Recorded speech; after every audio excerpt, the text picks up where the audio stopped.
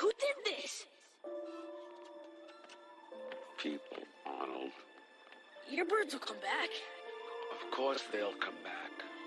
They're birds. I trust them. I understand them. It's people I don't understand. You see, Arnold, it's time for me to leave here.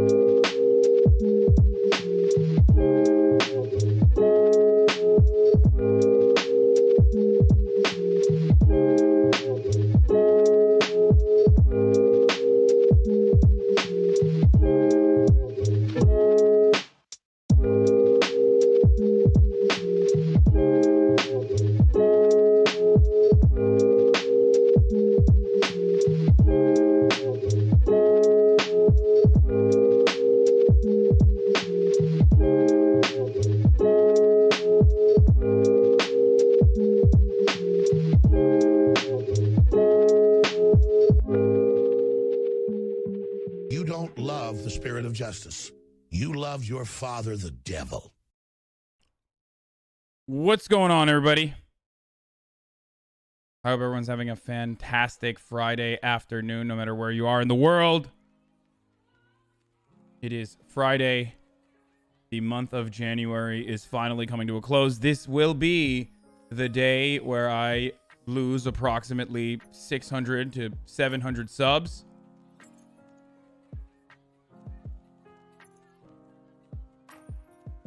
Maybe 1,000. The day of reckoning is here. You don't love the spirit of justice. Thank you, loved United your father, Kitsune, for the 5 tier 1 gift subs. The day of reckoning is upon us. Leaked footage of Poke and Hasan playing Tarkov off stream. What is this? You don't love the spirit of justice. You loved your father, the devil. Wait, who just went into the dilapidated building? Who just went into the dilapidated? What is a that dilapidated? Dad? How the fuck did he shoot me? Where is this angle? Are you inside this place? Are you inside? Oh, wait, is that you? Across Poke from me? Yeah. Is that you? Oh, yeah, you shot me. I thought he came in. Yeah, okay, I'm disconnecting. I'm gonna leave. You don't love the spirit of justice. Why is father, Poke's the devil. audience so much more talented than mine? God damn, dude. They always have the best memes on their subreddit. It's really good stuff. I'm just kidding. I love you guys, okay? I love you guys. I love you guys. There's no incentive. I'm looking at my Reddit more. Oh, wait. This is in my Reddit as well. There you go. Thank you, Syntho. I just want to start off by saying that this is the best meme. One of the best memes. Come to Beşiktaş Bebe show feet. So first and foremost, I sent this to Doodoo, and I was like, look at this meme. And she goes, oh, I was thinking about like the way you posed when I posed that way. So now I'm just going to this is stanced up, okay? This is when we're stanced the fuck up. This is how we're stancing up, ladies and gentlemen. Also, speaking of stanced the fuck up, that's the last time I'm gonna curse today. Because yesterday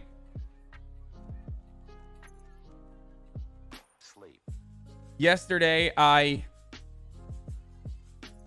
realized while Samantha was watching that my commentary and the things that I'm saying, especially when I'm cursing, come across as you don't love the spirit of justice. You not loved so great. Your father, the devil. So I'm going to try to not curse again. Back to that no cursing period of time when I was doing commentary without cursing at all. Hopefully it will work out. Hey, did you see my friend Nick Mullen got banned on Twitter? I did. I sure saw. I don't know why, but he probably deserved it. Like, let's keep it real. I don't know why Nick Mullen got banned off Twitter, but it's probably best for Cumtown fans that he's no longer on Twitter. It's probably best for his mental state that he's no longer on Twitter. And he most likely deserved it. If we're being completely honest, I don't know why he tweeted he hopes coronavirus kills everyone in America. Surprising that this is straight up the most tame tweet that he could have come out with. He has had way more offensive and way worse tweets. He's said way worse things that are targeted towards way more marginalized populations. So I'm going to go ahead and say this once again. He got, I guess, morally unlucky. But he was morally lucky. He had a lot of moral luck not getting banned for prior tweets that he had had. Okay. So, we're stancing up, boys. This is how we stance the F up. Today, we're going to get into the news really quickly. Now, some of you will ask, Hasan, why are you doing such an early stream? Well, it's partially because me and my homie Christian were going to work out earlier this morning. I woke up and at 8:30 I was front and center at the rowing class. My friend Christian unfortunately could not make it to the rowing class, so I went and I did it myself, by myself. And I worked out early. You know, I got my day started off right. I will also be participating in a project called The Secret Life of Muslims.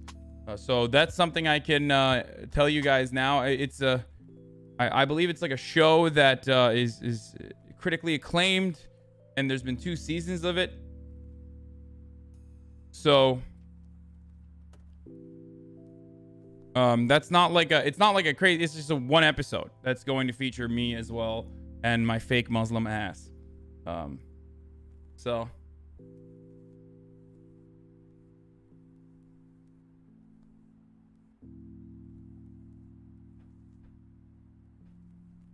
what's up, misbehaving?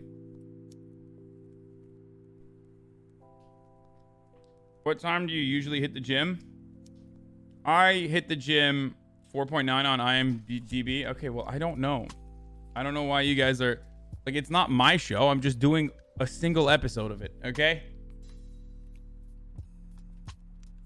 Anyway, okay. So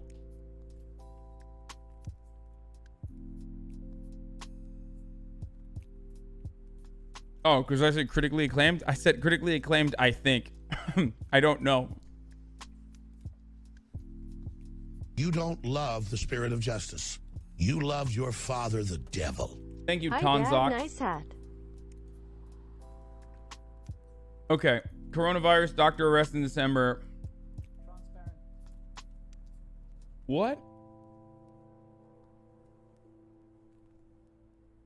The hell is this? This you looks don't love the spirit of absolutely justice. You love your incredibly father, the devil. fake news.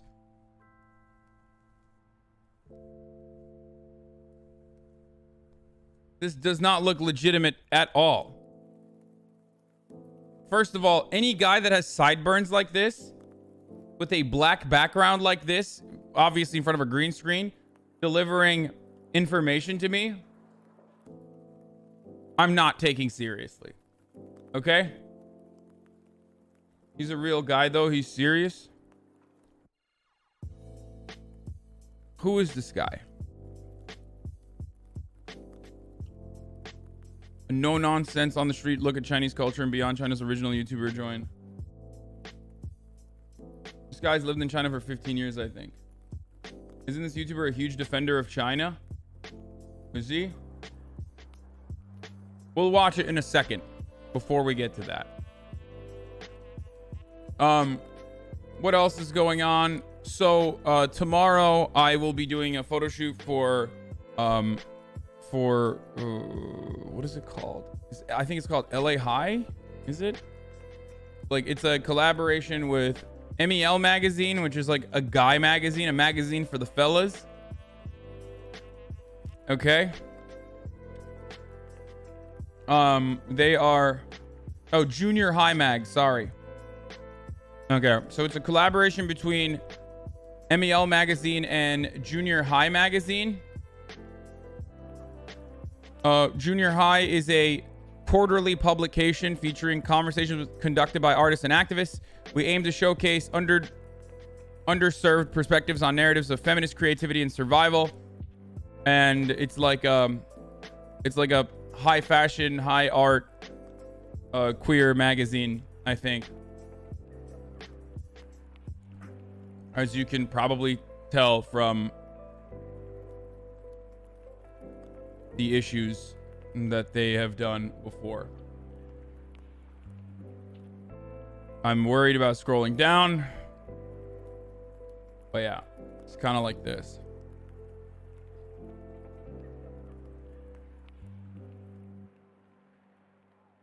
Anyway. Did you pay to get in that? No, I did not. They asked me to be in it. Why would I pay to be in a magazine? That's not how it works. I am a cishet. They know that. I think they just wanted some representation from the fellas. What about cishet representation? Am I right? Well, you got a queer magazine. Why don't you have a straight magazine? Straights only. As if like 99.9% of magazines throughout the history of publication hasn't catered exclusively to the cisgender heterosexual market. We will avoid that reality and we'll turn around and say, why isn't there a straight only magazine?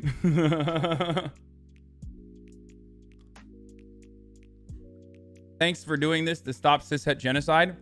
Yes. I'm doing it exclusively to stop the cishet genocide that's going on. I need to put an end to the bimbification of the American male. They're trying to turn us into bimbos.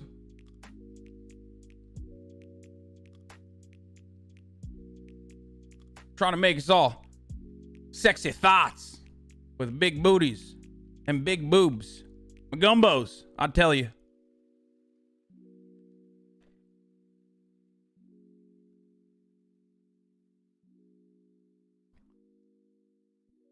Except Chads like you only further our bimbification for weird.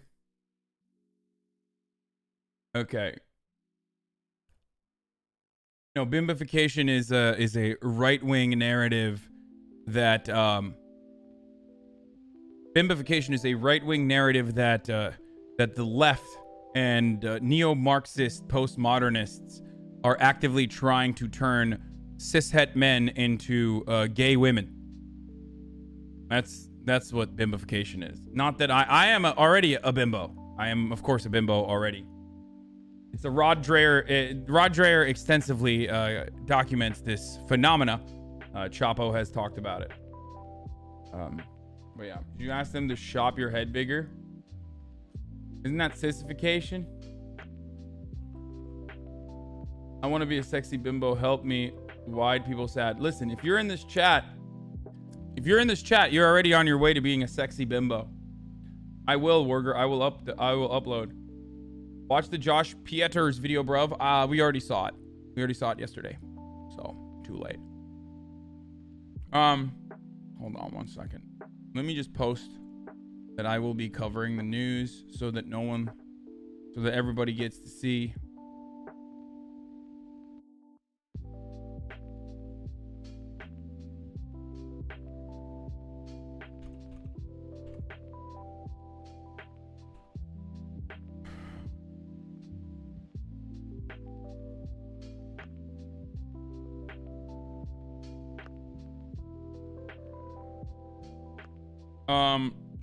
Okay. Where should we start with?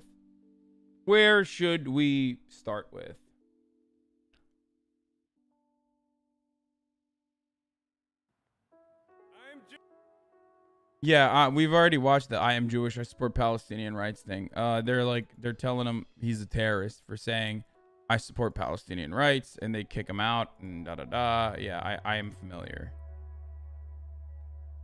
I've seen it at least. Oh, okay.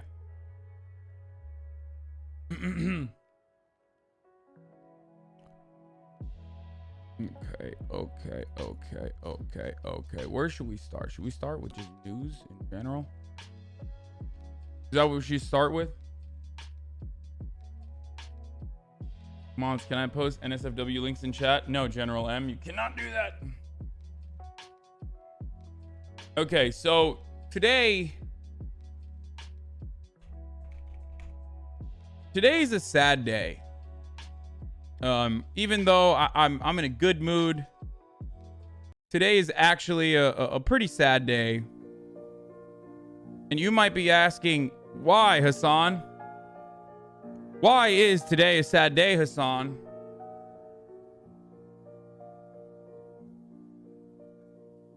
You know, you worked out early in the morning. You said you're feeling good, but today is the day, ladies and gentlemen, that we lost an absolute legend He was known by many names.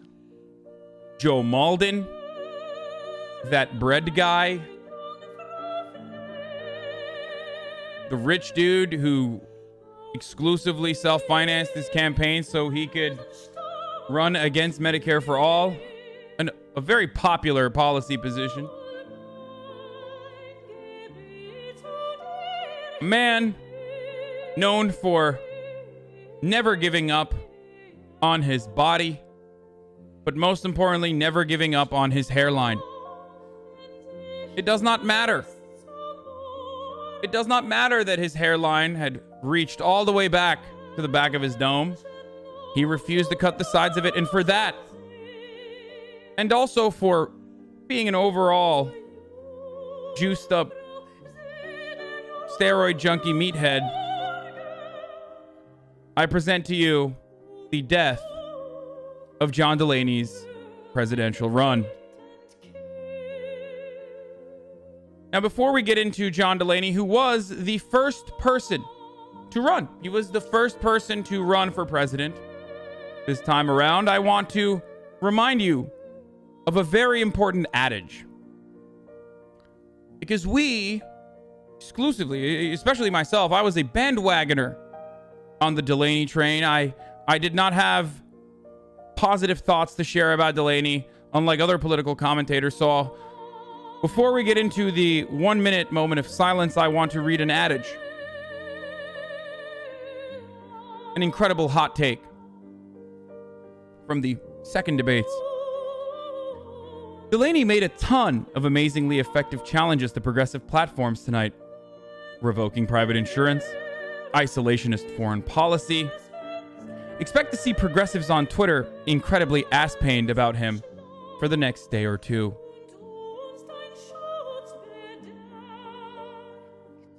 Those were incredible words by a brilliant political commentator who obviously has infinitely better takes than myself, because I did not demonstrate the moral courage to be for John Delaney until it was far too late. I did not have the analytical skills to realize what a incredible, big, beautiful boy John Delaney was. And that thought haunts me every day. It's almost like not being pro-Bernie before Iowa. It's almost like not being pro-Obama before Iowa. It's like I only hitched my wagon on the Delaney train far too late, and I think about it over and over again. How things could have been if only I fought harder for John Delaney. I failed him. Now, before we move on, I just want to say John Delaney was, of course, famous for being a burly boy. His workout compilations definitely being on the juice on the campaign trail, but also getting absolutely dunked on by one of the nerdiest candidates on stage. So before we move further, I want to show this exchange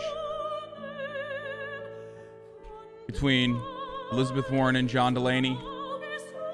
An exchange that most likely defeated John Delaney completely. So let's take a look. So I think Democrats win when we run on real solutions. Not impossible promises. When we run on things that are workable, not fairy tale economics. Look at the story of Detroit, this amazing city that we're in. This city is turning around because the government and the private sector are working well together. That has to be our model going forward. We need to encourage collaboration between the government, the private sector, and the nonprofit sector, and focus on those kitchen table, pocketbook issues that matter to hardworking Americans: building infrastructure, creating jobs, improving their pay, Thank you, Congressman. creating universal health care, lowering drug prices. Senator We Warren. can do it. You know, I don't understand why anybody goes to all the trouble of running for president of the United States just to talk about what we really can't do and shouldn't fight for. You hate to see it. I think this was the moment Our biggest problem in Washington. I think this was the moment where my hatred for women intensified. Attacking the only bald candidate up there for once again presenting new ideas like we simply cannot have any sort of progressive change in this country. Is corruption. It is giant corporations that have taken our government and that are holding it by the throat. And we need to have the courage to fight back against that. And until we're ready to do that, it's just more of the same. Well, I'm ready to get in this fight. I'm ready to win this fight. Thank you, Senator. John Delaney getting absolutely demolished, destroyed on national television over and over again was beautiful. It was a beautiful thing to see. Especially as a progressive, I greatly enjoyed that.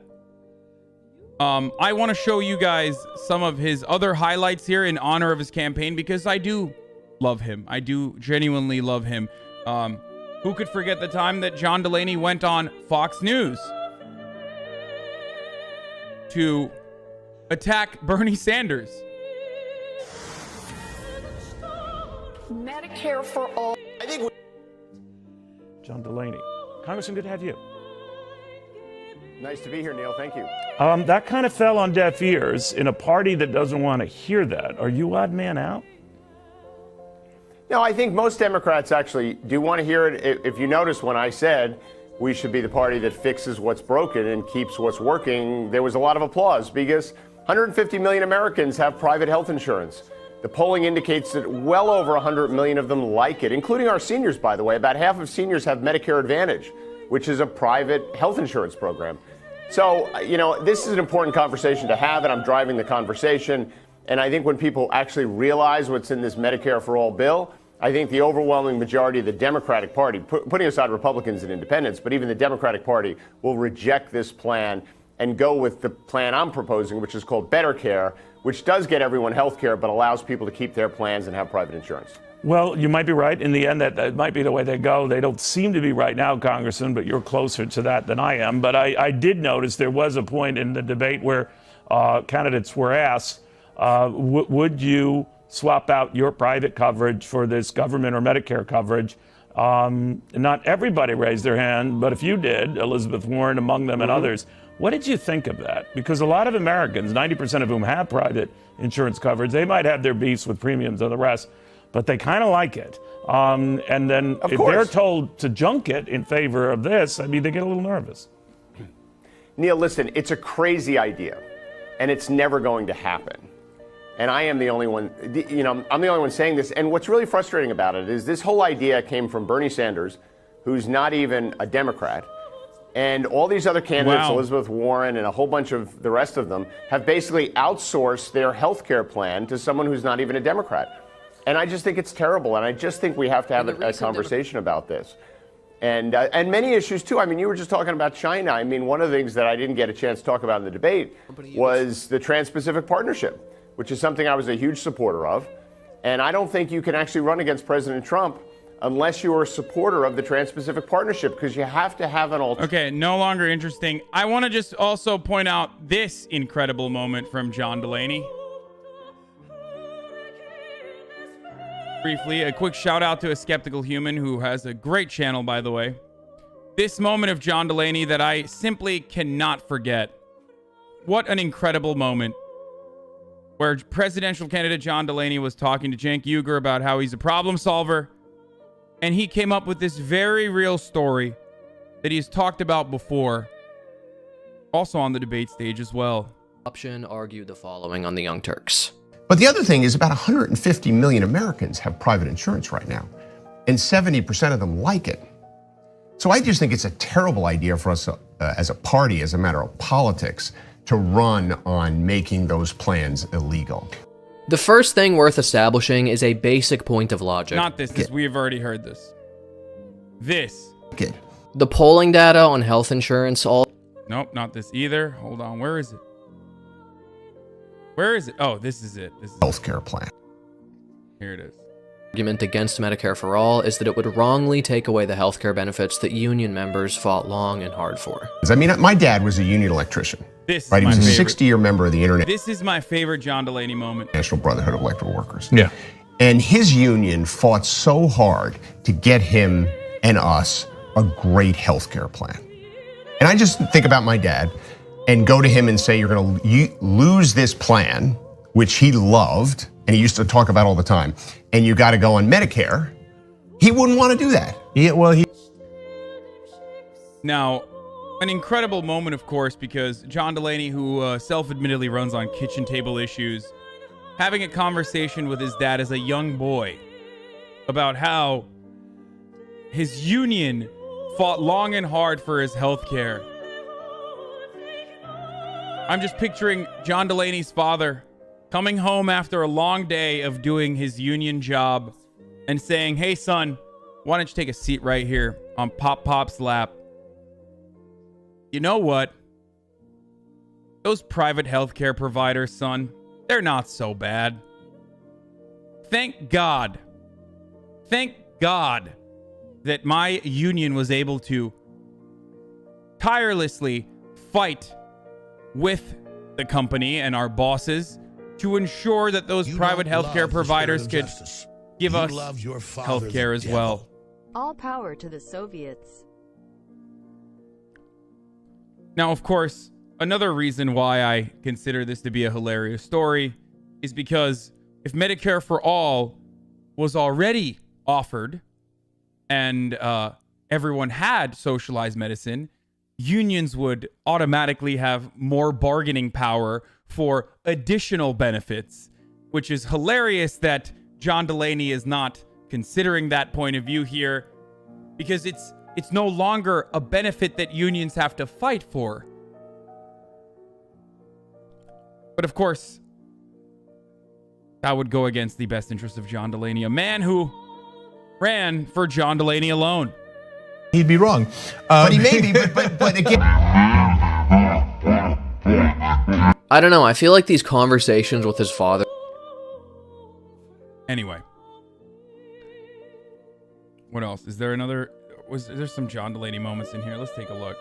What else has he said? Taking something away from people. No one is the party. That's what they're running on. They're running on telling half the country that your health insurance is illegal. It says it right in the bill. All right. John Delaney essentially had the energy of an ISIS suicide bomber. He was a radical. He was a radical against any sort of change whatsoever. And he knew that he was not going to win. But instead, he still strapped on a $25 million suicide vest and tried to go onto that CNN stage and implode any healthcare conversation, especially because he knew that CNN was gladly going to offer him incredible amounts of speaking time because it was in their material best interest as well to explode every Medicare for All conversation with right-wing agitation.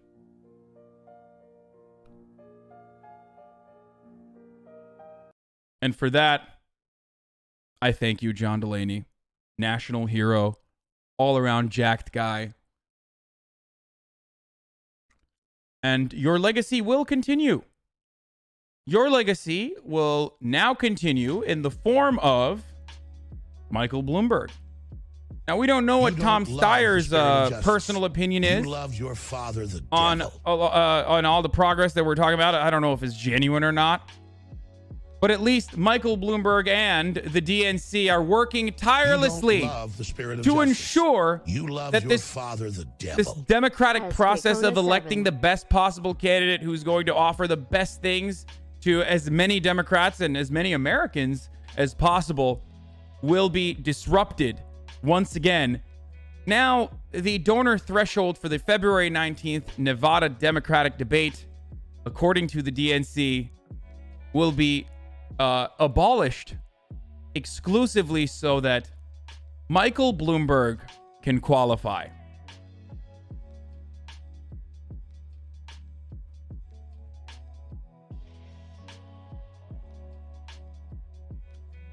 Because nothing says we are a bunch of corrupt, plutocratic douchebags like allowing the annoying billionaire to join the debate last second, changing the rules exclusively so a billionaire can join the conversation.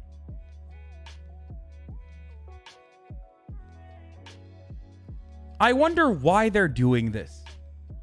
I wonder why the DNC wants to open up the race all of a sudden when no such consideration was ever extended to Yang before the Iowa caucus, or no such consideration was extended to Tulsi Gabbard.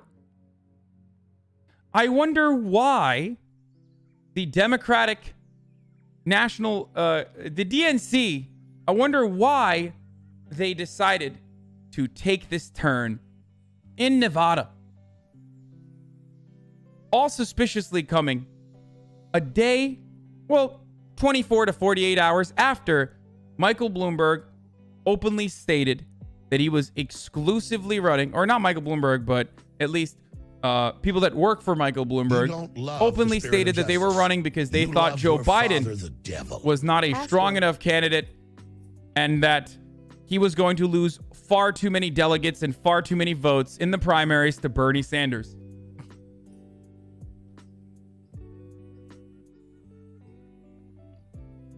Now, of course, people will say, well, Bernie Sanders isn't a Democrat. Well, at least Bernie Sanders was never a Republican. Biden has stated that he would be fine with a Republican vice president. Biden is very proud of caucusing or creating bipartisan bills with Republicans. Elizabeth Warren used to be a Republican. Her opinion has changed. And so has Michael Bloomberg.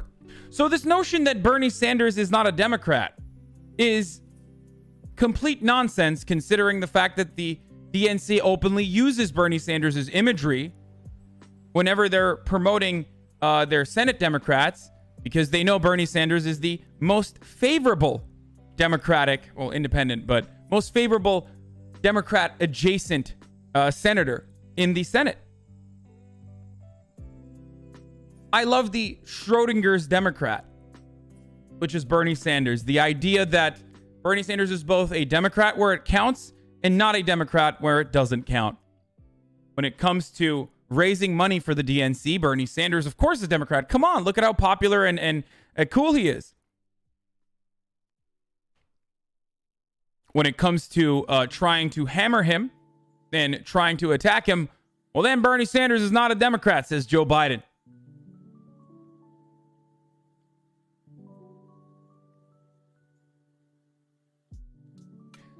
Anyway, everything is rigged, but at least John Delaney was honest.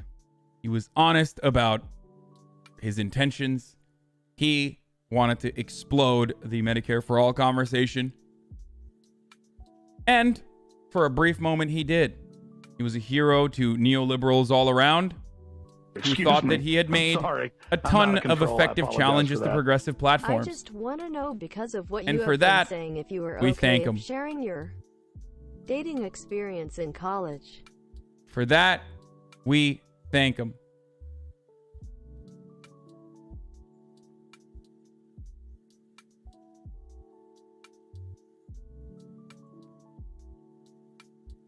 John Delaney will be remembered for being worth $230 million, vehemently attacking Medicare for All, and this picture.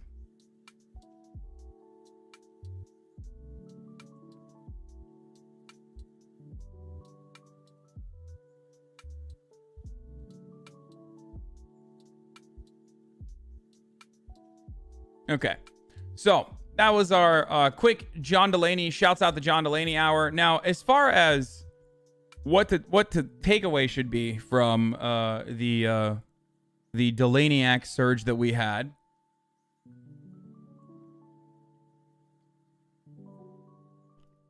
as far as how we should take that, it's that moderate campaigns are nowhere near as successful as progressive campaigns. John Delaney tried to self-fund himself and go up on stage and advocate for no change whatsoever or minimal change. He was exclusively there for the purpose of, destroying the Medicare for All conversation, and it failed. It demonstrably failed. You love your father, the devil. Whereas if you look at more progressive candidates like Andrew Yang, for example, they've been able to actually cultivate grassroots support. So I think that that's at least relatively interesting point of view to look at this from. Anyway, so Biden is plateauing in the Sanders is surging and Biden is plateauing in the latest NBC Wall Street Journal poll of 2020 Democratic primary voters. Bernie Sanders and Joe Biden are in a virtual tie nationally at the top of the 2020 Democratic presidential primary field. An NBC News Wall Street Journal poll finds. The poll comes just a few days before the start of the primary nominating contest in Iowa. Elizabeth Warren is in third place, while Mike Bloomberg leaped ahead of Pete Buttigieg for fourth. But Pete Buttigieg, once again, is in fifth place, but a strong fifth place. Let's never forget that. When Pete Buttigieg is in fifth place, that is the strongest position that the fifth place has ever been.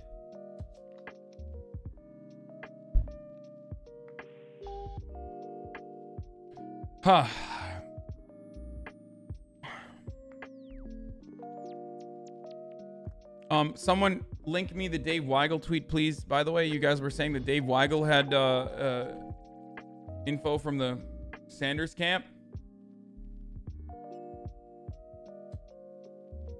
Oh, just before jumping into the race, Mike Bloomberg gave $325,000 to the DNC on top of the gobs he spent on ads this month. Totally normal system, says Ryan Graham.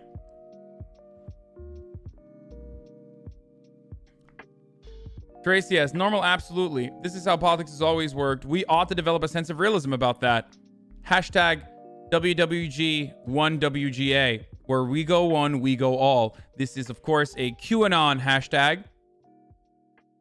Glad to see that the QAnon freaks are also aware of the political realities in America when they are so far away from the truth, regardless.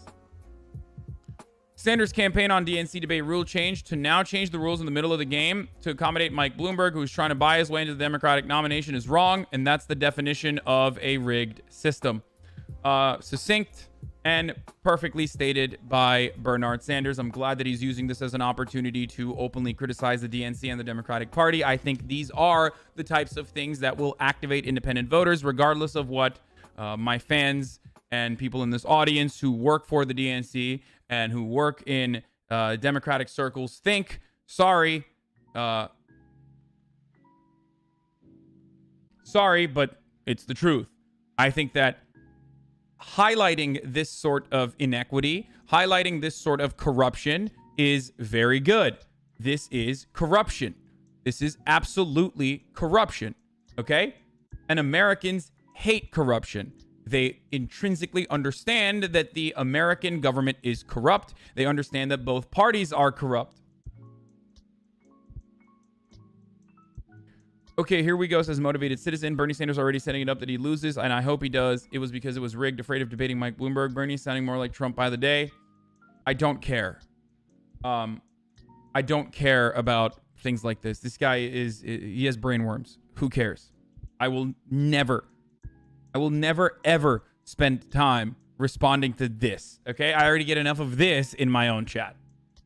I instead will waste time in my own chat replying to system. I can now remove the people like that. Yo, Hasan, this is funny. Please listen. The DNC rep legit lied on the Hill saying they wouldn't raise thresholds for Bloomberg. This is too funny, lol. Here's the YouTube title and you can skip to 222. DNC spokeswoman pressed on Andrew Yang speaking time. You didn't link the video, James. Imagine having a system so corrupt that the rest of the world is competing on getting the person who benefits them the most in the power. Bernie's the only candidate that supports the American people with no foreign interests. True.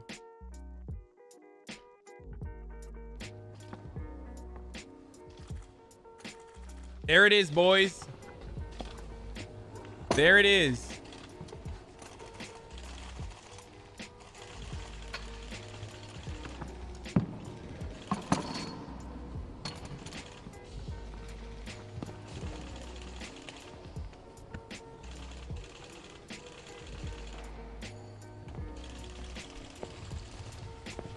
There it is.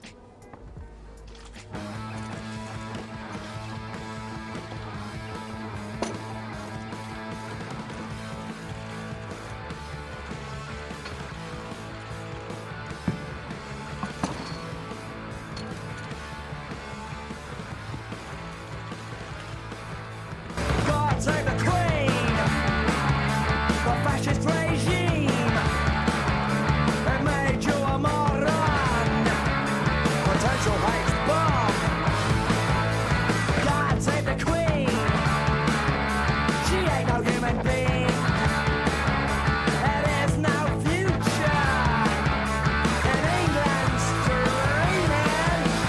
Tell me so, I don't want you wanted, tell me so, I don't want you need. There's no future, no future, no future for you. God save the Queen, we mean it, man. All right. Anyway, yeah, that's it. Okay. Yeah, you guys had a good spot. Your flag had a good spot on that lineup too. Video the Dono was talking about with the timestamp. Openness to this is that Michael Bloomberg, because of the fact that he is not accepting any donations, won't qualify on the stage. But Sochi, I mean, he's got quite a bit of support, the 5 to 7% number. Would it be worth trying to make it so that Bloomberg, who with so much money having spent in this race, at least is able to be challenged by some of his Democratic challengers? What do you think? Well, we aren't making the threshold based on any one candidate. That wouldn't be fair to the process. And we're committed to be fair and transparent throughout this entire process. And so what we have said and what Tom Perez has said is that we will remain and have the donor threshold that it is in place, which I believe has helped the Democratic Party really grow its grassroots fundraising.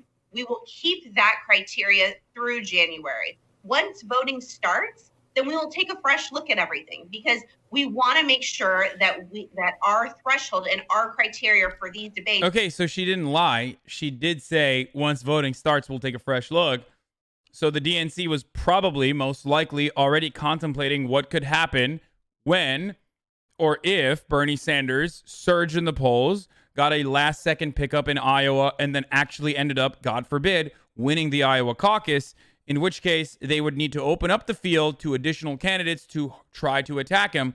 And Michael Bloomberg, with all the money that he has, an endless supply virtually of money, is one of the best people to attack Bernie Sanders because he can go after the same apolitical votes. As a matter of fact, he can go after even a further apolitical audience by targeting them with endless amounts of TV advertising. It's not an accident that Michael Bloomberg is picking up in the polls. It's happening because he is cultivating. He's cultivating like media for himself. He has a lot of paid media backing him. This is precisely why they're doing this. So I assume that they were aware of this ahead of time, and they were probably planning against it, a potential Bernie Sanders Iowa victory. And that's why she said after January, we will reconfigure this.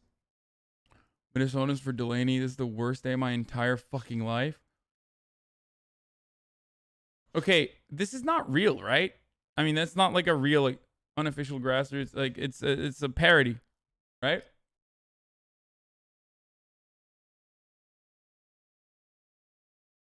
It actually reflects the votes of the people in the early states and those contests.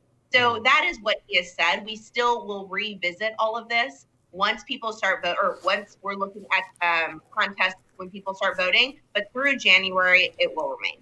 Yeah, that makes sense. I mean, look, in Bloomberg's case, most of the candidates are trying desperately to make the stage. In his case, you also don't want a situation where a candidate who's able to spend lots of money, communicate as much as he can, is not having, avoiding accountability essentially. But what you explained made sense. I also wanted to ask you though about often lost in this conversation about diversity on the debate stage is the fact that Andrew Yang, Asian American candidate, has made the debate stage, someone who came out of nowhere, had no political background, businessman, virtually unknown, and has outlasted governors, senators, members of Congress, etc. What do you think that says about the Democratic Party today, that a virtual unknown is able to come in and do better than a lot of the established players? Well, I think that's the beauty of a primary, is that whenever you don't know who is going to make it to the top of the mountain, right? And as Tom Perez has said, is that he wants to make sure, I think we started this race with over 25 candidates. We are down closer to 15, but when we had 25 candidates, and even now, we have a lot of depth in our party, and that is a good problem to have. Yeah, deep down inside, though, she's absolutely seething, okay? Like, oh, yeah, no, it's great that we have Andrew Yang. Look at how open our primary system is. Meanwhile, they're like, the entire purpose, the stated purpose of the DNC is to rig the primaries. It is inherently undemocratic. It is just the aesthetics of democracy that they're supposed to feed you while literally changing the rules as things progress. As a matter of fact, they were sued for this reason, and the DNC personally advocated, or the DNC's personal legal defense when sued was that they don't need to have a democratic process. They can do whatever the hell they want. Hold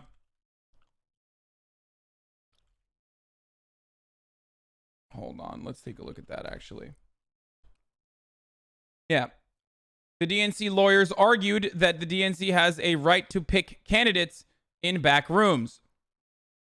This is, of course, the Observer. So, not the greatest publication, but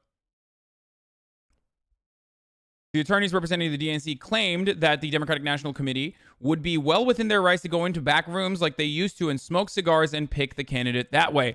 By pushing the argument throughout the proceedings of this class action lawsuit, the Democratic National Committee is telling voters in a court of law that they see no enforceable obligation in having to run a fair and impartial primary election.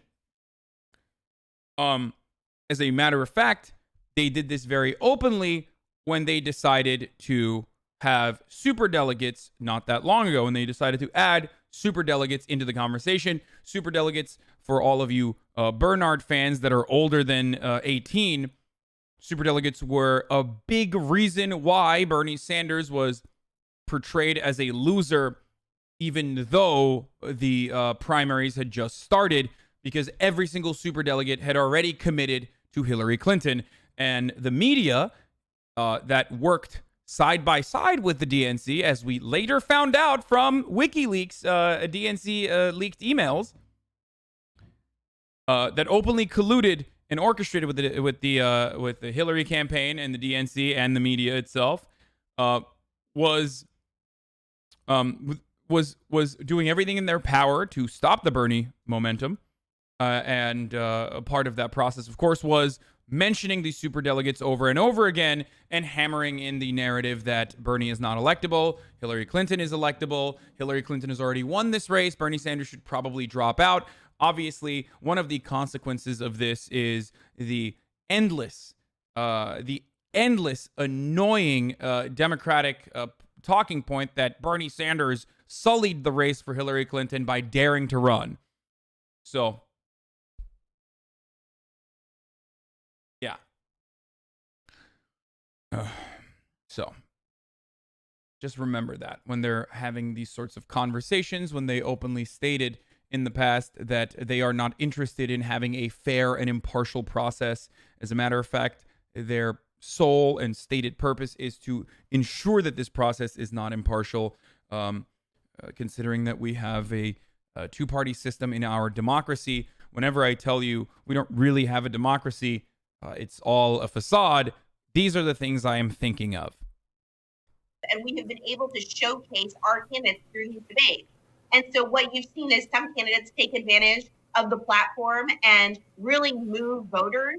And I think that Andrew Yang is someone who has come to our party and is someone who has brought amazing ideas. You also have someone like Julian Castro, who has talked about immigration, I think has moved the ball forward. You also have people like Amy Klobuchar talking about, winning in Minnesota and really trying to get to rural voters. So I think that everyone in this race has brought a lot to the race.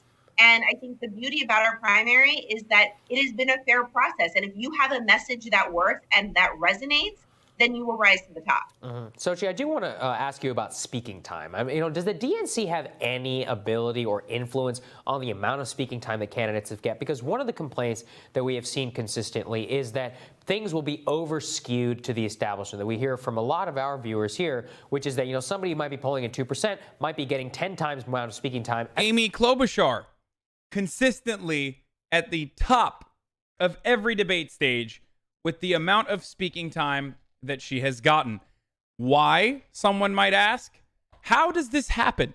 How does a person who has only had a 2% polling position the entire race get to be at the top of speaking time every single debate? How does that happen? It cannot be an accident. Is it because she is incredibly charismatic, as evidenced by her how her hair fares in a blizzard? This is the famous Amy Klobuchar joke that I will not retell now. Is that the reason? Or is there something else going on? A mystery. I should probably stop. This is, I'm assuming, similar to other conspiracy theories surrounding other completely unfounded and unsubstantiated conspiracy theories about the media, and not a well-documented, reoccurring instance of the DNC colluding with the media to prop up their own candidates that they want. As a fellow candidate who's getting 2%, how do you ensure the equitability and the fairness of that process from an institutional perspective? You love your father, the devil. Well, while we don't control questioning, we do are in touch with the networks, and we do emphasize that we want to make sure that not one candidate is getting all of the time. Now, in the rules, if please shut Bernie up. Your name is mentioned or if you are attacked, then you have the ability to respond. And so a lot of times what happens is that many people who are polling the highest are the ones that are attacked on the debate stage. And then therefore you see them getting more time because they get the opportunity to respond, which is fair, is fair. They should have that opportunity. And so, but I think that with all of these debates, and I think when you mentioned the letter earlier in this segment about other presidential campaigns signing it, which one thing is clear is that the larger the debate stage is, the less time you have to speak. And so if we are loosening the criteria for the debate stage, that means that you will have more people qualify for the debate and you will have less time to get your message across. Right. And we are mindful of that. We want to make sure that we are have debates that are not only substantive, which I believe that they have been, but as you get closer to the contest, that these candidates are able to talk directly to the American people and that the American people can make decisions ahead of their contest. Yeah. I mean, Cory Booker is a perfect example because. Does anyone have the leaks? I was looking at the DNC emails. I want to see like some of the top ones where they are talking about like how do we destroy Bernie in the next round? Was it like stick a knife in him? Wasn't that was like a memorable email that I remember? It's hard to find these things on mainstream media. They rarely ever get coverage, but check this to see what Iowans really think about. Yeah, where do you want to stick the knife in, says John Podesta, who is now a part of the DNC, which is, of course, awesome. Really cool. God, I wish the Clintons would go away and their influence would wither away, but it doesn't really seem like it's going to go away, which is disastrous. Anyway, the only thing I can think of is grind him to a pulp, stick the knife in. With attacks on Bernie Sanders and others heating in the Democratic candidacy announcement period, a look back at the communication between Hillary Clinton campaign chair John Podesta and PR strategist Joel Johnson. Just remember, by the way, that John Podesta is now a part of the DNC. So he doesn't need to be sending emails from the outside. He's just directly inside. So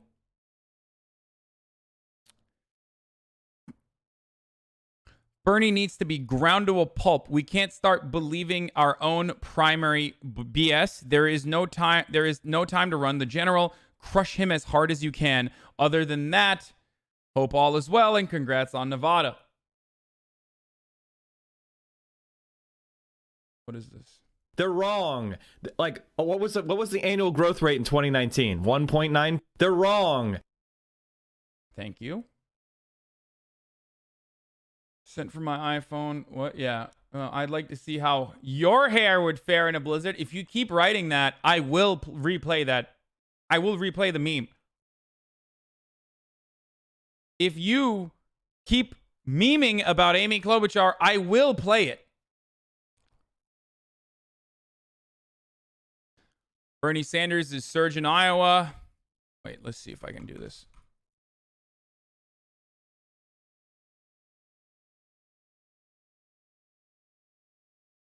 You don't love the spirit of justice. There it is. I did it. You love your father, the Hacker devil. Man, I'm in. Bernie Sanders' surge owes a lot to voters of color. In 2016, the Vermont senator failed to overcome Hillary Clinton's wide lead among African American and Latino voters. This time, things are shaping up differently. I wonder why.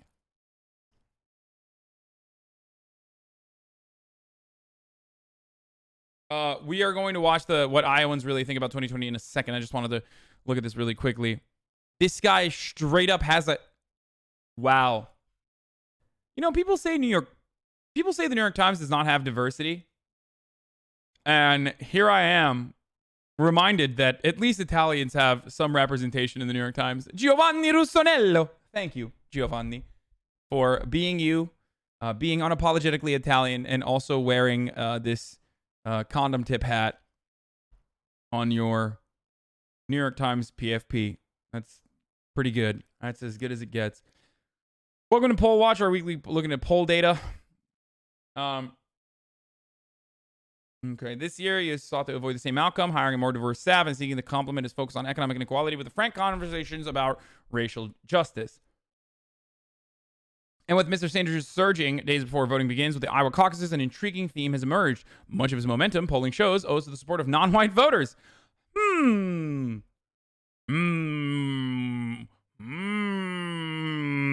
But I thought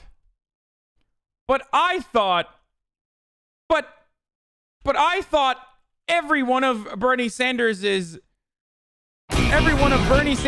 voters were... I thought they were all white. What happened? I thought Bernie only appealed to white people. That's weird. What? My narrative is crumbling. My narrative is crumbling. What will I attack Bernie with next?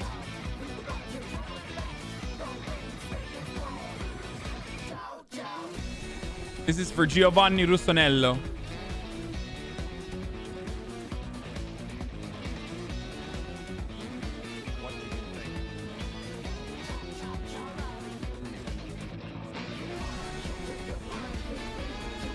Anyway.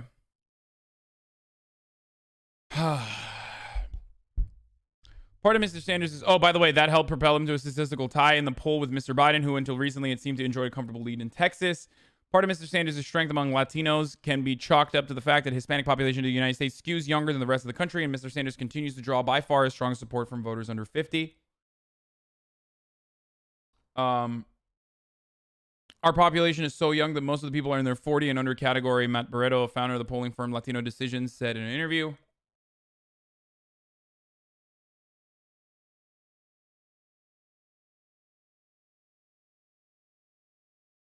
The thing is, I wonder why, I wonder at what point will Democrats start showing Bernie Sanders, like Bernie Sanders' inconsistency on immigration.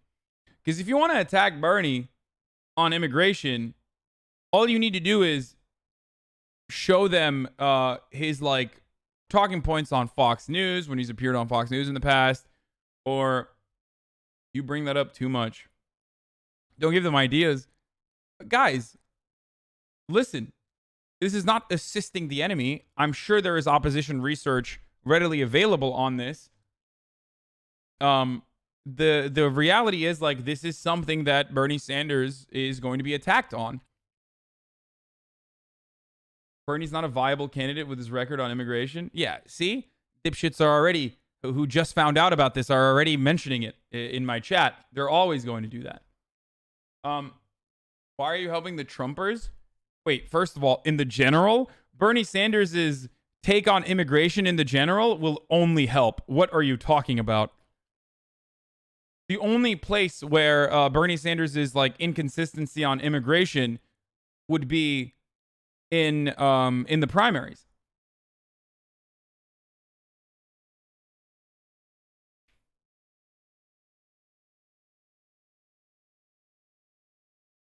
WTF is this tweet? What is this? You click this? Oh, thanks, man.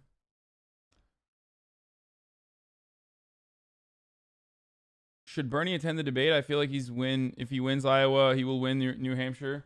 You should keep the grassroots going. Yeah. Bernie's take here is truly incredible. Okay, dude, why are you guys doing this? Come on, we're doing news time right now. Please, can you please stop? I'm asking you nicely. Please don't do that anymore.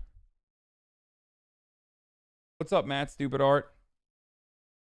Stop asking me if I'd be fine with a Bernie Yang ticket. No, I would not be fine with a Bernie Yang ticket. Andrew Yang brings nothing to the table. He's polling at 5%. I would much rather have like someone who is infinitely more popular than Andrew Yang, who can actually activate different kinds of demographics that Bernie Sanders is incapable of reaching, than Andrew Yang. Okay, I'm sorry. I know you and all your best friends that all happen to be 14 on the internet really love Andrew Yang, but like, that's not going to move the needle. Your VP pick shouldn't be someone like Tim Kaine. Blizzard, can anyway, you confirm or deny Hasuni? You know you're autistic, right? I don't think so, but interesting take from the Twitch chatter. If I was autistic, I'd probably appeal a lot more to like debate lords and edgelord logic bros, and they hate me.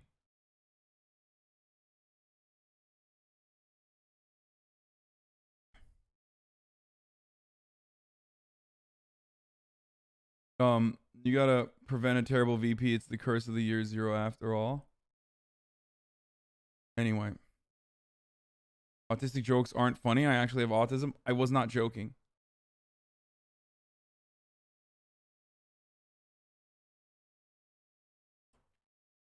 And also, I didn't even say anything like ableist.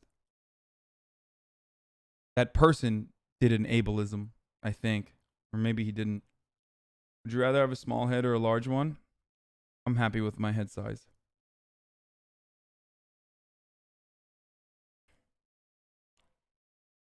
Oh, that's who they were talking about? Okay. All right. So yeah, I don't know why the primaries have not attacked Bernie on his like inconsistency on immigration or whatever. It's kind of weird that they haven't, which would probably help him in the long run.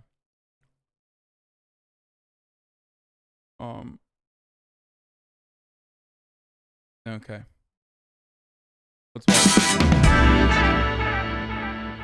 You down to play a game of word association? Word association? Word association with candidates? Yep. I'm going to say each candidate's name, and I just want you to word associate an adjective. Are you sure? Let me sit right here. Yeah. We can't cuss, right? Okay, what if it's offensive? That up to you. Let's go. Amy Klobuchar. Oh, Minnesota. Mall of America? Midwestern. Midwest nice. Is it the same thing as Iowa nice? Could be construed as that. Amy Klobuchar. Practical moderate. Tough. Right wing. Take your ass home to Minnesota. Elizabeth Warren.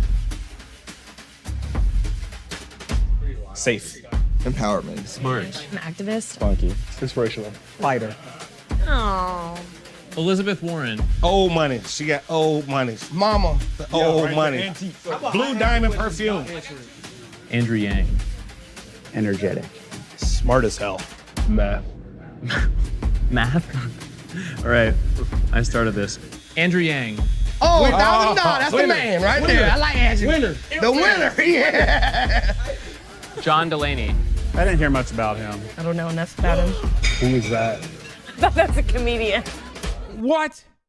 What? I can't believe they're doing this. I cannot believe they are slandering my boy, Muscle God, Meathead, HGH, state-mandated TRT. Who are these people? Please really talk about real candidates. You don't know them though. Yes, every single person is a real candidate. John Delaney. Unknown congressman from Maryland. Donald Trump. Jesus Christ. I can't do it again. Piece of shit. Unlikable. Ugh. Asshole. Divisive. A clown. Evil. Reprehensible. Donald Trump. Hypocrite. Oh. A man. Oh, predator. Jeepers creepers. Predator. I just didn't think Trump was going to get elected. We love politics.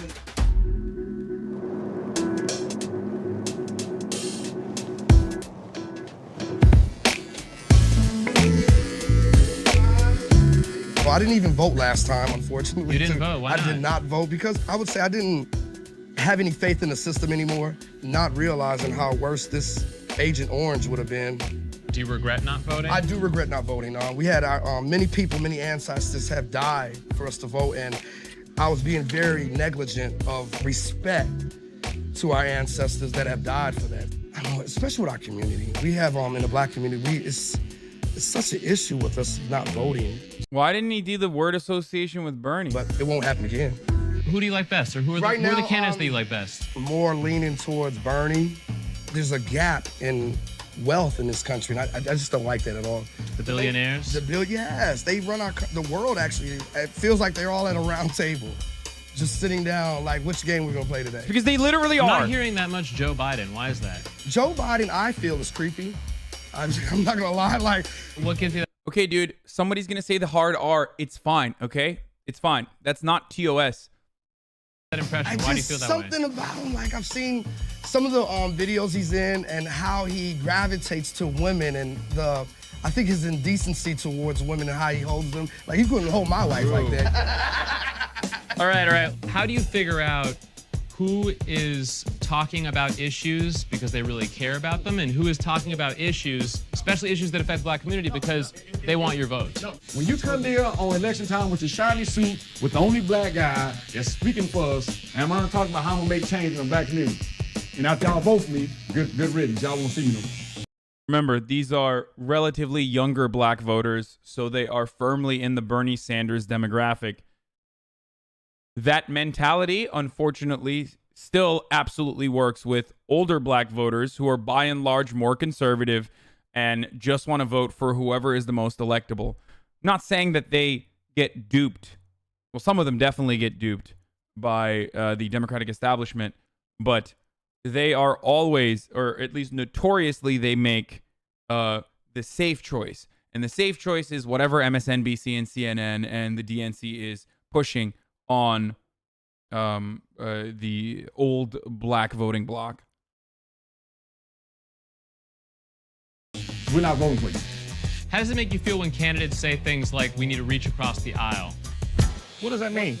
Yeah, elaborate on that. It means they're gonna work with the other party. Democrats, bipartisanship. We're already working together. Why we just can't vote everybody out of Congress and start all over? You got people that's 97 years older than that. I'm dead serious. Is America ready for a female president? They should be. They should be. They should be. Everybody can raise by that moment, though. That's what man said. Everybody can raise by that moment. Word association with candidate. Whatever comes to mind, to the first word that comes to mind. Okay. You ready? Whatever it is. Michael Bennett. Who will make a law? Michael Bennett. Who? Who the fuck is that? He's running for president? We're off to an incredible start. Joe Biden. Creepy. Old. Veteran. Gaff machine. Creepy but confident. His dentures look good, though. Michael Bloomberg. Rich. Top 1%. Please, take your money and go home. Pete Buttigieg. Articulate, eloquent. Class act. Inexperienced. Polished. Fresh. Talk, yeah. A lot of talk. Deval Patrick. Don't know him. So don't even know what that is, to be honest. Man, we don't even know these people. I thought a Seattle Seahawks defensive lineman. Bernie Sanders. Interesting. Authentic. Revolutionary. Progressive. Amazing person. Spunky. Tired. Idealistic. He's so far left, he doesn't know where his right hand is to wipe his ass. Bernie Sanders. Old. Hugh Hefner. God damn it. Why Hugh Hefner? Bernie got them females. You know what I'm saying? He ain't got no swag, but Bernie got them females. True. Just keeping it real. True. Love him.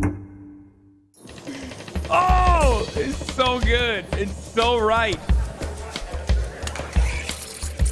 How are you feeling about the 2020 election? Ooh, I mean, hopeless. The 2016 election was pretty devastating. I did not. We saw certain vote parts for of this Trump video when we were first watching the time Vice thing. because I don't find him to be a very moral person.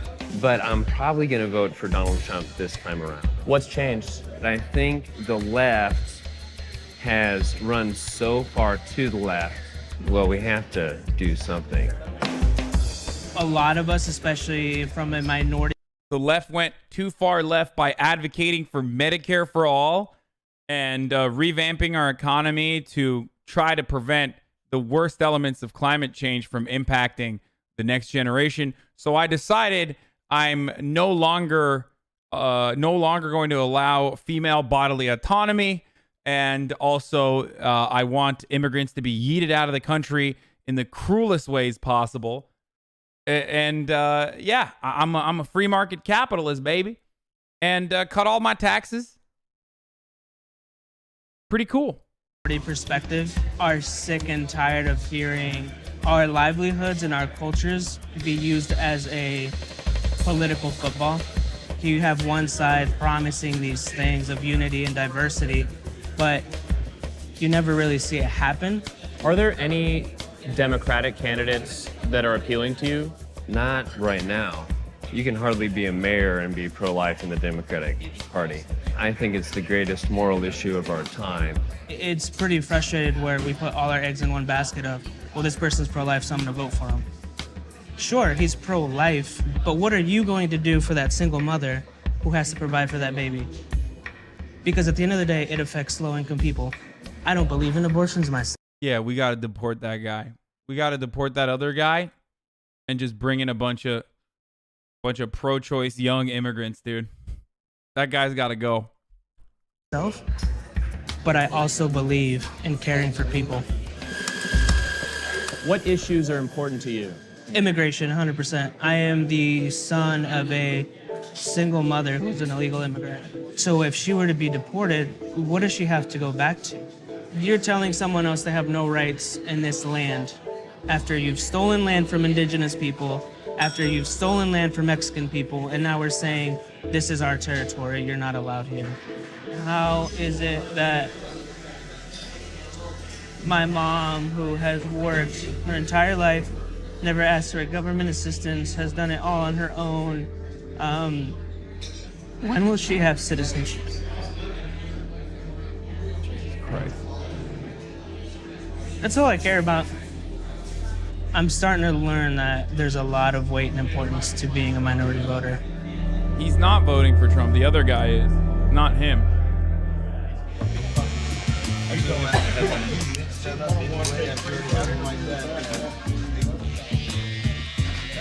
So you from Des Moines originally? Yes, sir. Born and raised. Born and raised. What's it like being from Des Moines, from Iowa, the first state to vote in the election? You guys must get bombarded. Me personally, I can't vote. By the way, I just got to point something out here, but Vice went and talked to, don't get upset at me for saying this, but there's 8 black people in Iowa, dude. And Vice, what did they do? They went and found all of them? What's going on here?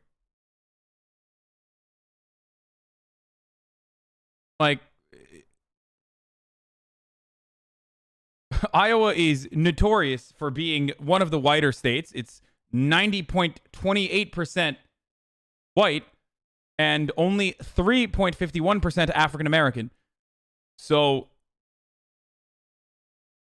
unfortunately, it's relatively insignificant what the black population of Iowa has to say. I mean, they're reliable voters, especially for the Democratic Party, but You can't vote. Why can't you vote? I'm a convicted felon. So my rights stripped. Even though you already served your time. Yeah. Yep. Serve my time, still pay taxes. Do you think that's right? No, I don't think it's right. But it's designed for that. What do you mean by that? The black community is patrolled by the police the most. And because of that, there's more people being charged with crimes and doing time. If you can get the population of people that can help sway the vote back and forth and incarcerate them and make sure that they can't vote, what's that gonna do? We can all try to vote and hope that something happens, but true. I don't really think it's ever gonna fall in our favor. Do you feel represented in Iowa? not only should every felon be able to vote once they're out of prison, every prisoner should be able to vote as well.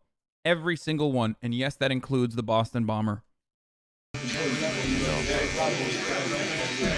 I remember being in like 3rd grade. I was walking so home proud from of school, Bernie for not taking that and bait. grown men riding by in a pickup truck calling me a nigger while I'm walking home from school. In 3rd grade. 3rd grade. My mom's white. You know what kind of that does to somebody? Like, I'm going home asking my mom what that means. And she's crying, don't want to tell me. It's confusing. It's hurtful. Makes you look at things a lot differently. Do you think that Iowa should be the first state to vote? No.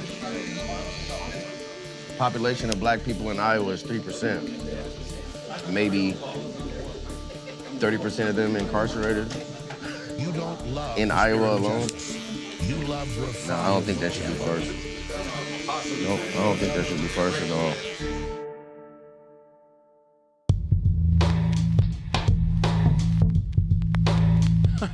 Bro, you know he's fucking up that man's haircut because of this. True. That was a really good take. But What sort of things have you gone to advocate for or lobby for on Capitol Hill? Racial profiling ban, both at the state and city level, the stand your ground law that we have in our state, when we are 23% below the national crime average rate. Why do we need a stand your ground? They tore that thing up so bad. If you walked out of here and confronted somebody, you could shoot them dead and you get off, go home. So it's so vicious against black males that it's scary. I went up there because I have 3 sons. I deal with racial profiling. I deal with water issues. My governor sent me a letter telling me that my water is high risk or unacceptable according to their standards. So what I'm saying is the things that I'm struck with every day, I've been predatory lended and my credit is excellent. But because I said I was black, I was brazen enough to tell the creditor that I was black. He was brazen enough to charge me more in interest. But I know that Elizabeth Warren put a bill in front of Barack Obama, he signed, that protected me. I know that the current president has tried to demolish that protection. So I have to be involved. I woke up the day after he won that election and I was mad and I was upset, but then I was activated the next day to do something about it because yelling at the TV just didn't do enough for me. So I do go to my city council meetings. I do go to my school board meetings. I am about elections. I am about teaching voter education, that we can't just go in there and vote for judges and not know what their records are. So there's a lot that we have to do in this city to move forward. I may not be the leader these people are looking for, but I encourage each one of them to look in the mirror and be the leader they want. One thing that I want to mention also about water contaminants is that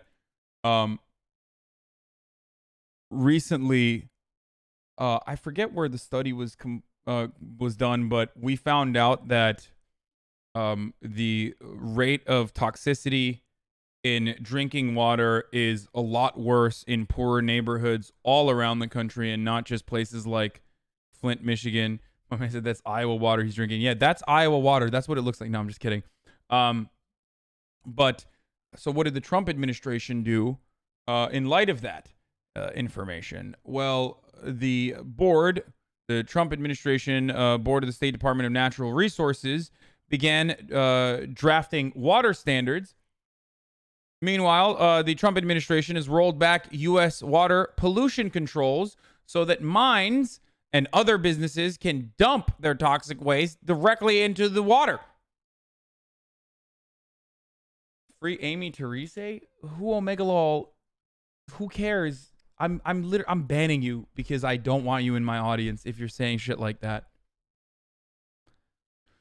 The Trump administration is scrapping protections from American streams and wetlands, repealing Barack Obama's Waters of the United States regulation. The White House says the change will be a victory for American farmers, but the critics of the change will be destructive, part of Mr. Trump's wider assault on environmental protections. New data shows the severity of water contamination in poor neighborhoods. A new report highlights the glaring injustice inherent in the U.S.'s drinking water systems, which she was talking about in Iowa. The Environmental Working Group's tap water database found out that as of October 2019, 1,029 sites in 49 states are known to be impacted by this potentially toxic family of chemical, according to the EWG. A lot of the infrastructure is aging. A lot of the infrastructure is old, in a state of disrepair, and it's not killing people, but it's definitely hurting poor people disproportionately, and impacting their quality of life. Meanwhile, Trump, of course, is doing environmental protection rollbacks.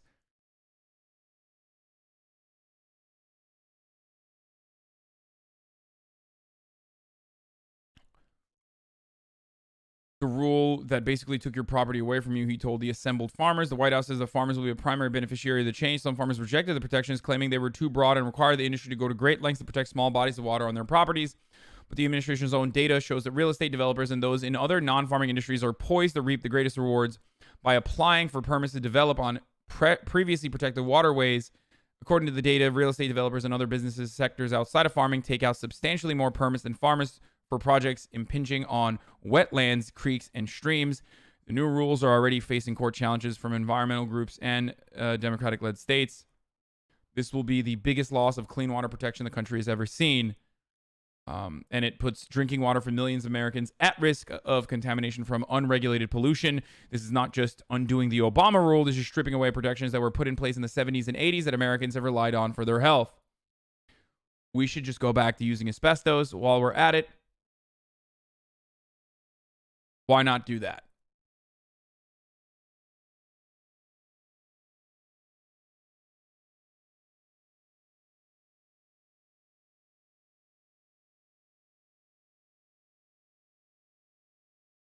I hate the world. I absolutely hate the world so much. I hate this injustice. I hate the way that we have to live our lives this way. I hate how so many Americans are so ignorant to these realities. And I really wish there were more people like Bernie Sanders out there that were speaking truth to power. And there are now, so it is somewhat of a positive note.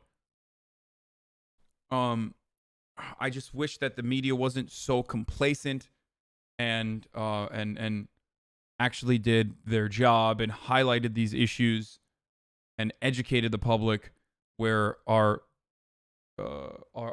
crippling public education system fails. The media should pick up the pieces, but it's not. Grow up. The world sucks. Get over it. You're right. I should just hang it up. You don't love the I spirit should of just justice. hang it up. You love stop. your father, the Trump devil. did deregulate asbestos. Bernie Did he? Pog. I remember something like that. I don't know if he actually fully deregulated it or he was talking about it. In justice, we could be a third world country and not even have proper education up to the 12th grade. First of all, American education is literally equivalent to third world countries. So, interesting point that you just brought up. You're wrong. And secondly, this is always the idiotic counterpoint that I hear from people when they're like, well, at least we're not like, enslaved. Okay. So we should just stop advocating for good things. The reason why we are not in third world conditions, even though we literally are, the reason why we have some good things. The reason why we have a base level of the reason why we have a base level of like minimum living conditions that are being readily available to us, made readily available to us in comparison to like 200 years ago is one, technological advancements, of course, and two, because of people like myself and others and organizers and activists who have advocated for progress at that time, and people like yourself were probably making the same exact points back then. Hold on one second. Fuck, I think I have like an appraiser or some shit that is coming to my fucking apartment right now. God damn it. Fuck, hold on.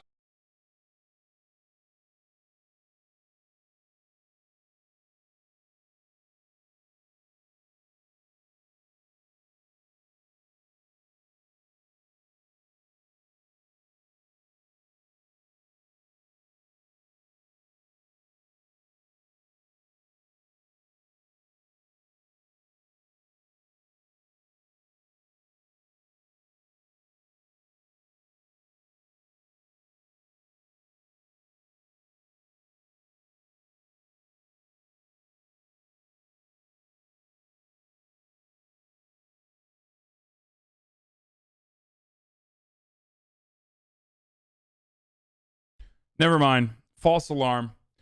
It was just it was an Amazon package of my nicotine gum. I was wrong. Okay.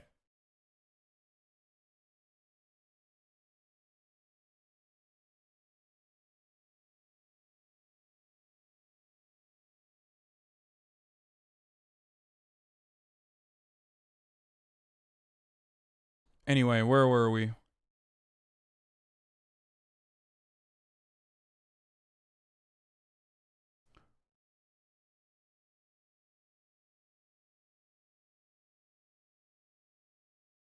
Are you going to the club tonight? Maybe. Is my game something different? It's just chatting, isn't it? You hate capitalism, yet you buy from Amazon. Curious 5-hit good one. You used to smoke cigs? Yes. What do you stream about if it's not an election cycle? I still talk about politics. The spirit of justice. But after I'm done talking about politics, I usually... Back in 2016, one of the lines Bernie would say all the time was something like big things change when young people come together. I had never heard a politician, let alone an older politician, say anything like that before, and it inspired me. Bernie 2020. Thank you, Pogus Champus.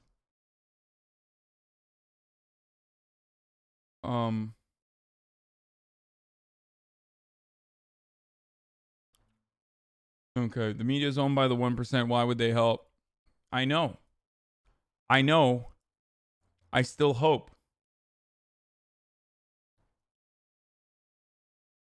You shouldn't lose hope.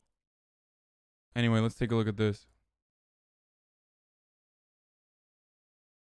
The media got wrong about 2016 and the election outcome. I think they underestimated rural America, that we are our own people and we have our own thoughts, and a lot of times we get grouped in as just a bunch of farmers who don't have any thoughts, and it's absolutely not true. Howard County, Iowa. We're almost... Oh, here. Do you want me to finish the... I mean, this is like pretty much over already.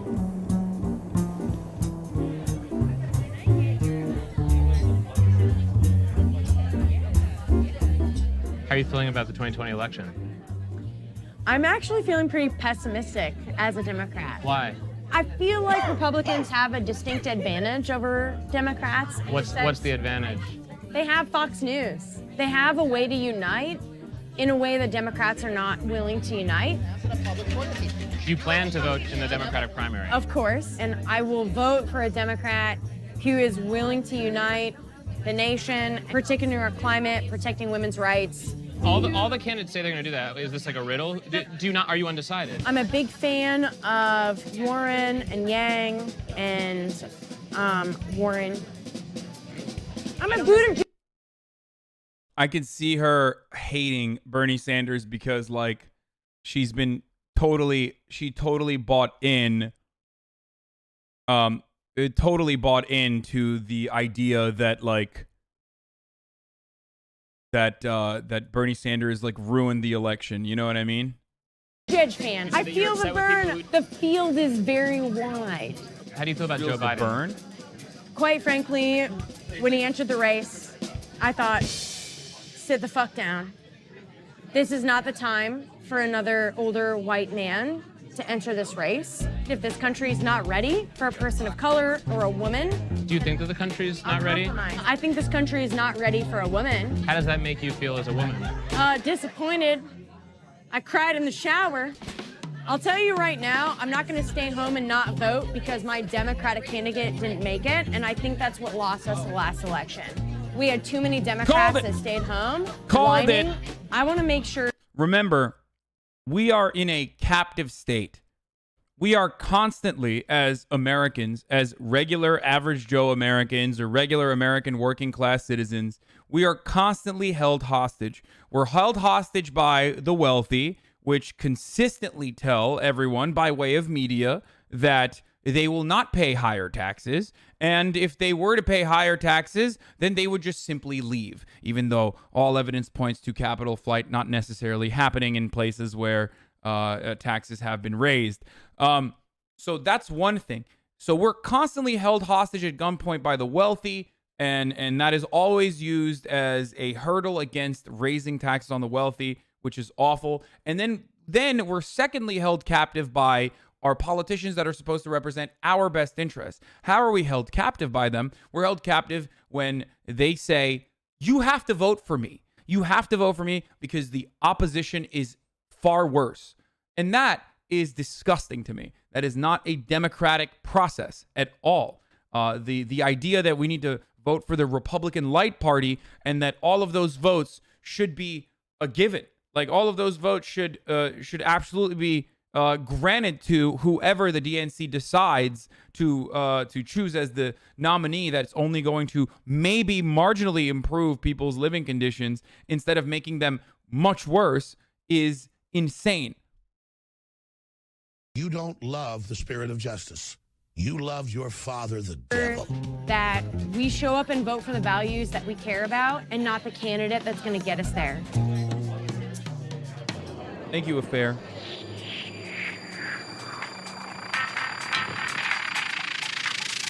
All right, señores y señores. Help me welcome our next performer, ladies and gentlemen. Give it up for the one and only Mary Jane. Okay, I'm a little worried. Am I gonna get like TOS here or something? Damn. Powerful. We're right now in the oldest gay bar in all of Iowa. Yes. And you're a Republican. Yes, I'm a Republican. So how do you feel about the 2020 election? You know, I like Pete Buttigieg. I said I would go caucus for it. If he got the nomination, I might switch my vote. Otherwise, you'd vote for Trump. Oh, yeah. Well, I was really leaning towards Warren. I feel like that she would dig her heels in and not let the Senate bully her. I'm definitely a big Bernie fan, but, you know, Elizabeth Warren, Bernie, Biden's up there. Pete is in the mix somewhere, but he's a little too... It's kind of odd to me that, like, like, the focus groups that you're supposed to do are supposed to be reflective of the electorate. And they went out and like, obviously it's great. It's unique to see what black people have to say in Iowa. And obviously they're going to have a really good opinion on racial injustice in the country. But like they went to a gay bar and a black barber shop to figure out what Iowans really think about 2020. And these two are not necessarily well represented in the Iowa caucus at all.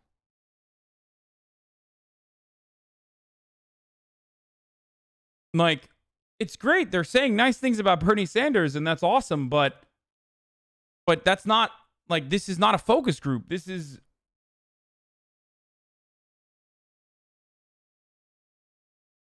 I don't know. I want to see like a focus group that's 92% white with farmers, and I want to see what they have to say, because that is what's going to be reflected in the actual results. Black drag queen in a gay bar probably isn't representative of Iowa. It's 91% white demographic. I don't know. I don't know why. I mean, it's still an interesting video. Don't get me wrong. But it's not necessarily reflective of the reality of the Iowa caucus goers. And the reason why I'm saying this is so that you don't get your hopes up by looking at this video and going, oh my God, like Iowa is so woke. Like they all know Bernie Sanders. Like they all like Bernie Sanders. Like that's not, I mean, the polls reflect that reality as well. But this isn't what the overwhelming demographic is in Iowa. Iowa is, and I repeat myself over and over again, 92% white and only 3% black. Too conservative for me. But I like Pete too, so. I've been hearing that a lot. What do you like about Pete? I like because he Why'd you won say in the military. backpedaling? I like that he's outwardly gay. You like that he was in the military. Were you in the military? Yes, correct. I was in the Marine Corps. We have 4 generations of Marines in our family, so I kind of believe that a president should serve just to kind of get that other side of what's it really like. I know Trump did the transgender ban. I'm all for gay rights, and you shouldn't be held back by what people's bad perceptions of the gay community or black people, Latinos. What makes someone presidential for you? Someone's presidential for me is going to stand up for those who are down and needs that voice that doesn't have that voice, and is willing to put their foot down and know when something is wrong. You're going to stand up and announce it that this is wrong. We need to do better. We need to work on how we can improve the situation so it doesn't happen again. For me, I am so worried I'm going to get TOS'd. That's outstanding right there. Ladies and gentlemen, give it up for Cassandra Charpentier. Gracias por ayudarnos. Almost half the voters are registered as independents, and the other half are nearly split even between Democrats and Republicans. It's the only county in the U.S. that voted by more than 20 percentage points for President Obama in 2012, and more than 20 percentage points for President Trump 4 years later. It swung 41 points, the second largest flip in the nation. Just psychotic, by the way. I see that and I'm like, well, oh yeah, this is pretty funny. That fit does look very Hasan Mahan. I like that he said he wishes, by the way. This is like...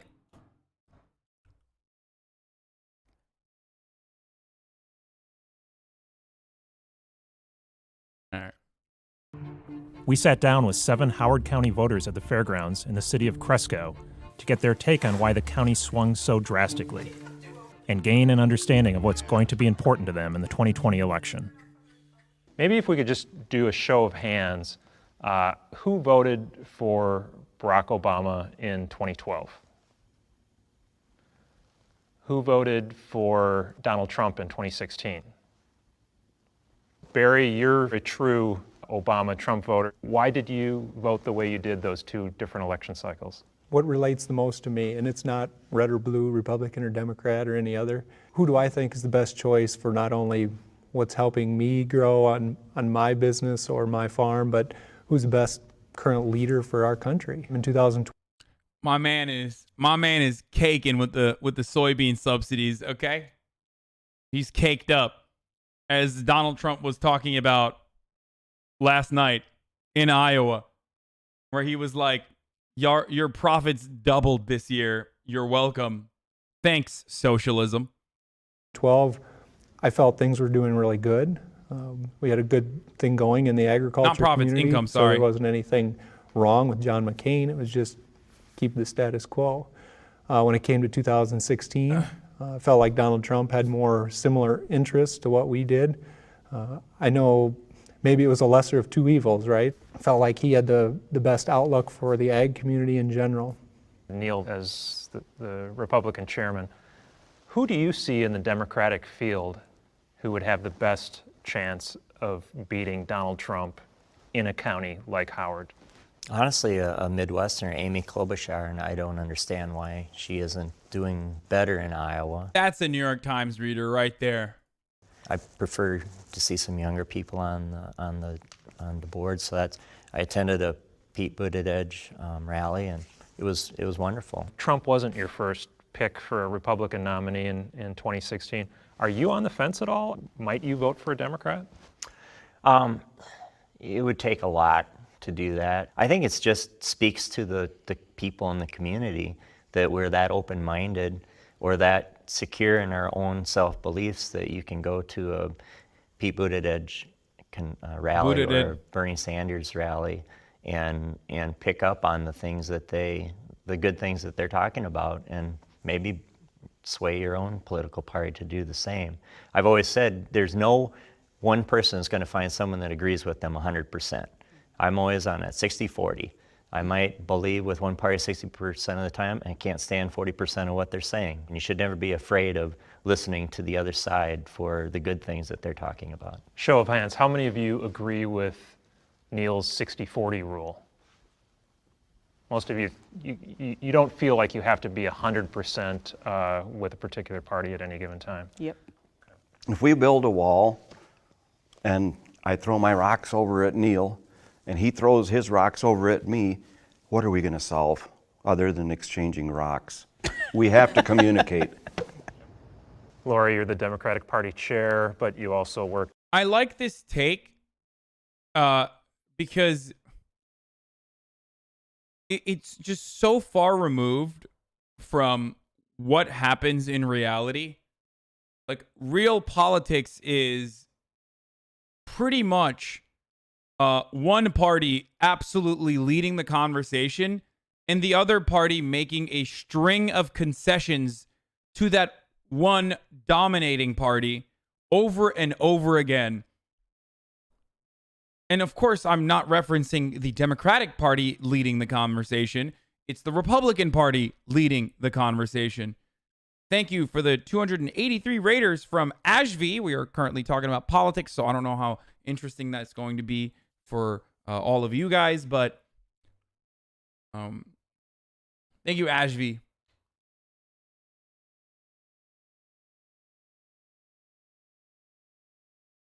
So the Democratic Party is completely beholden to what the Republican Party is going to say and what the Republican Party is going to do. And actually, this is something that I've been thinking about for a while now. Here, I VIP'd Ashby as well. So I've been thinking about this a lot. Liberals, especially neoliberals, are definitely way more open-minded towards conservatives and free market ideas and idealisms than they are to a leftist takeover within the party. But neoliberals are still open to concession. They have basically conditioned their voting bloc to be submissive to whatever kind of radical ideas may take over. And oftentimes, Republicans' radical ideas keep pushing the Overton window further and further to the right. So, but because of that, I think this creates an opportunity for leftists to be able to take over the Democratic Party and push for a leftist agenda. Does that make sense? The short and sweet of it is, Democrats are cucks. They are conditioned into being cucks. So instead of being pushed around by the right, we should take advantage of their cuck mentality and push them further to the left by bullying them and advocating for progressive change. Okay?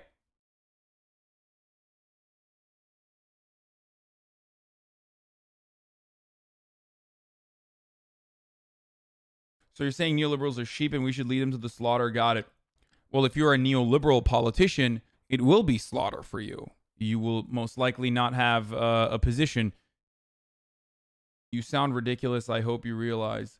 That's not good criticism, my friend. I hope you have something better than that. I will be waiting for your actual take. Liberals hate socialists more than fascists, and don't forget it. This is true. In the healthcare sector, what would you like to see done with the healthcare issue? Well, there's definitely a huge problem. And I think when these candidates talk about Medicare for all, like that, I don't see that being a reality. I understand I work at the hospital here too. This hospital sometimes doesn't get paid for 90, 120 days from Medicaid. We're a tiny rural hospital. We can't afford that. Who in the Democratic field has a plan that you think is viable? I like Pete Buttigieg. Most people here know that because he gives you an option. I think that you can have Medicare for all if you want it, but if your union's giving you a great deal on your insurance, you don't want to get rid of it, you can keep it. And I think that sounds to most people a little less scary than just saying, we're going to do Medicare for all. We all know there's a problem. Why can't we all sit down at the table? We all know there's a problem with the current for-profit way that healthcare is doled out to only those who can pay for it. So let's continue on that broken structure instead of moving America into the 21st century into a comparable status to other developed nations that already are offering them quality care that is paid for by your taxes. Let's not do that here, even though it's the #1 nation on the planet, the wealthiest nation on the planet, the wealthiest nation that has ever existed. We are simply incapable of offering. We're simply incapable of offering health care to every citizen that is paid for by taxes.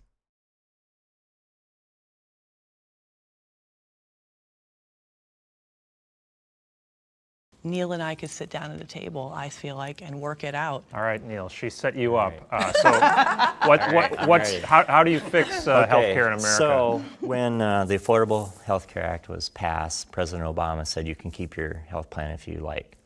And after that happened, there were some things that made that more difficult. Mainly, and one of the main reasons that Trump did so well in this county is that farmers have to self-insure unless they have a spouse or they have a job in town that provides their insurance. We were buying our own, and the plans that we had pretty much became outlawed or made it very difficult, and the costs. So they may not have just taken them away or said you can't have them, but costs skyrocketed after the Affordable Care Act went into place. So even though you could still do not forget, while the Affordable Care Act had good provisions that were leftist in nature, like allowing people up to the age of 26 to be able to get covered under their parents' insurance plan, and most importantly, the elimination of refusal of health care to people with pre-existing conditions. The spirit of justice. You love your The father, Obamacare or the Affordable Care Act was basically a wealth transfer over to insurance companies, forcing Americans to sign on to insurance, and it didn't eliminate the problem. As a matter of fact, it probably made it a little bit worse as a concession to force the for-profit healthcare industry into saying, sure, I guess we'll cover people with pre-existing conditions. We basically offered them a cash transfer. We gave them more cash. keep your plan, you couldn't. Why is Medicare for All better than having free choice? There is no free choice. If you need health care, you need health care. You will die without it. So this notion that you will have, oh, you were just debating me. Oh, God damn it. Okay, well, it isn't a real thing. The free choice is not a real thing when it comes to healthcare. You die without healthcare. There is no other option there. You can't, like, shove crystals in your ass or something and hope that it saves your life and prevents you from cancer. Steve Jobs tried to do that with green juice, and he was a multimillionaire, and look at what happened to him, okay? Forward to. If you could just raise your hands if you're satisfied with the way the economy is going right now. Okay, so about half of you are. For those of you who aren't satisfied, why are you not satisfied with the economy right now?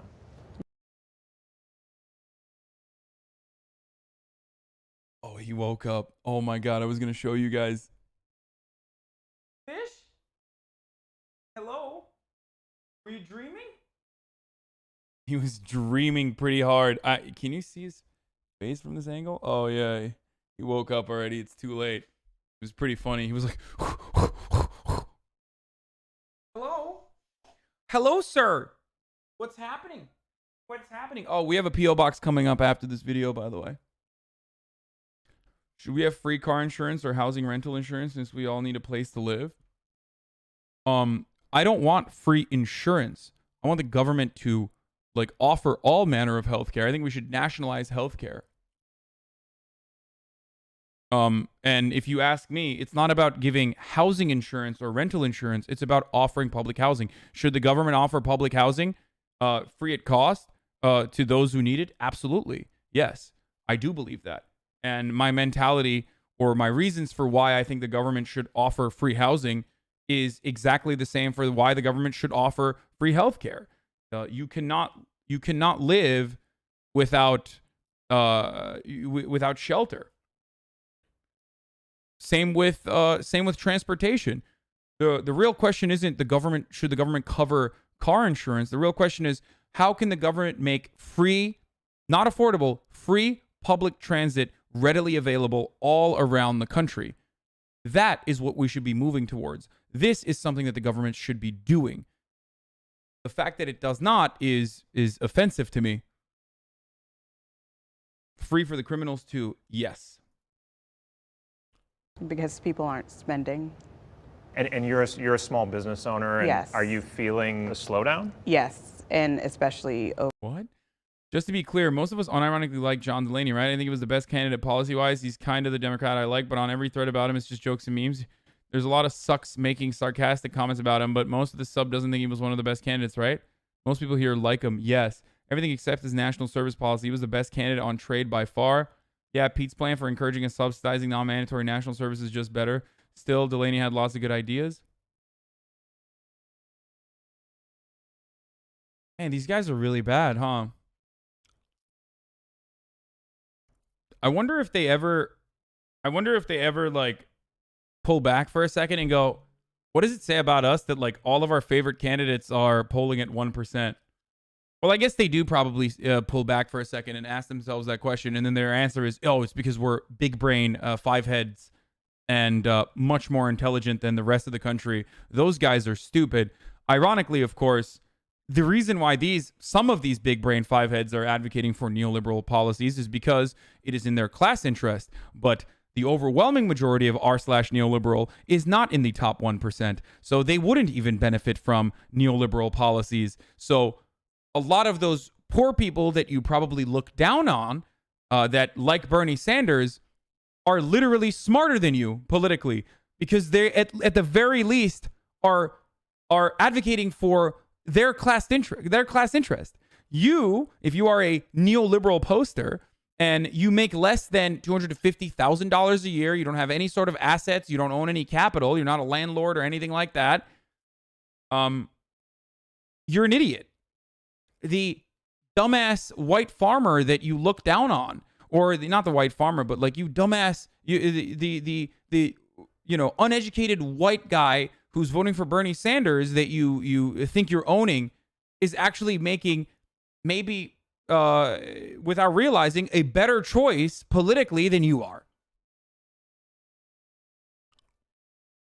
You, if you don't make over $250,000 a year and are a neoliberal, if you are that person, you are no different than the agitated white working class guy who is voting Republican. To be fair, you and I are well off in voting for Bernie, so we're also dumb. No, I don't agree. I think voting for Bernie, no matter what your level of wealth is the smart idea. Love the spirit of justice. There is an You argument to love be your made for father, the why devil. a billionaire should also vote for Bernie Sanders, and why they should be giving way more back into the economy than they currently are. And that is fascism, okay? Literally fascism. That's it. If you don't like human cruelty, if you don't like suffering, if you don't like seeing people die on the streets, regardless of how wealthy we are here in America, and you're a billionaire, you should be doing more. You should be giving back more. Why are you telling me Slicker's in Seattle? I'm in Los Angeles. Wait, Raj is in Los Angeles. Why is Slicker in Seattle?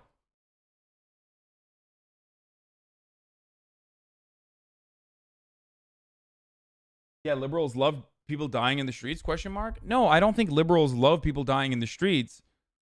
And it depends on what we're talking about, what kind of liberal we're talking about. But what liberals fail to realize is that their marginal incrementalist change and their lack of a unified, strong front against the Republican Party is causing these American institutions to crumble. A lot of times, liberals are the ones who are literally ruining and crippling public services. Charter schools are the best example of this. The reason why public education is in a state of disrepair is literally not exclusive to the Republican Party. It is also the Democratic Party's fault. Never forget this. Charter schools, privatization, these are all neoliberal ideals that the Democratic Party has advocated for and pushed for. Putting the word progressive before something doesn't make it better, just FYI. Thanks, Logic Z. You seem to be a very logical guy with all of the things that you say in the chat.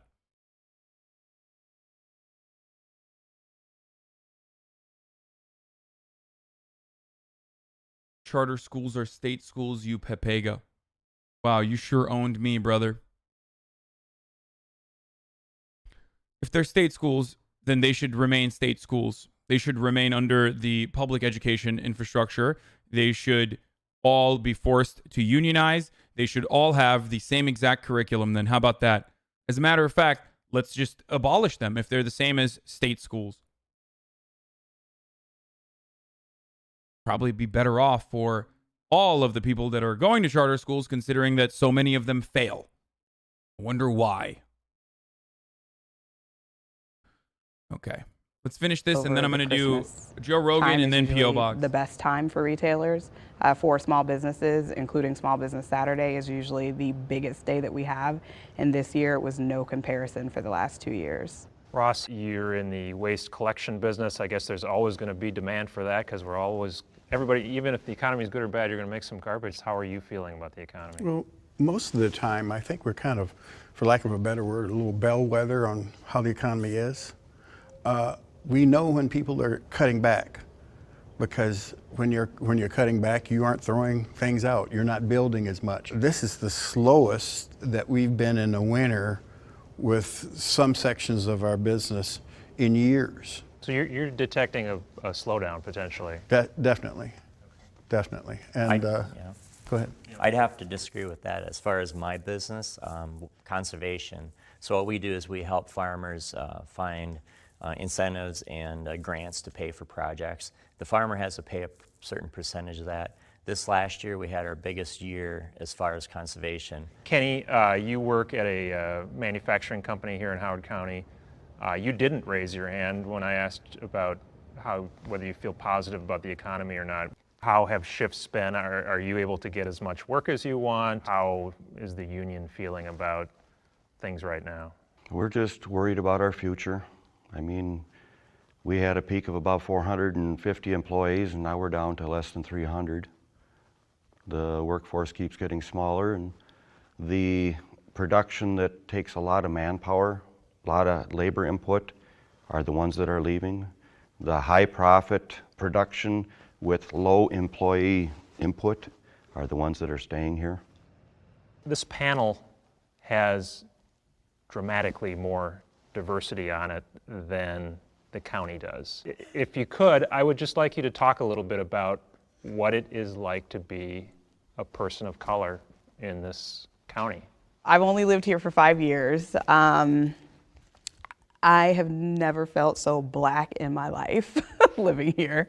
The racism, I have not personally felt it or dealt with it. I mean, I've noticed things when people don't know me, but I feel like everybody knows me now, so I don't feel that anymore. But my 14-year-old with her peers, I mean, she's called a nigger like 5, 6, 7, 8, 9, 10 times since 3rd grade. Now she's in 8th grade. Ross, how long have you lived in the county, and sort of what's your experience been on this topic? I've been probably here in the neighborhood of 30 years. I think it's a situation of the times. I think younger children, they're experiencing problems that we never did. before. Thank you, Rogan. It's openly racist to a lot of young kids. We don't see that though. It's like we're going backwards. Yeah. Do you attribute any of this to the tone the president uses sometimes? Definitely. Yes. Definitely. Yes. Neil, as the Republican chairman, can you just respond a little bit to the tone of the president? What's your take on that? Well, obviously, the president's rhetoric on a lot of issues and individuals, particularly if it's a political opponent, he usually goes to a more of a personal attack on someone, but that's part of his personality, and that's being the outsider that he promised to be. He's definitely not a politician. Just his approach to draining the swamp and things like that's very appealing to people. But the tone and the rhetoric definitely is not something that any of us appreciate or condone. You guys are equally divided among Republicans, Democrats, and independents, roughly. Who thinks the wall is a good idea? Who likes what the president is doing with the wall? How does the immigration issue play here in the county? I don't have a whole lot of experience with it, but I know working in the agricultural industry, being surrounded, I mean, we struggle to get workers that are willing to work around here right now.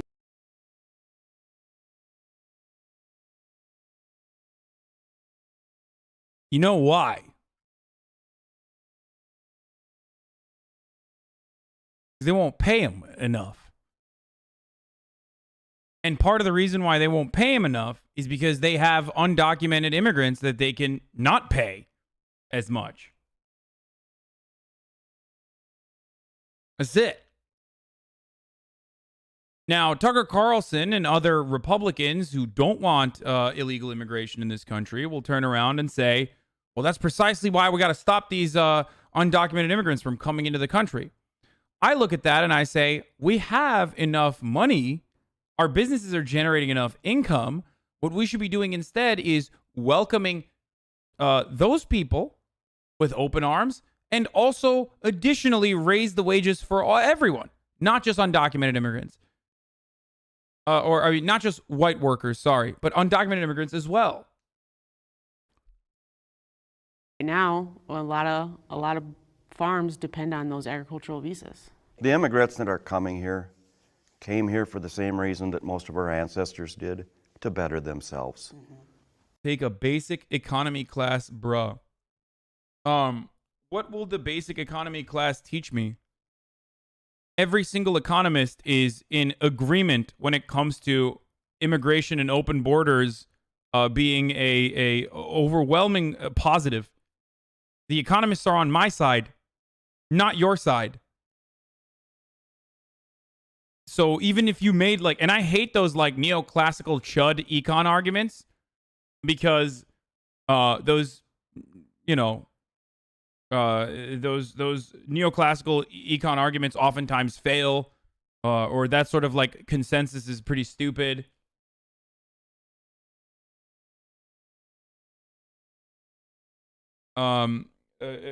Specifically when it comes to things like raising the minimum wage, for example, it was demonstrably false. The consensus at the time was that that raising the minimum wage was going to destroy the economy, and that didn't work, or cut jobs.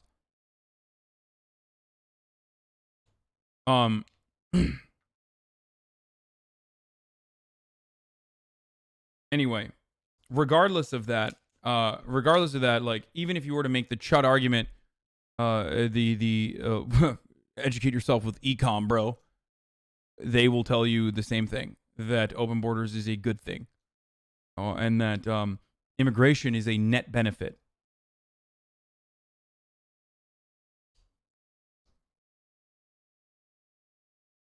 I guess the way you stated your claim seemed to imply you need to increase wages artificially, while the econs would say that they will raise themselves as a result of immigration. Your broader point is correct, though.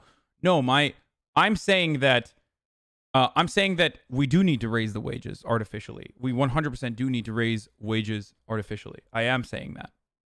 Not artificially, but we need to regulate it, and we do need to raise the wages.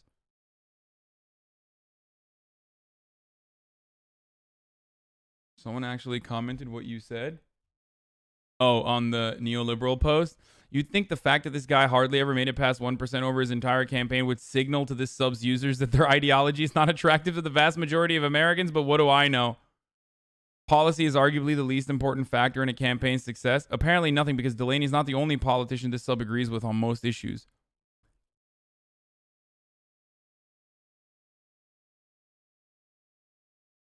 And to find work. And find work. I think immigration's really needed in the country, but we need it to be done legally through a process, not just illegally just walking across the border and making sure you contribute to the society. The problem with that is it's not being done quick enough. There are plenty of farmers in this area that have immigrants working. I would say most of them are not necessarily concerned about whether they're legal or not. The farmers that I know have tried to get help locally, and they were unable to get it. One way a person can measure the quality of life in a country is if people are dying to get into the country or dying to leave. And we have people dying to get into this country. Barry, how are you feeling about the farm economy? It's had ups and downs, obviously, over the last few years. There's been years that have been good, there's been years that have been bad. So over the last couple of years, it feels like treading water. President Trump's trade war has obviously affected agriculture. How are you feeling? We only need skilled immigration, not cheap labor. It does not matter. Labor is labor, okay? With more immigrants, there is going to be more job opportunities. For all of the econ kids who want to dunk on me, like this is what is known as the lump of labor fallacy. The misconception that there is a fixed amount of work available. Okay, it was literally it was destroyed in 1891. Like, people know. People have known since 1891 in econ that this concept does not exist.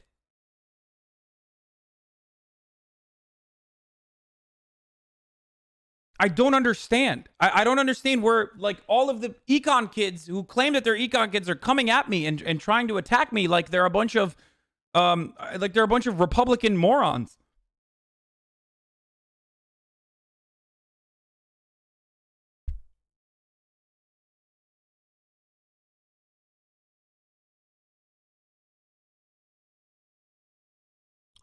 Centrists are winning on Twitch. Des Stinky is winning and lots of viewers? What? How?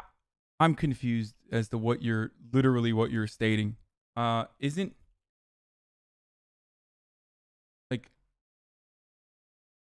the exact opposite? About the trade situation right now. It looks a lot better now than it did even a few months ago. Not that, like, having more viewers, it doesn't mean anything. Like, it literally does not mean anything. But obviously, as we've lost trade partners, our overabundance of supply, kind of a combination of both things have made the farm economy weaker as we lose trade partners and keep producing more than we ever have before. Courtney, how are you feeling about the farm economy and your own family farm? Well, for my husband and I personally, I mean, we're a small farm, so it may not be large dips and big dips and small rises, but as being a small and young farmers who are just starting, we definitely feel those a lot more than a more diversified larger farm does. So, I mean, we obviously have to supplement our farm with off-farm income. Are you supportive of this trade fight the president is leading? Yes. Hopefully long-term gains. We might struggle a little bit short-term just because, again, we're small and we're just starting, but long-term, hopefully it's positives. The caucuses are mostly for Democrats this time. Who intends to go to the Democratic caucuses? Okay, 4 of you. And who are you each leaning towards? Go ahead. I believe Elizabeth at this time, possibly Pete. Pete. You've endorsed Pete. Most likely Pete. Bernie. So we have one maybe Warren, one maybe Pete, one maybe Bernie. You guys pretty much cover the whole. I mean, it's not reflective of the poll reality at all, but interesting take by the Wall Street Journal. We're gonna move over to feeling the burn really soon. When is Bernard gonna make an appearance today at the rally? Or I know that there's only 3 days. No, he's not. Is he still in DC right now, dealing with the dumbass impeachment nonsense that literally didn't even go anywhere?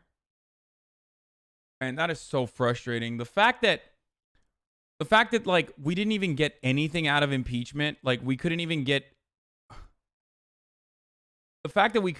like witnesses to show up. Like we can even vote, we can even bully the Republican Party into, I want to talk about that a little bit too. The fact that we couldn't bully Republicans into, at the very least, voting for witnesses is so frustrating, man. It is so frustrating. It's not that Mitch is too strong, it's that we are too weak.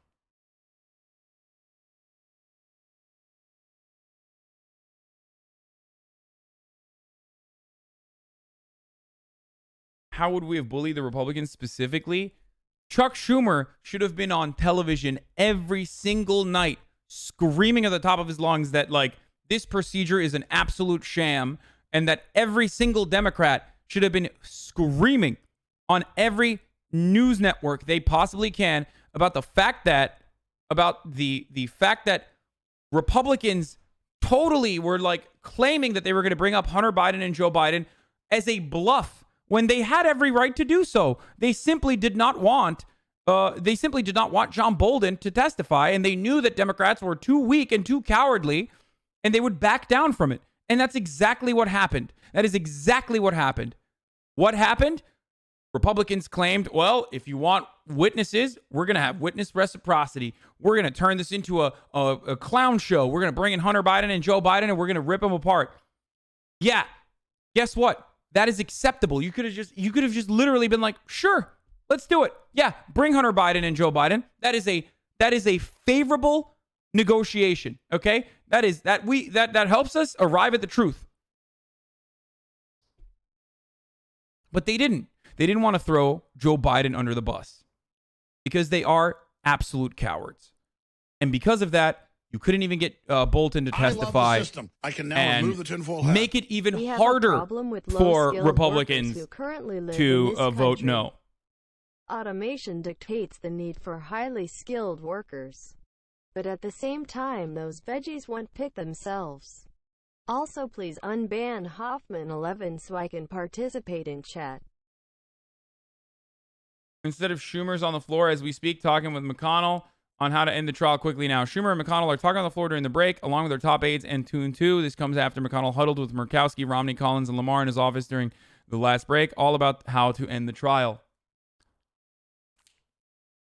There you go. There you go. You don't and now love the spirit we of look justice. like fools You once love again. your father, the devil. The impeachment trial should have started off with a broader scope. It should have featured all of the other obvious articles of impeachment that should have been drawn at Donald Trump. It was not. I was right. They didn't do that. Then they didn't continue. Hammering on the narrative that the Republicans were destroying this process. Could you imagine for a second? Could you imagine for even one moment if Democrats did something like this? If there was a Democratic president who was totally impeachable, who was so openly corrupt, okay, and that the majority of the country was interested in impeaching him, okay, the majority of the country was. This is unlike Bill Clinton. This is unlike Bill Clinton's impeachment trial, where the favorability was not even on the Republican side.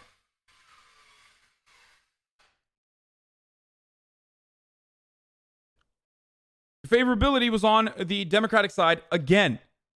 We had the favorability. People want Donald Trump to be impeached.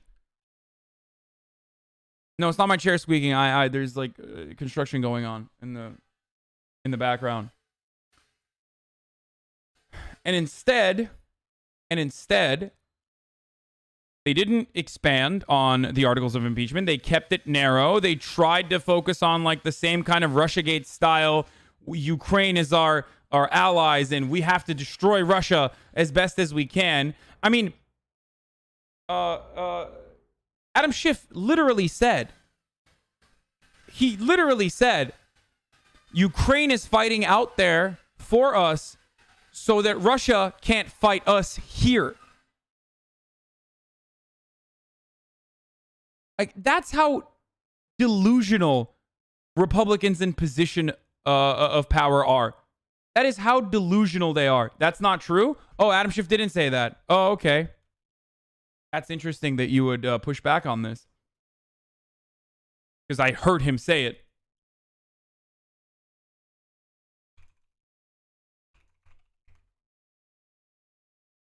So we don't...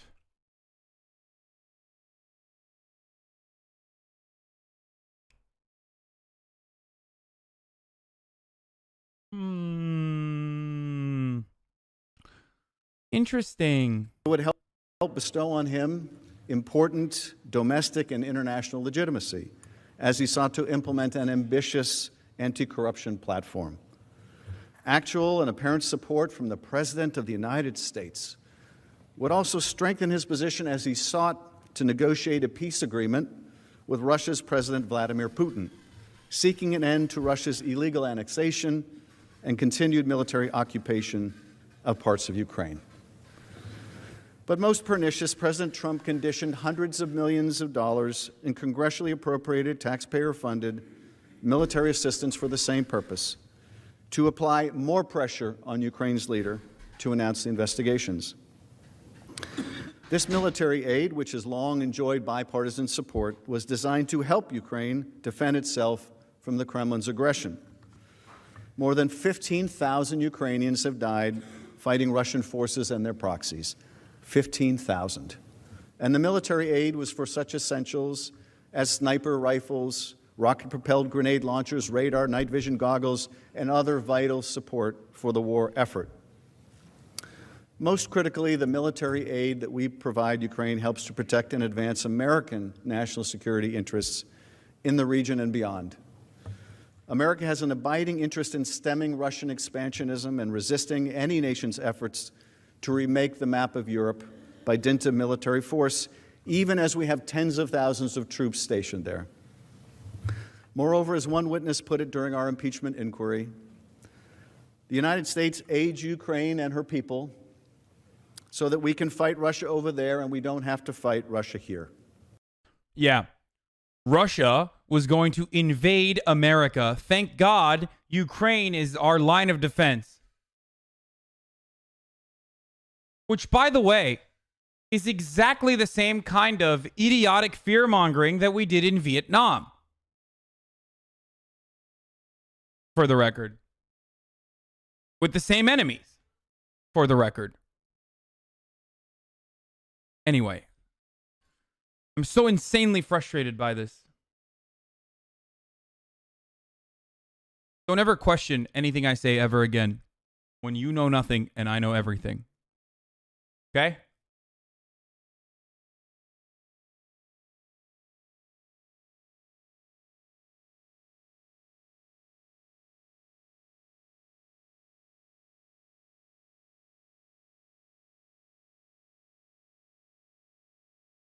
Not all Republicans are bad. Most are good people. If we're all going to do is hate Republicans and Americans who fell victim and believes that this corruption is not corruption, then we will go nowhere. We should instead not be hateful of Republicans, but try to be understanding and trying to focus on the main issues in America, such as corruption and the involvement of money.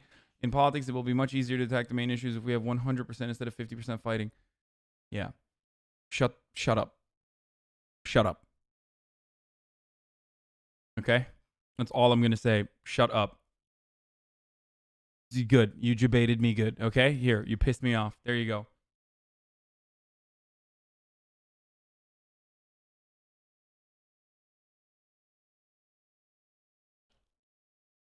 I'm not even like attacking Republicans right now. I'm literally attacking Democrats. I'm not cursing. I just said shut up.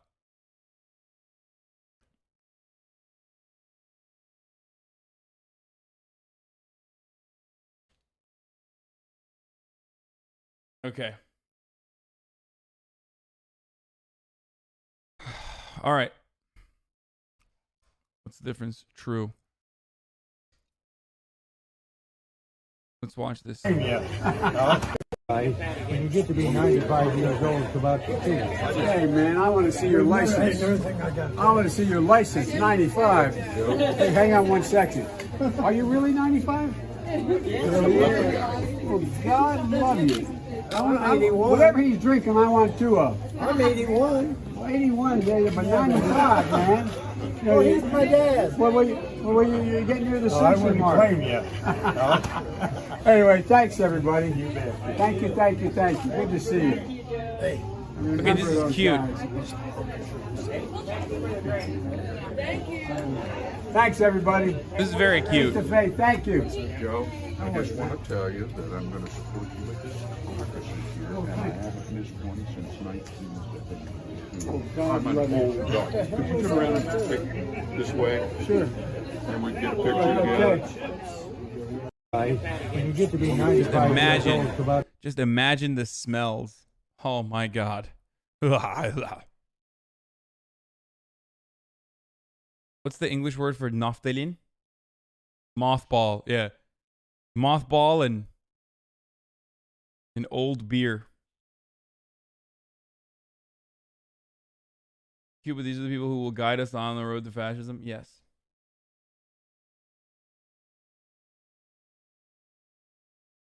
Okay.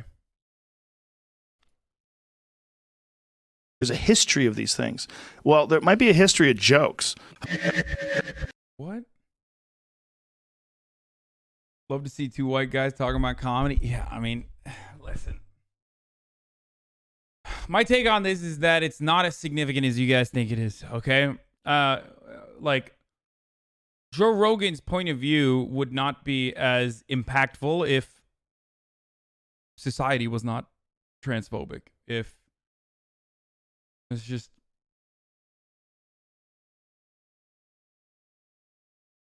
So focusing on that, especially when he is advocating for the least transphobic candidate on stage, like, who hasn't really changed his perspective to get Joe's endorsement. It's kind of stupid and counterproductive. Anyway.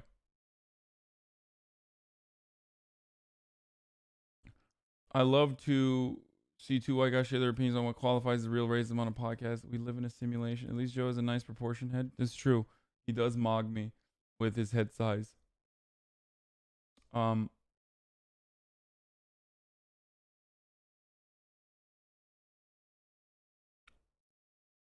Joe isn't endorsing Bernie because Bernie's not transphobic, though? What fucking take is that? What? What the fuck? What? Bro, that is the mega brain, dude. That is like the mega 5-head brain take, dude. You don't love the spirit of justice. You love your father, the devil. You obviously don't understand bodily anatomy differences between men and women, like how men have stronger muscle fibers, not just connecting their muscle, but also connecting their skin. Men Yeah, also when you're build muscle when a you're lot faster than endorsing women. when you're endorsing a candidate, you only can endorse them the way that I think you can endorse them. And no other way is it applicable. You cannot endorse them. If Joe Rogan was like, I'm endorsing Bernie Sanders, but only because he's not transphobic, that's the only way. That's the only way that that's an appropriate endorsement. Thank you. Also, 0 transphobes voted for Hillary Clinton and Barack Obama. So very good take. There are actually, 60 million woke people that voted for Hillary Clinton. They were voting for Hillary Clinton because she was not transphobic. Even though Hillary Clinton is transphobic, actually, by the way. As recently as like a couple months ago, she had some turfy takes. Has Hasan seen this? Yeah, we're going to talk about this. right now. Democratic Party, fresh off the presses, Democratic Party leaders are considering a mid-election rule change to reintroduce first-round superdelegates in order to stop Bernie Sanders, who party operatives fear will enter convention with the most voter support.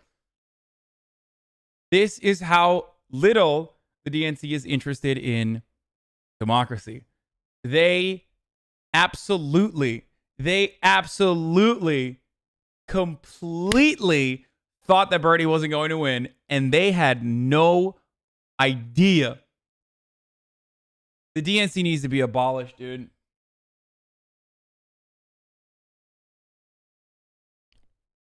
There's no way they could do this. There is no way.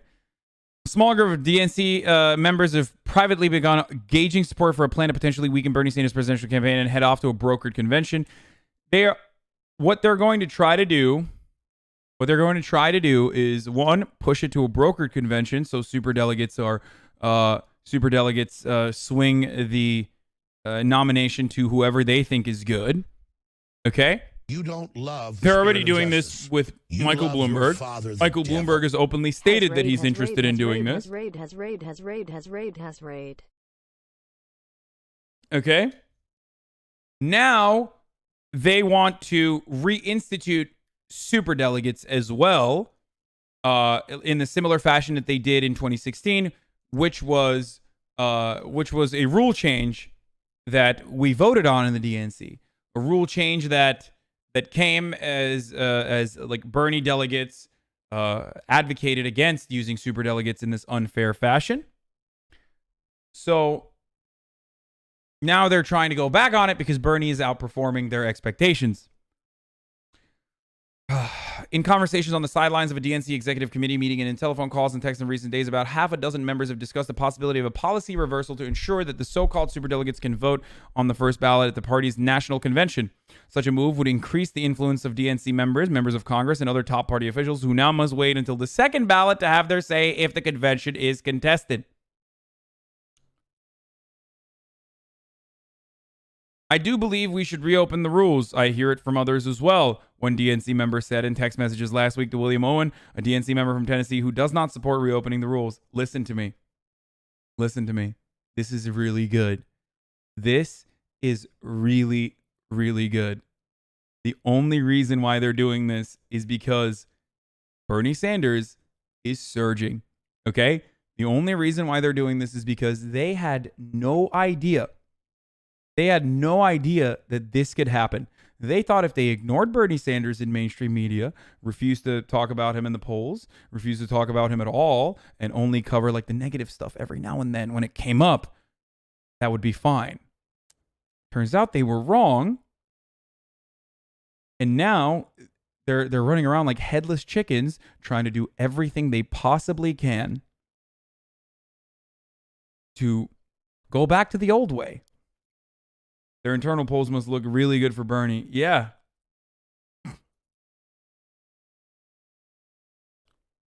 Is this rumor true?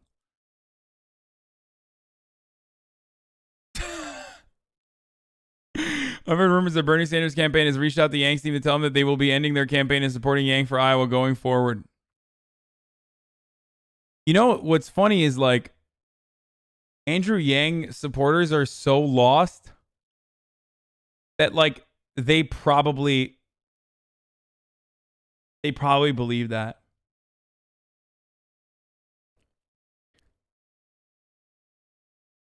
Husband, account is water polo and Yang 2020. Pronouns me, myself, and I.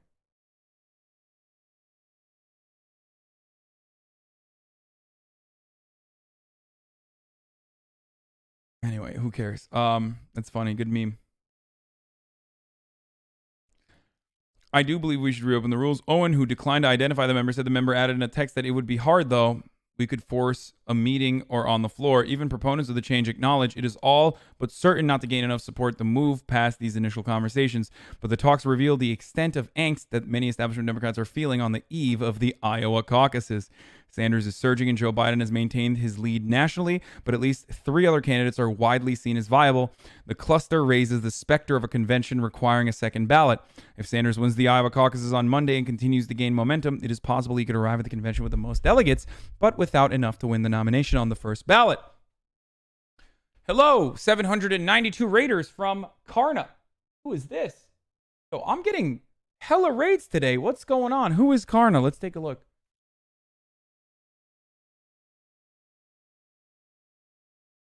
Karna, age is just a number, location, Norway, Oslo, English and Norwegian.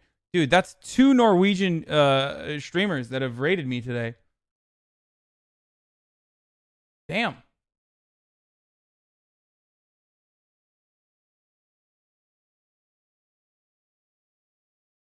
Okay. You don't love the spirit of justice. You love your father, the devil. Okay, all right. Thank you for the raid, Karna. I'm the pole dancer. You don't from love Raj the Patel. spirit of Lol. justice. You love your father, the devil. You were on NNN today, Norway's biggest news outlet. That's why. Wait, what? No, I wasn't.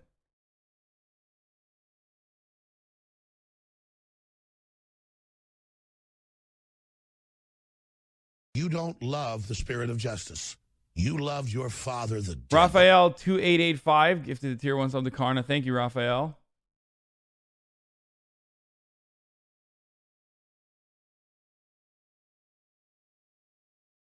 I guess TwitchCon EU is coming. Thank you, Karna. Yeah. Everyone rating. I'm from Norway. We are all watching you. Bernie said he doesn't know how to pay for Medicare for all. He never said that, dog. That's not true. Quality. Oh, we're gonna watch the wealth inequality tweet in a second. Hold on, Ryan. I have it already ready here. Let's finish this. Okay.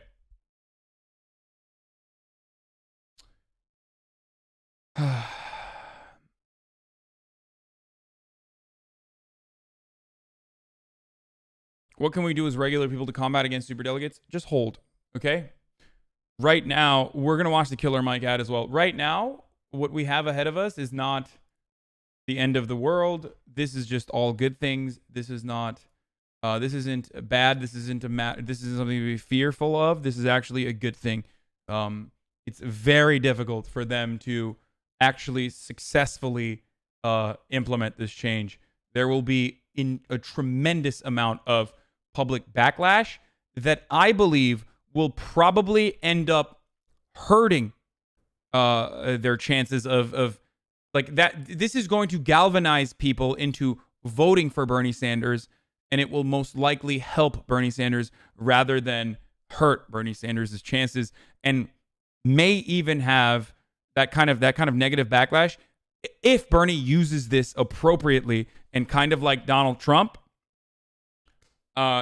did with the way that like Donald Trump talked about how the RNC was trying to attack. I meant hold it as in like hold, not for now. Don't do anything right now. Anyway, as I was trying to say, Donald Trump utilized the RNC negativity against him as a weapon. And that's how he was able to galvanize so many independents or so many people that hated establishment politics, business as usual politics. He was able to show himself as an outsider, and people like that. Okay? Breathe, chat. No more holding. Stop. You're ruining my stream of consciousness.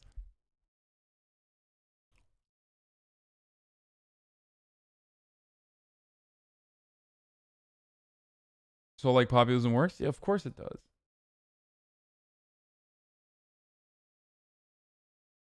He splits the lib vote, but beyond that, you are trying to talk yourself off a ledge. You are completely wrong, my friend. It's painful how completely incorrect your take is. There is no splitting of the lib vote. If you look at every other candidate and the percentage of their voters that say they're going to vote for whoever the eventual nominee is, it's upwards of 80%. It's 80 to 90%, my friend. You are completely incorrect. The data is not on your side. Bernie Sanders is ahead in the polls. It's not like only Marxists are voting for Bernie Sanders. So not only is that a dumb take, especially when considering how libs oftentimes get mad at Bernie and say he's the spoiler and that we deserve those votes from all the Bernie Sanders supporters, and Bernie Sanders supporters are the reason why Donald Trump won or whatever. To turn around and claim this exact same thing, that you were upset at Bernie Sanders supporters, is kind of weird. Kind of weird, dude. You're being kind of weird right now. Anyway, if Sanders wins the Iowa caucus on Monday and continues to gain momentum, it's possible he could arrive at the convention with the most delegates. I think the way he can use this in his favor. He can use this in his favor and say the DNC is doing everything they can to try and stop me.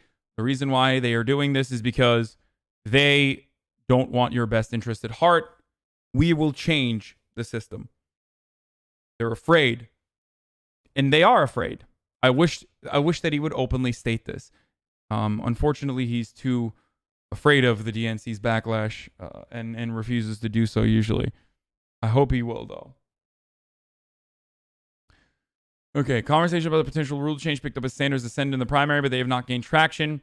There's talk about somehow trying to change the rule of this convention, just a casual conversation, and I participated in it some. Don Fowler, a former DNC chairman from South Carolina who opposed DNC's decision to strip superdelegates of much of their power. But I want to be clear that I would not be a party to any effort to do that in the 2020 convention. It's bad sportsmanship.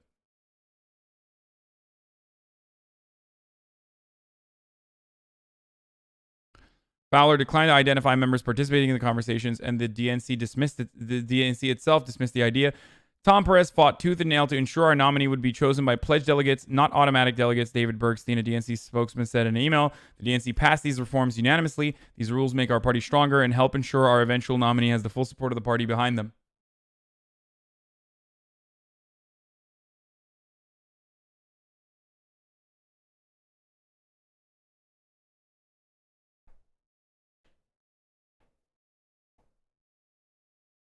Oh, damn. Okay. You know what? I'm going to do the P.O. box after this. Okay, so it says that some people are saying that this is a real thing. Some people are saying that it's not a real thing. Damn, you were simping hard on Silky Smooth last night. You even subbed to her. We had a good time, though, despite you acting like a coomer. I was not.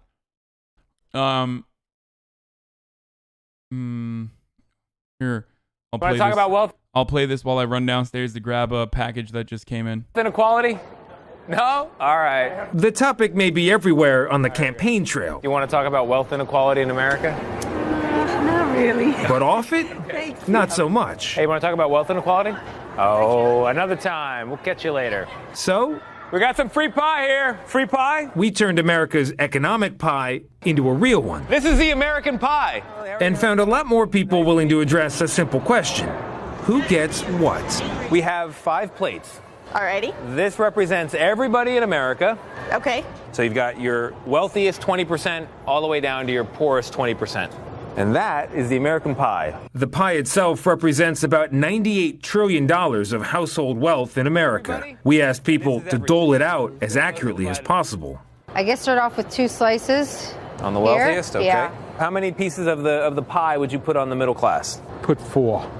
4, all right. That's the middle class. Let's do half a piece to the poorest. Like right in the middle there? Yep. Okay. Perfect. So we're gonna have to move some of the wealthiest to the lower class. How much? 2 pieces. To the lower middle? Lower middle class. Okay. So can I show you what reality looks like? Not like this, obviously. Unfortunately not. No one was even close. So it's actually 9 pieces of pie. Wow. Yeah. 90% of the wealth is right here in the top. That's terrible. Now, the upper middle class and the middle class, they share 1 piece. So these guys, they've got about 80% of a piece. They get 20% of a piece. And then the lower middle class, they've got 0.3% of a piece. Yeah, they have some crumbs there. There you go. That's what they get. And the poorest, they have no pie. In fact, they have less than no pie. They actually have a bill for pie. They're in pie debt. They owe pie.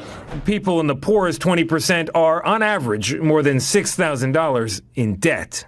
It's very sad. Yeah? It's very sad. It's very depressing. I grew up here. Really? Uh-huh. That was me. Let me show you something else. Mm-hmm. So even if you just look at the wealthiest and you go to the top 1%, So the wealthiest 1% of everybody, these people alone have not one, not two, not three, but 4 slices of pie. What do you think? I want to know who these people are. Is that what you expected? Not at all. Disturbing. This election cycle, It's time for a wealth tax. Elizabeth Warren and Bernie Sanders have promised to redistribute the pie with a special tax on fortunes $50 million and up. The wealthiest people in this country will start paying their fair share of taxes. And polls show most Americans support the idea. They should be giving a lot of that over here. Do you think there should be an extra tax on the super wealthy? Why not? They could afford it. Yes, they should. Will it happen? Probably not. No, you're not hopeful. Not everyone is on board, as we found talking to people near some of the biggest yachts at the New York Boat Show. That's against sort of the American way. John Sheffield and Mark Tedford run an investment firm in Connecticut. They oppose the idea of a wealth tax. It would be a total disaster. I'd actually like for them to continue to promote it because they won't get elected in that way. Wealth redistribution is always popular amongst the masses who don't have the wealth and not popular amongst the 1% that do. Well, So it's popular, but it doesn't make economic sense to me. Well, so help me understand that, because you're acknowledging that there is some unfairness here. There's a lot of people with not much, and there's a small fraction of people with a lot. Right. I guess the alternative is, do we need a socialist economy where everyone has the same? That doesn't make sense either. A lot of people who have a lot have earned it and made it. They've started their own companies, they've grown businesses, they've worked hard, they've gotten good degrees, they've gone to school. They may have had more opportunity than others, but there's other people who just haven't done that. A vote for any Democrat in 2020 is a vote for the rise of radical socialism and the destruction of the American dream. The political fight will continue. I have nothing else to offer but pie. I'll take it.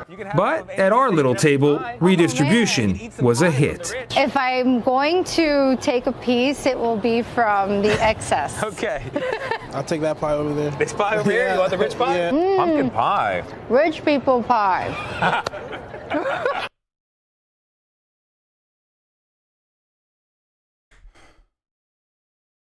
Okay. So this aired on CBS is mind-bending and should be a wake-up call. The moment we are living in is not normal and something's going to crack no matter what these guys at the boat show end up in the end of the clip say. Which way it cracks is up for grabs.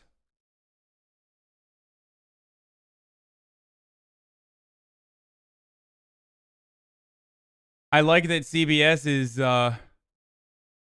CBS is never going to be an active participant in the radicalization, the wholesale radicalization of the American working class. The fact that they are covering this alone shows that it is unavoidable. That income inequality, wealth inequality has gotten to a level that makes it impossible not to cover. Does that make sense?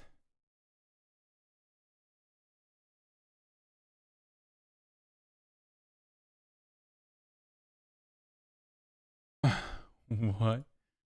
Hey boy, are you an Amazon package? Because you came so fast, I'm worried that something fucked up is happening behind the scenes. That's good. I've been there, brother.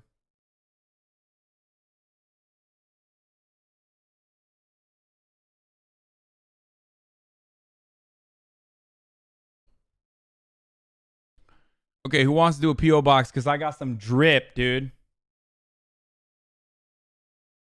Hard to care what someone says about politics when they're on a goddamn yacht at a yacht convention. Are you hopeful? I am more hopeful every day. I get more excited every single day about what is happening in this country.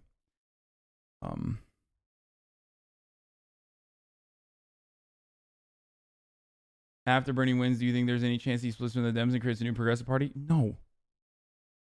Why? What? No, don't be crazy, dude.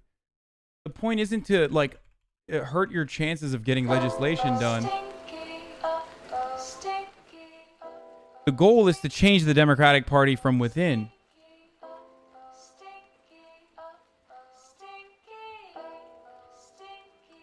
Why would he do that? Why would he split?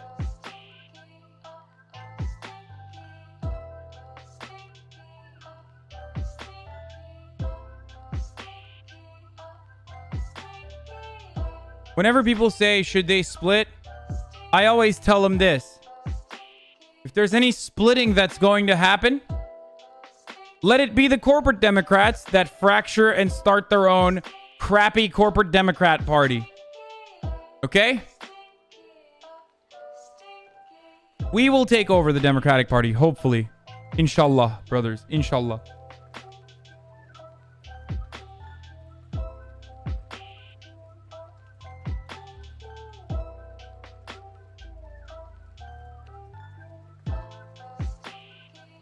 Ugh.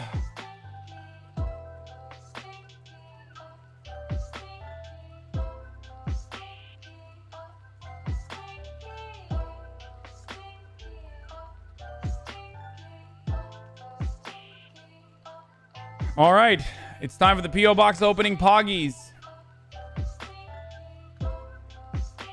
Ashhadu an la ilaha illallah. Let's do it. Bismillahirrahmanirrahim. It's time to open. Hi. Back up. Back up, back up, back up, back up, back up. Okay.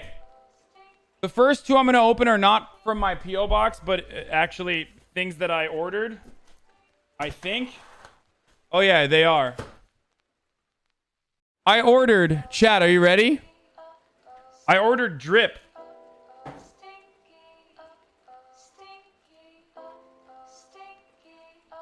I ordered secondhand drip from Goat.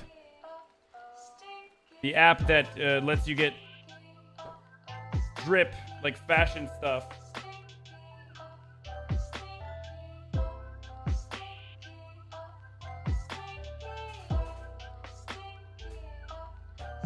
I noticed that I was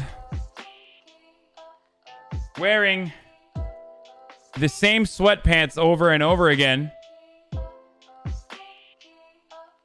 So I went and I bought something that is cancel worthy. And I will probably get canceled for it. Are you ready?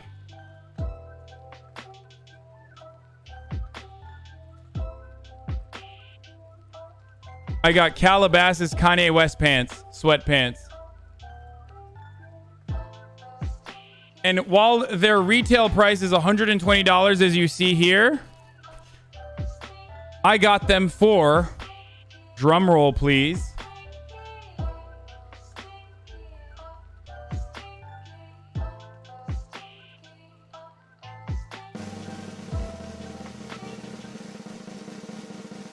they were $120 on retail. I got them for $40.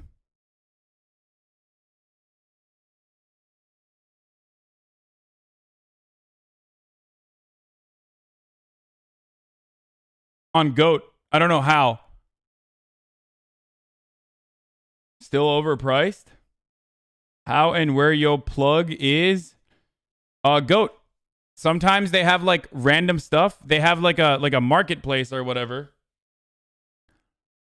So sometimes prices go super low, especially when it comes to like stuff that is in my size. Imagine paying $40 for a pair of sweatpants. You don't love the spirit of justice. You love your I've paid more for shorts.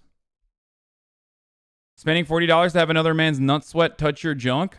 No, actually, as a matter of fact, this is like unopened. I don't even know why they were selling it so cheaply. Now, that was the first set of drip. The second set of drip is coming as well. The Goat app is lit. I get drip there all the time. Yeah. Bernie's going to lose without that 40. Oh, no. Okay. All right. Time for the second package. Also from the Goat app.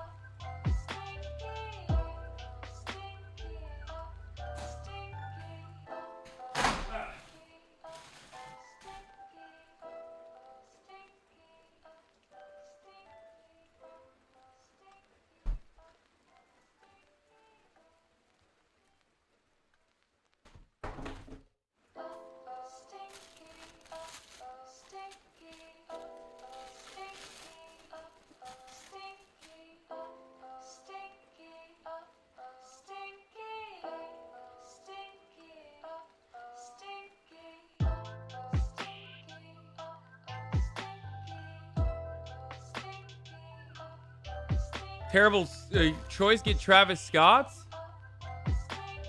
I thought GOAT was strictly shoes. No, they're not. Travis Scott's are like $1 million, dude. What the hell is wrong with you?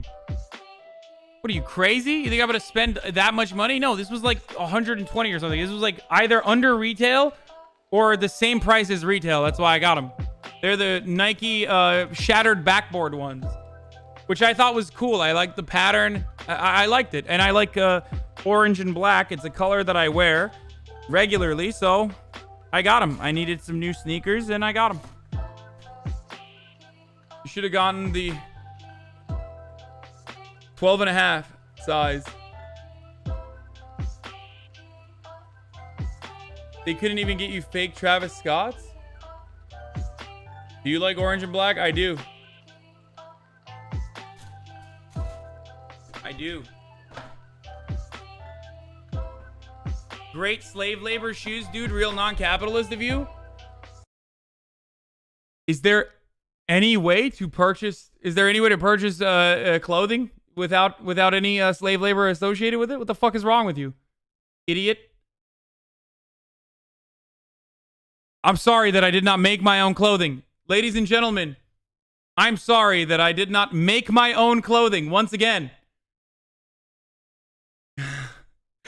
people on the left that advocate for bettering society are not allowed, once again, to participate in it.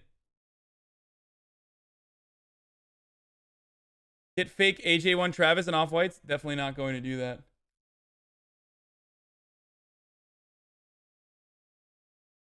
You oppose how our society functions, yet you participate in this society. Interesting. Live in the woods. True. Okay, let's keep going. So those were the things I bought myself. I love the system. I can now remove the tinfoil hat. Bernie Sanders shirts are made in America by union workers. You know what? I'm going to put this on. Hold on.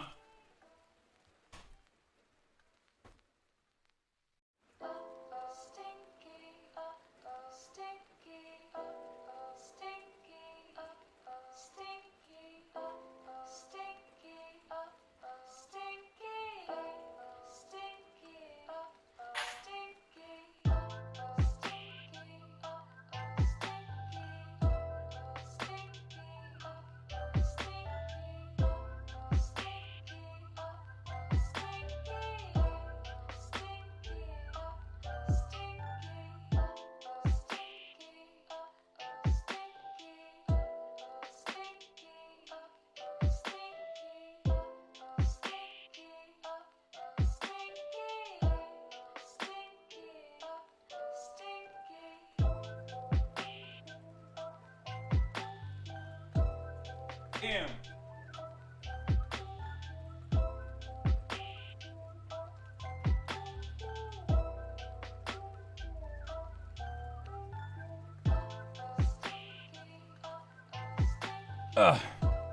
The shirt size, the shirt I'm wearing currently is XL. Nice revolt peasant, but did you know those clothes were made under monarchy?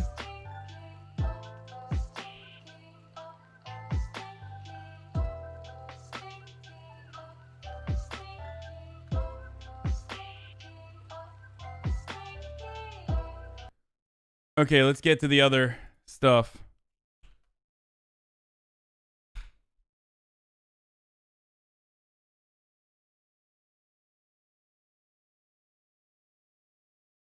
Why'd you say $120?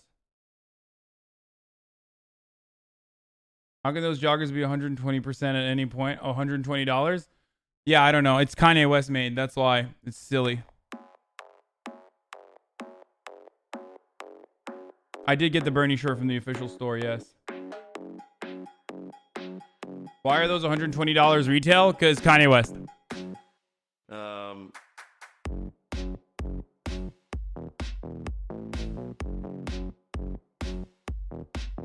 Okay. All right, let's see what else we got here.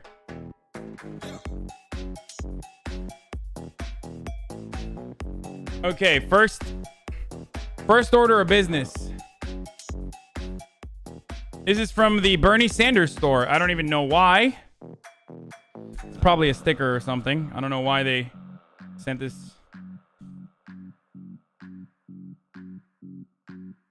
Wait, what?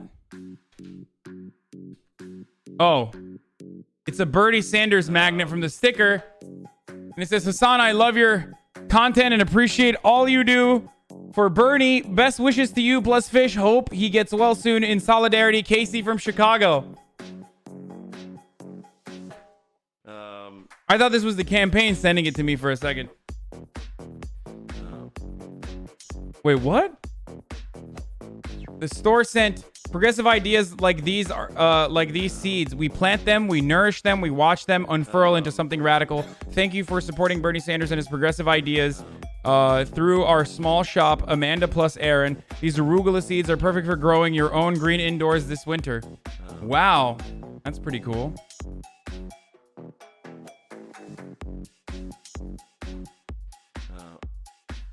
And this is it, the Bernie Sanders magnet. Thank you. Thank you so much, Casey from Chicago. Pog. Okay. This is from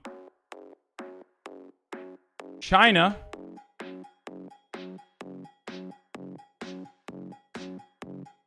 From Tianlugo, Longgao, Shenzhen, Guangdong, phone. I don't know what.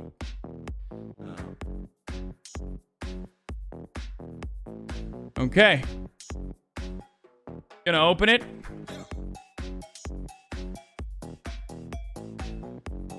It's a Corona fart.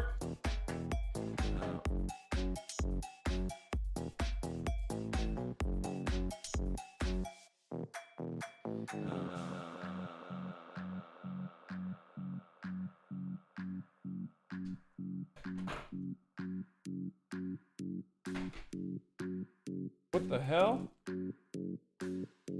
It's a ring.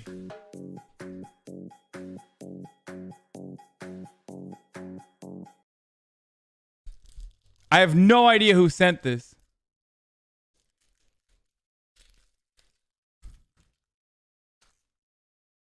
It's a size 9.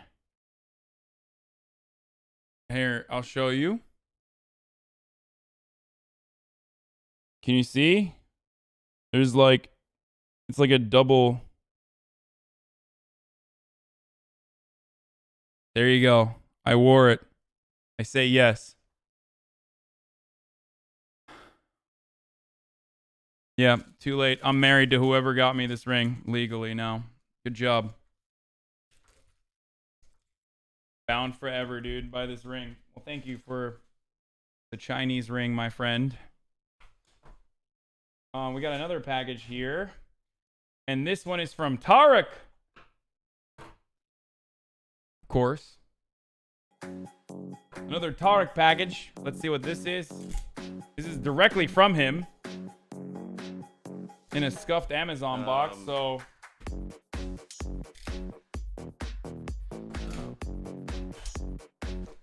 What? What the hell? Oh, Jesus Christ. Oh, God. I'm going to read the note first. Hi, Hasan. I'm sending your power bank and USB to lighting cable from Evelyn to you. Please also find 2 packets of instant coffee manufactured by Ülker from Turkey. 2 lint rollers because the pack I bought from Costco online had 5 and I don't need that many. 2 pairs of cat ear headbands made in the USA by Paw Stars. I'm not employed, affiliated, or otherwise employed by any of the companies for which I sent these things. Why 2 of each? Ask Will, because it's for him too. Tarek.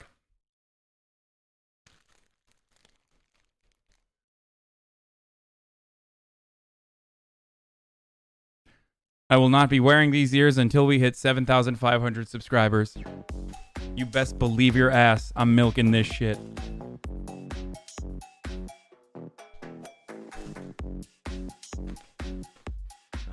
Do it quick before the sub apocalypse happens. The lint roller. And you don't love the spirit my of justice. charger. You love your father, From Evelyn. devil.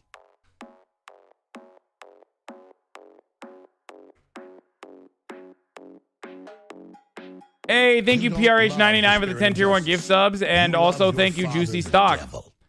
Thank you, Proxy Seth, for the 2 tier 1 gift subs. Uh-oh. Uh-oh. Uh-oh. You don't love the spirit of justice. You love your father, the devil. Thank you. Okay, it stopped. No scam train. The 2 packets of instant coffee from Ülker. Just like my childhood. You don't love the spirit of justice. You love your father, the Thank you, devil. Toulouse, for the Prime subscription for 5 months.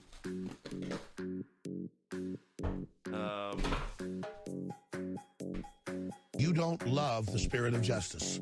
You love your father, the devil. We got another big package. I don't know what this is.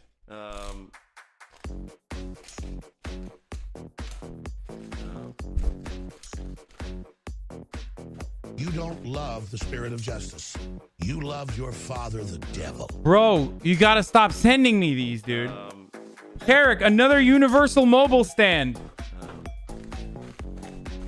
You don't love the spirit Another of justice. universal mobile You stand. Love your father, the devil.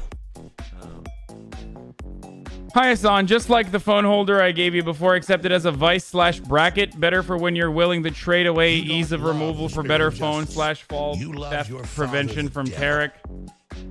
Hi, Hasan. This is for Wilnef. I got one for you too, and the reason is on the other gift receipt. Okay. And it's a scam train. All right.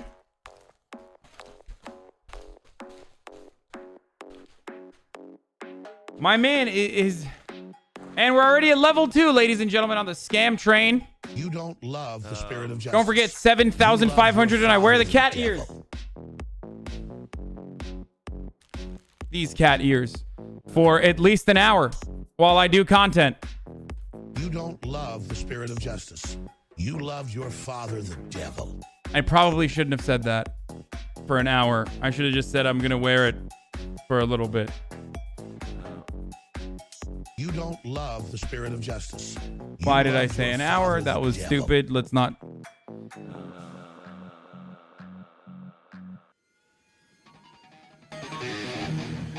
All right. You don't love the spirit of justice. It's a hype train, ladies and gentlemen. Don't forget, for 7,500 subs, I will wear the cat ears for an hour.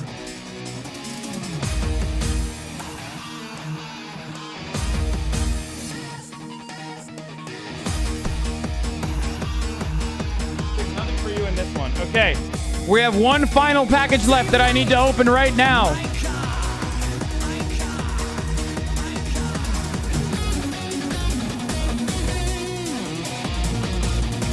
Goonrise Kingdom, thank you for the 1 community sub.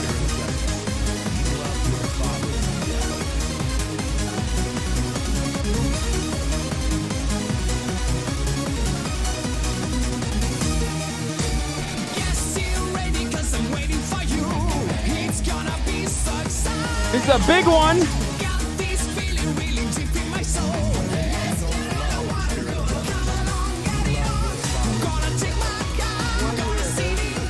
Thank you, Guy Bro, for the 1 year. Thank you, Hellbender, for the bits.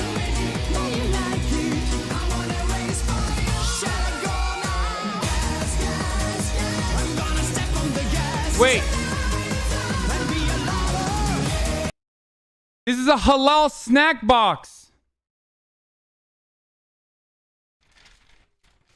Dear Tarek, this letter is enclosed to apologize for delayed shipment and to inform you of missing items from your order. Due to high volume of sales, we are all sold out of Haribo products now. We are awaiting a shipment from our supplier and we'll send them as soon as they arrive. We are also out of the Galaxy worm, so we included a few treats to enjoy while you waiting for the remainder of your order to arrive. Thank you for your patience and understanding. Lori Blanton, customer service representative. Oh my God. Okay, let's keep going. This is a halal snack pack. Ladies and gentlemen. Oh my God. Salam, thank you for your order. Today's story, one day Nasreddin was traveling. Nasreddin Hoca. What? Fun facts about Turkey. This month's snacks are from Pakistan, Turkey, and USA. There's a Nasreddin Hoca. Dude, this is crazy. Oh my God. The Galaxy fruit mix. I don't know what country this is from. I've never had this before. Is this Turkish? No. Pakistan, maybe? Some Candyland jelly beans that went out of... that expired. It says best before December 19th. So they... okay. Wait, I gotta look at the expiration date on all these things now. Okay, this is best for April 2020, so that those aren't expired. Ülker çikolata gofret. Oh my God, dude, this is my childhood, dude. This is like,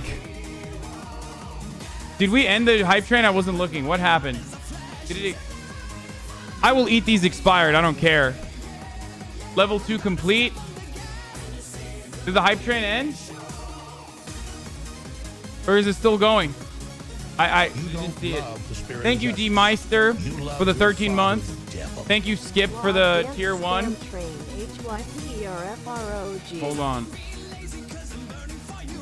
Oh no, it's level 3. We're still doing it. Okay, level 3 hype train, ladies and gentlemen. We got the level 3. Let's keep it going. Thank you for the 5 tier 1 gift. 5 subs. DC Baller. Level 3 hype train. We're at 16%, ladies and gentlemen. You don't love the spirit of justice. You love your father, the devil. Okay.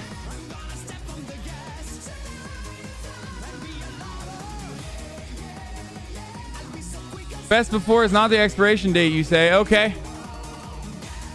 All right, what else do we got? We have Ülker Oneo, watermelon flavored gum. Oneo. I haven't seen this in a very long time. Some Zabia Halal spicy snack sticks. You don't love the spirit. Thank you, Skiles. Your father, the devil. Thank you, the Spicy Guinea, for the 400 bits. Thank you, Trick Slayer, for the 8 months. Ülker Crispy Tırtıklı Kraker, acılı, is a spicy, crispy, Ruffles-looking cracker. Oh my God, Chocomel.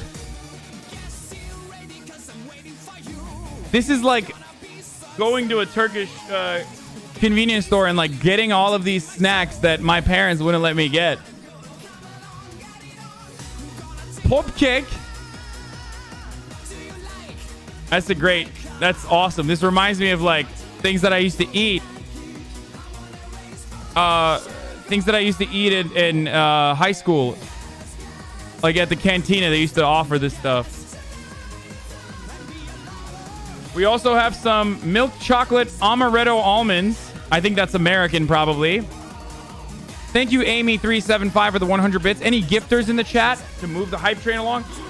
Cut, cut, cut. Oh my God. Strawberry cut, cut, cut. It's milfoy with strawberry. A Flow by Bisconi and chocolate-coated vanilla cake. Where can I get your glasses? I like it. Thank you, Post Armageddon, for the 5 tier 1 gift subs. We are now at 54%, ladies and gentlemen. At level 3, 54%, 77% at level 3. PRH 99 with the 5 tier 1 gift subs. Thank you. Okay. Lion. I don't know what this is. I've never had this before. Is this a new Turkish one? Or thank you, ALKW7. We are 82% with 1 minute remaining. 82% with 1 minute remaining on the hype train on level 3. We're about to get to level 4, ladies and gentlemen. D White MMA with a 5 tier 1 gift subs. Poggies 100%. We are now in level 4.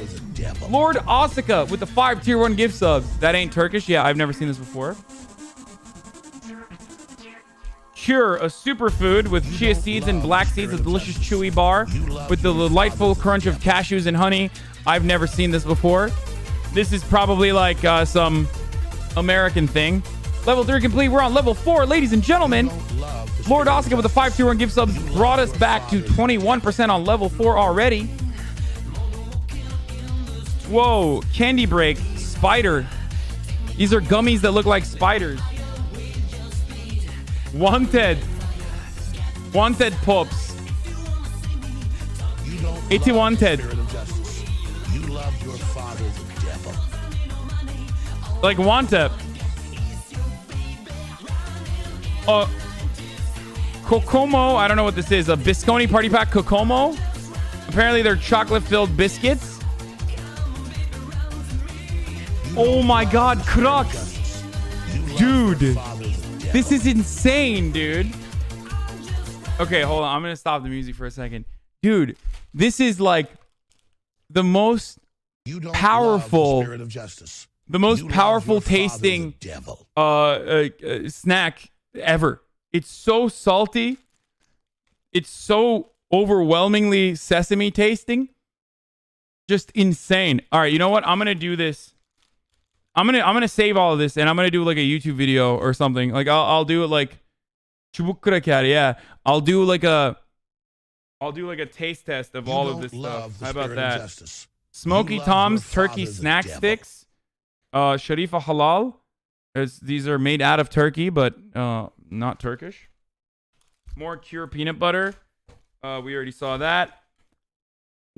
We have lokum. Turkish lokum, Turkish delight. Spirit of justice. You love your as you guys already know. All right, ladies and gentlemen, we're at level 4 on the hype train. Ladies and gentlemen, with 2 minutes remaining, we're at 32%. I'll put them out on a tray too, on a nice tray. We'll do it like one of these days where I'll try everything.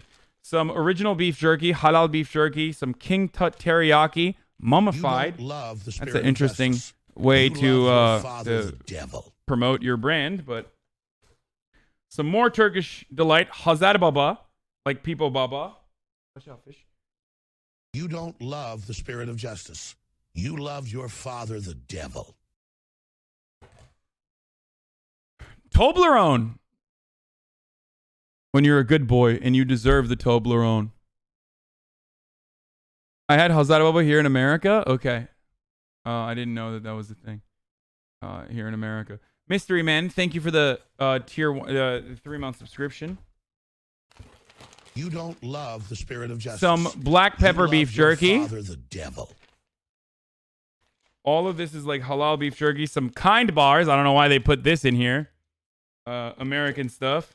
You don't more Flow, the chocolate covered cake you thing. Love your father, more beef devil. jerky. More jalapeno cheese beef snack sticks. These are just like little sausages. I've never seen this before. This is exciting. You don't love the spirit of justice. You love your father, the devil.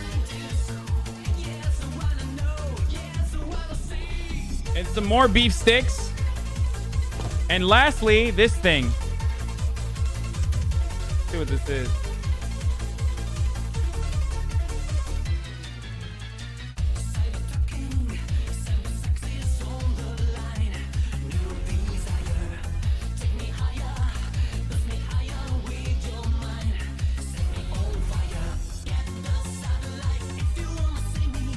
Hype train is done, I guess. Whatever. What is this? A mango juice drink. 50% mango juice.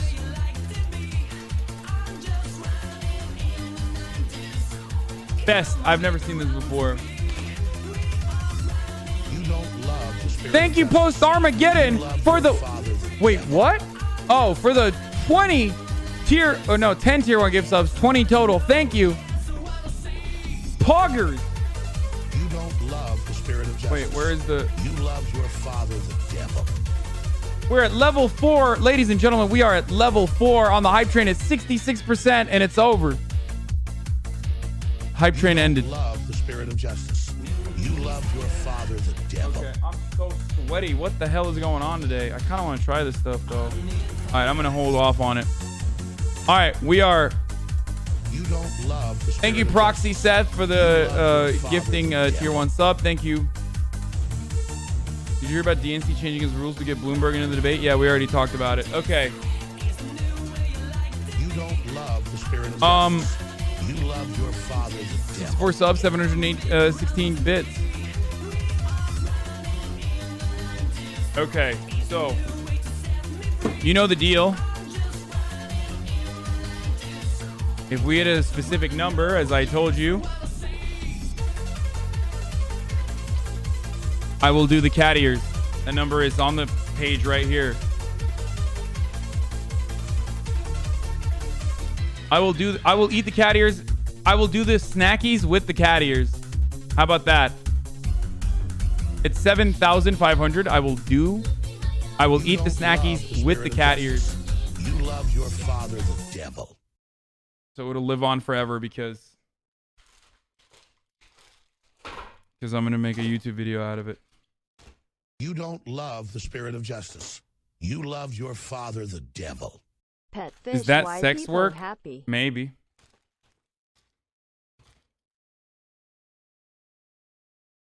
No, you said cat ears be the man? Yeah, I said I'll even eat the snackies with cat ears, so I'm adding an additional layer that you would be interested in. You love your father. Dude, this is so much stuff in here. This is crazy. I'm gonna be eating good for years now.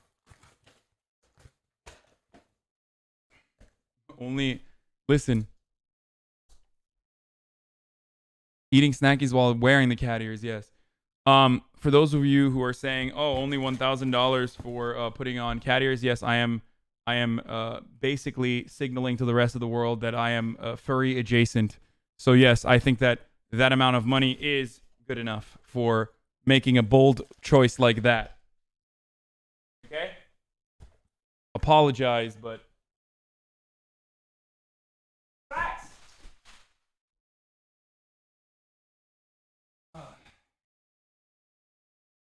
Hold on. You don't love the spirit of justice. You love your father the devil.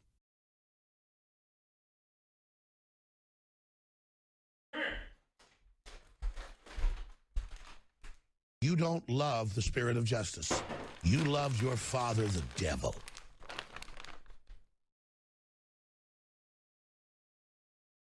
Here, fish gets one too. Here. You don't love the spirit of justice. You love your father the devil. Very brave of you to come out as otherkin. No! You don't love the spirit of justice. You love your father the devil. Come here. Come here. Sit. Boy, easy.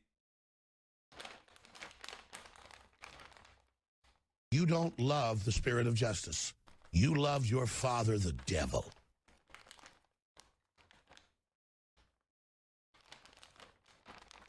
Thank you, ODZ, for the gift sub to Illmatic. You don't love the spirit of justice. You love your father the devil.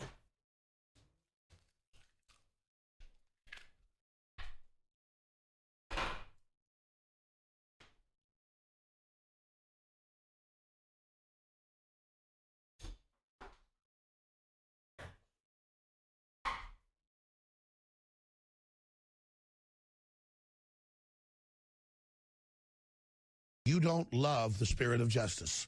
You love your father the devil.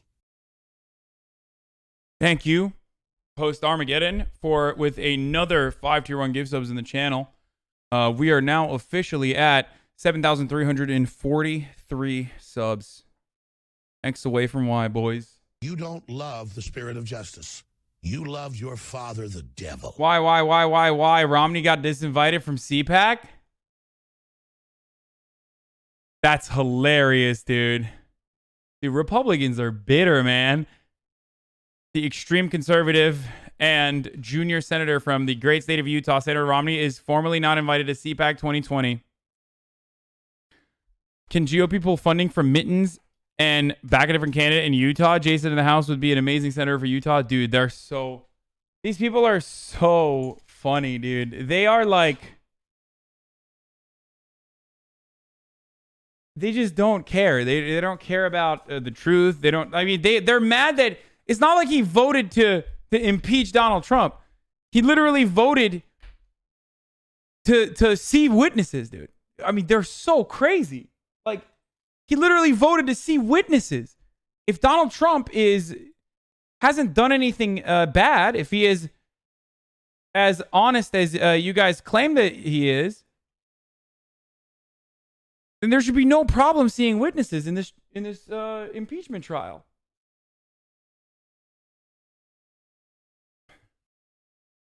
Anyway, what's your source for second choice candidates? Latest Q poll as Biden voter second choice is Warren, Klob at 16, Sanders at 13, Bloomberg 13. Klob has taken almost all of Sanders' losses among Biden voters. Both Biden and Bloomberg voters also have the largest percentage of undecideds. Never Trump or pro-Bush Republican running for the Dem nomination. Oh, Mike Bloomberg was a keynote speaker at the 2004 Republican National Convention. And the American spirit more than New York City. Ironically, it is exactly because we are a city that embraces freedom, that welcomes everyone, and encourages. Thank you, Post Armageddon, for another 5 tier 1 gift card. New York remains on the front lines in the war on terror. I want to thank President Bush for supporting New York City in changing the Homeland Security funding formula. But Bernie's not a Democrat! Dude, I just want to say, remember, Bernie's not a Democrat is being championed by the same people that are like, Bloomberg is our only shot at sullying the primary process so that Bernie doesn't have enough delegates. And it forces the DNC to go to a broker convention in which superdelegates will choose whoever they want to choose. Just remember that, okay? For leading the global war on terrorism.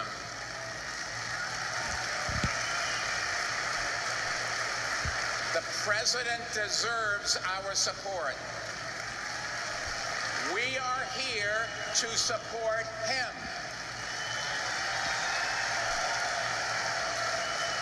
And I am here to support him.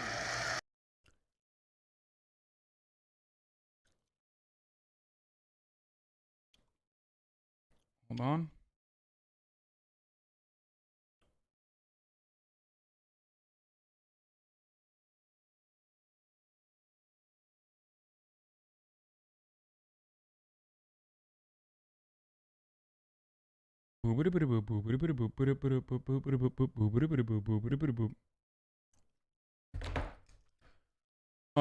Sorry. Bernie polls as a socialist. Bernie polls better as a socialist than a Democrat. Bernie Sanders leads Donald Trump in polls even when you remind people he's a socialist.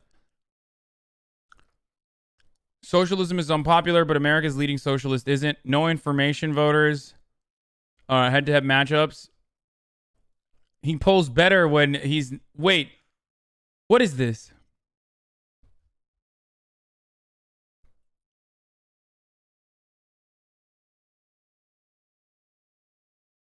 Bernie's tweeting more than Trump, but society does not recognize yet. Hypocrisy much? Wait. Bernie Sanders senior advisor Jeff Weaver on David Sider's story and some DNC members talking about letting superdelegates vote on first ballot. The party engaged in a multi-year process of reform the nominating contest. Trying to undo those reforms would be a serious mistake.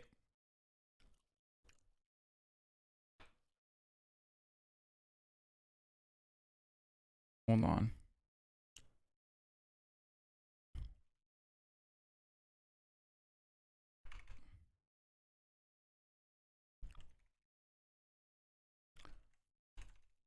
Democrats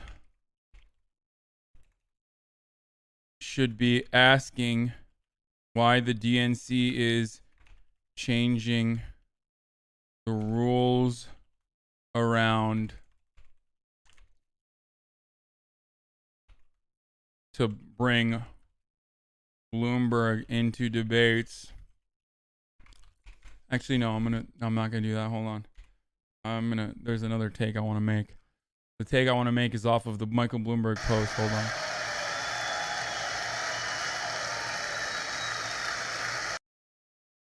No place. Friends that have worked.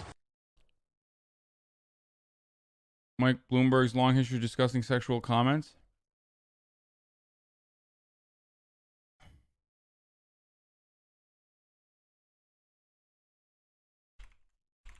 we should ask the DNC why they're changing their rules when a never Trump Bush, or not never Trump, but like when a Bush supporting Republican billionaire decides to run, in his words, to take out the front runner who's caucused his caucus with Dems for 40 years or 30 years. We should ask the DNC why they're changing their rules when for a Bush supporting Republican billionaire why they're changing for a Bush supporting Republican billionaire who decided to run to admittedly Bush supporting Republican billionaire who decided to run to admittedly take out oh my god, I can't spell anything. Take out the front runner who's caucused with the Dems for 30 years.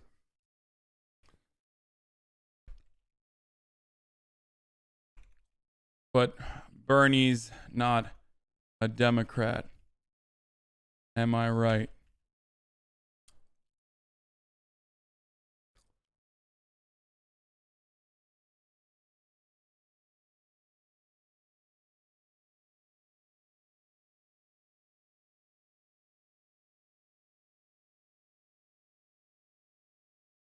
Tag the DNC. True. What is the DNC's Twitter? God damn it. What is the DNC's Twitter?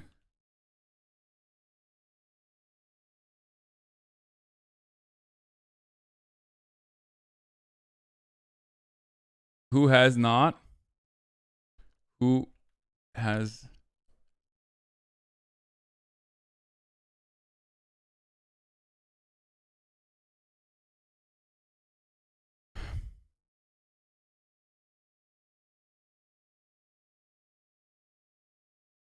There it is.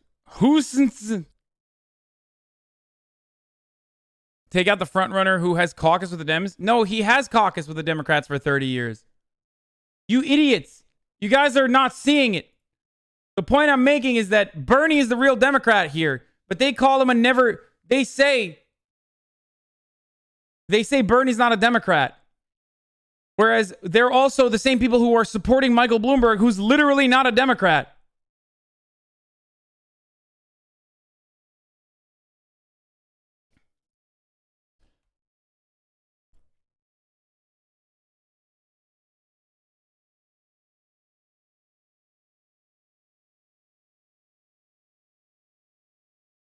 How do you not get it? How do you not understand what's going on here? The DNC claims that Bernie's not a Democrat. Bernie's not a Democrat. Like, DNC operatives routinely say Bernie's not a Democrat. But then they turn around and push up and change the rules for someone who's literally not a Democrat. Someone who's a Republican Bush supporter.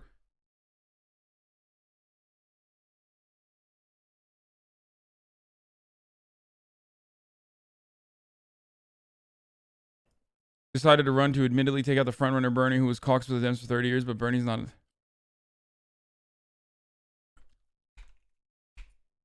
Okay. Bernie's not a Democrat.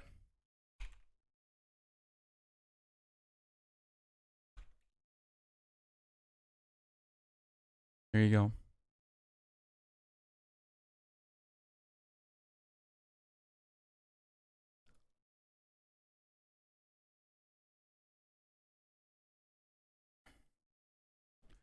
There it is.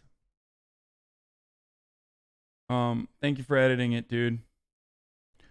If Senate will not call witnesses and 75% of Americans want to hear from witnesses, the House should call them. How? Start hashtag new impeachment, proceed from strength. Bolton says Trump's family might have gotten personal benefits from China or Turkey. Are we just going to let that go? Yeah, dude. Good luck, dude. Good luck with your hashtags, Jank.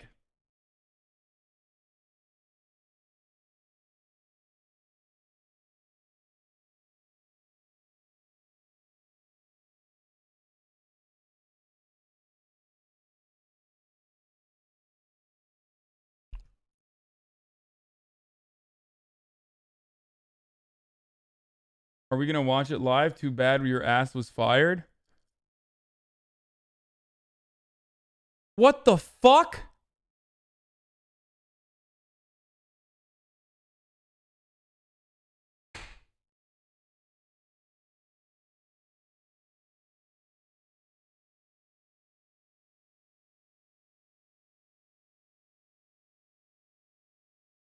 Dude, that's so fucked up. Dude, that's so fucked up.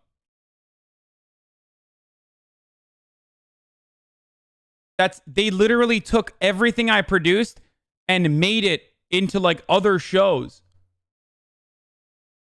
They took everything I produced.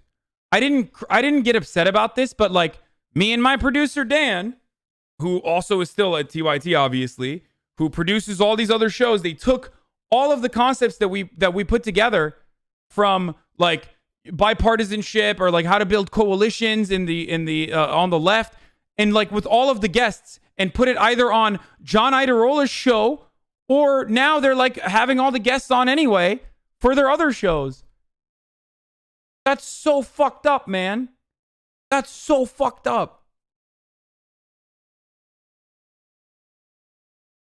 They literally took everything I produced and just incorporated it into TYT programming.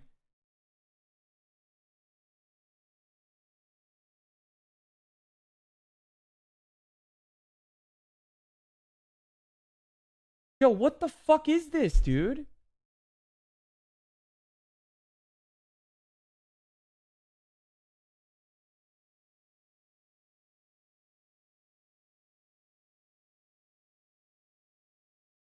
You produced it on TYT's time, so it's TYT's IP now.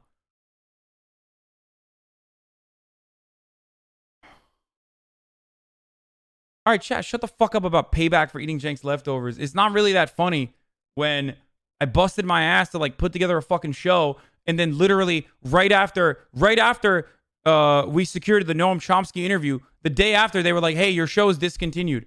They could have just not made me produce the show months ahead of time and saved me all the fucking headache. It's so dumb. Like, it's insane that they did this shit. It's so scummy. I mean, on the one hand, I'm excited because, hey, good. I'm glad that TYT is getting to do all of these things that I wanted to do with them. And it's fine, and it's fun. It's great. On the one hand, it's good that, like, Noam Chomsky is going to go and talk to TYT. On the other hand, it's really fucking scummy that they were like, hey, you're not going to... You're no longer here. We're just going to take the literal show that you produced, and we're going to do it on all of our other shows.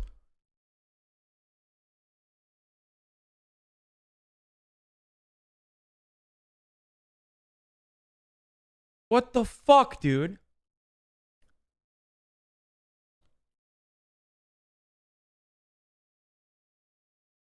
I don't really see how that's scummy. How do you not see how that's scummy? I didn't have to fucking produce these shows, man. And broken promotional material to this day, like you're still there. You two are mentioned daily in the commercials.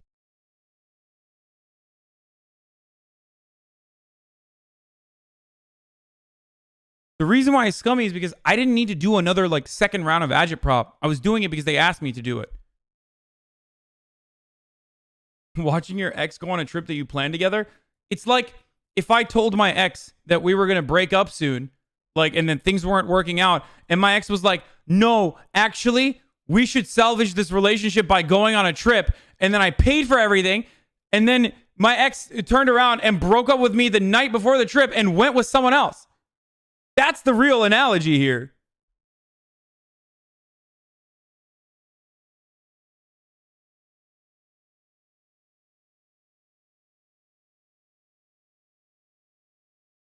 Like, I literally was like, it's fine. I went part-time, and it would have been okay. But like, if we never did the second round of agitprop, but they were like, hey, man, it's great. No. We definitely want to do the second round of agitprop.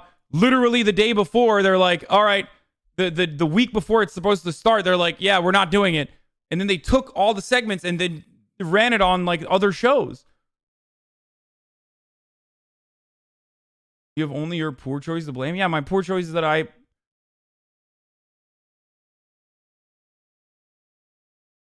They used to work. They use your work from while you were working there. How dare they? No, I'm mad that they. How is this hard to understand? The reason why I did this work is literally so I could look. I make a lot more money on Twitch than I do on TYT. The reason why I did this work is because I thought this was going to be a show that we were going to produce on TYT.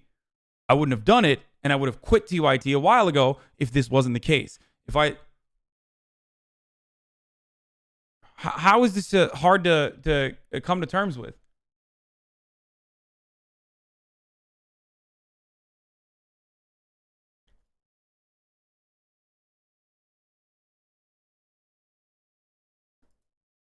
And I'm saying that I'm conflicted because on the one hand, I'm like,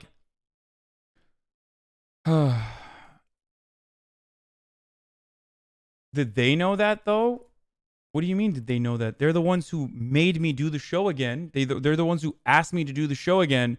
And then they're also the ones who literally stripped the show, stripped it bare, took all of the elements of the show that I produced with other producers who are still on the TYT payroll, and then put it on other shows that those producers produce.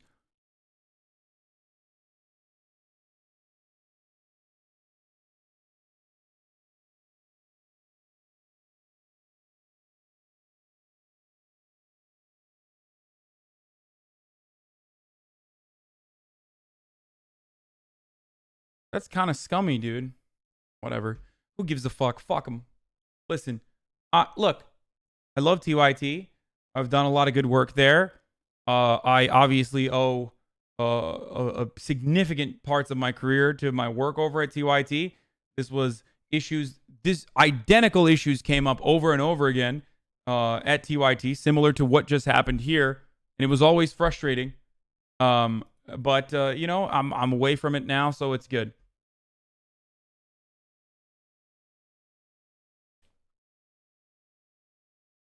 It's so scummy, dude. I pay for a TYT membership solely because you said you were doing agitprop, so for them kind of fuck you over like this is really disappointing. Yeah, I promoted it over and over again on my network too. It just feels like they were just trying to fucking squeeze everything they can before they finally fucked me over one last time, dude. Jesus Christ.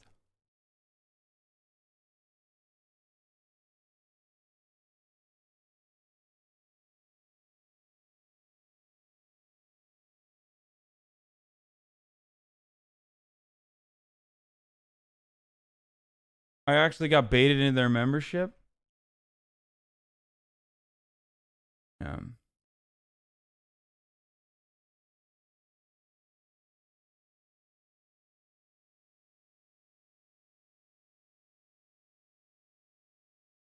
Oh, you sent the ring, accomplished author? Yeah, it came here somewhere. I was wearing it earlier.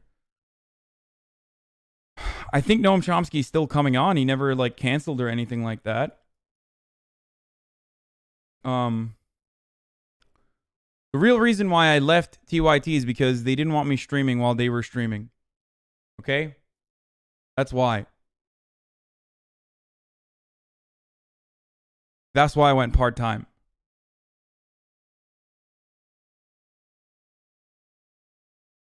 There you go. I fucking said it. And the reality is I probably would have never left TYT despite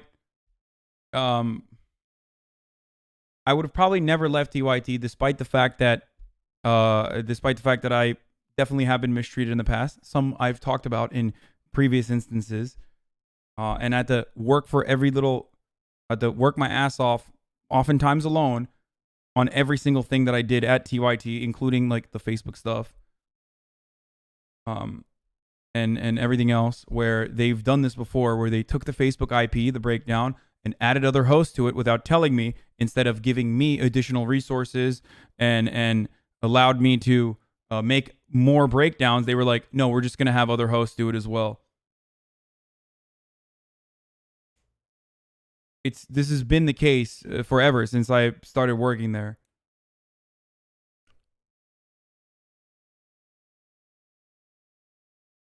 I feel for you and that sucks, but let's not burn bridges out of anger. What bridges am I going to burn? My fucking uncle's, it's my uncle's company, dude.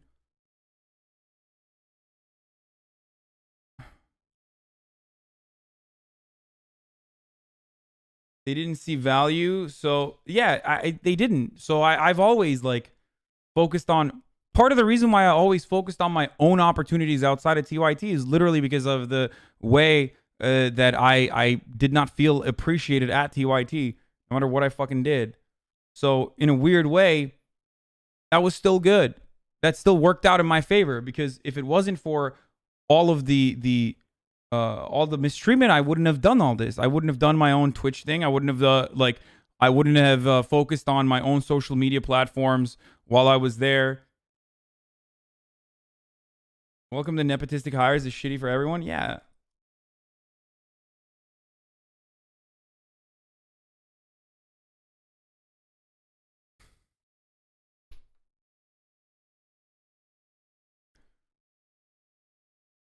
Anyway, ultimately, it doesn't matter. Obviously, I still love Jank, and I still love everyone at TYT.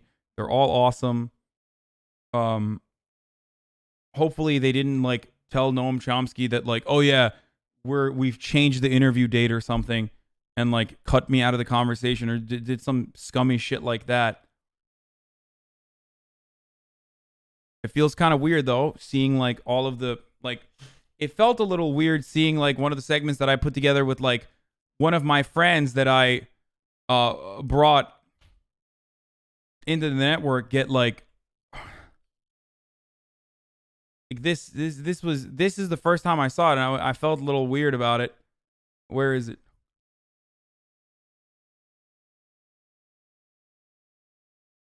I don't know where it is. I felt a little weird when I felt a little weird when I saw one of the segments that I produced about leftist solidarity and leftist organizing and infighting in the left with DSA organizer Brandon Ray Ramirez get featured on John's show, which my producer also produces. My other producer also produces. But ultimately, I still was like, I'm not upset because it's good. These are issues that are getting coverage, and this was a good segment, and I'm glad that they like followed through with the segment. But now I feel a little bit differently about it, seeing that they didn't just do it with that segment, but like every other thing as well, it seems like.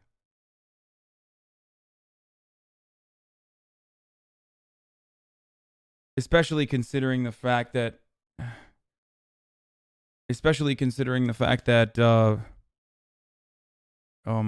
I didn't need to produce the show at all.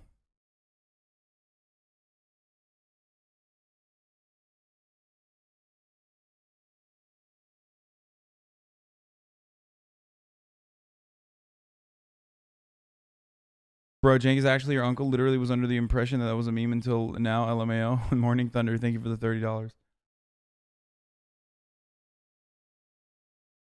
You don't love the spirit of justice. You love your father, the devil. Thank you, Barbecue Chips, with the Twitch Prime subscription for 2 months.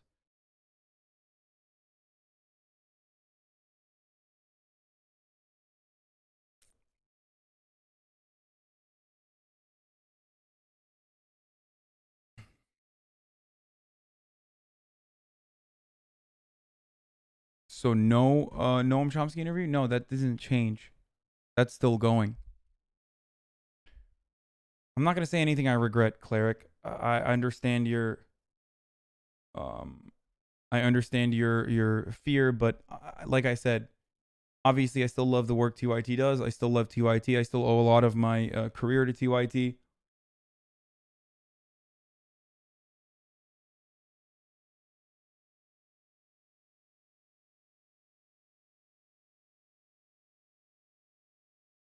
Anyway. The Noam Chomsky interview is 2 days after the TYT one. On the 7th, on Friday.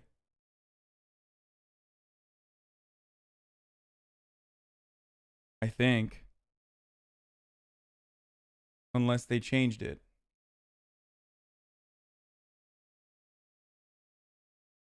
That's so fucked.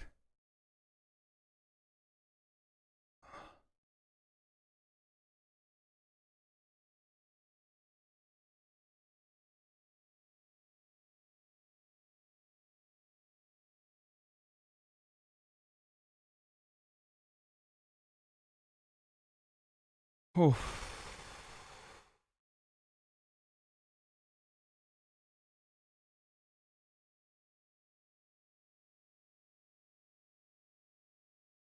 What if Chomsky thinks you're still working with TYT in the interviews with them? I'm going to send him an email right now.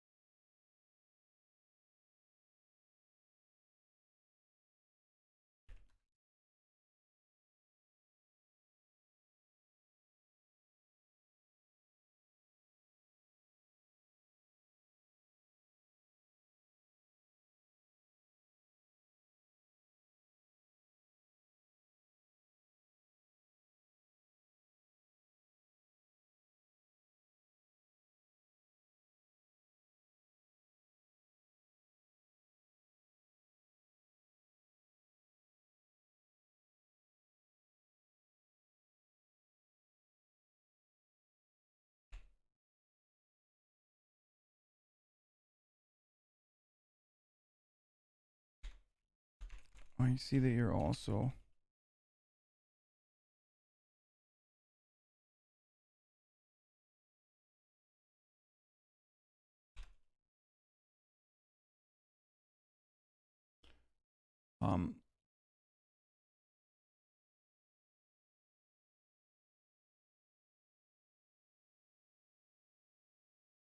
I see that you're also appearing on TYT on the 5th of February.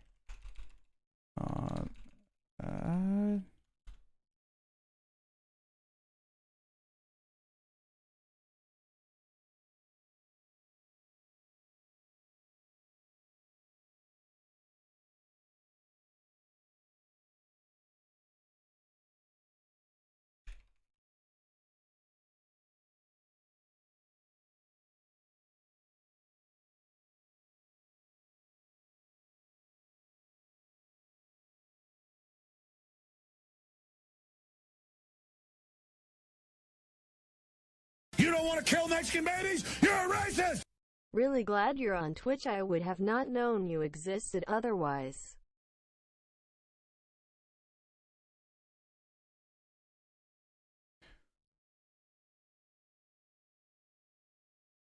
Charge Pro was discontinued.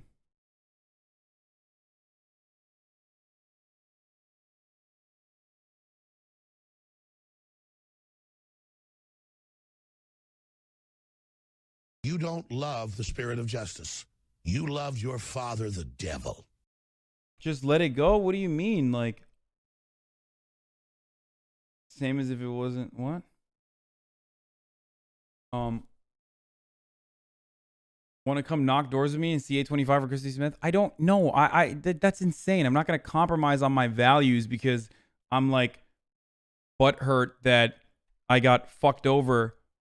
Like, I still think Jank would be an infinitely better representative of CA25 than fucking Christy Smith. Don't be insane, dude.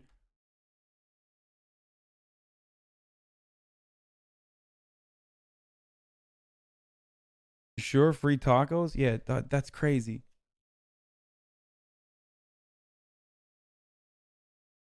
Our interview coming up. I see that you're also appearing on TYT on the 5th of February with our interview coming up on the 7th. I just wanted to make sure that there wasn't any confusion. My show Agitprop was discontinued, but I still have what we are still slated on.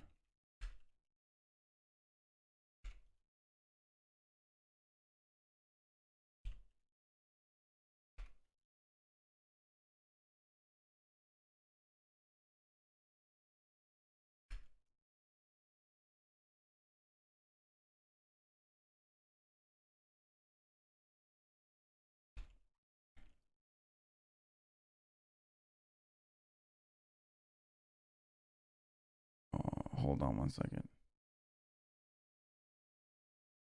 February 7th for 1 p.m. to 1:30. I love the system. I can now remove the tinfoil hat. Hi Hasan, it's Mendoza here. Thank you for this intel.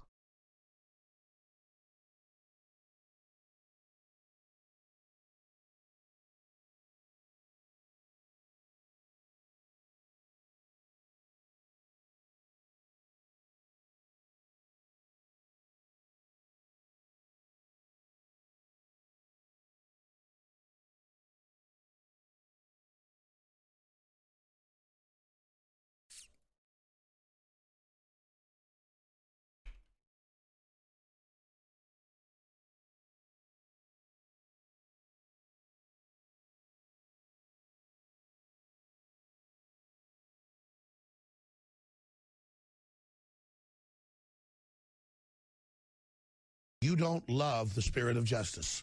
You love your father, the devil. Play Tarkov with Chomsky.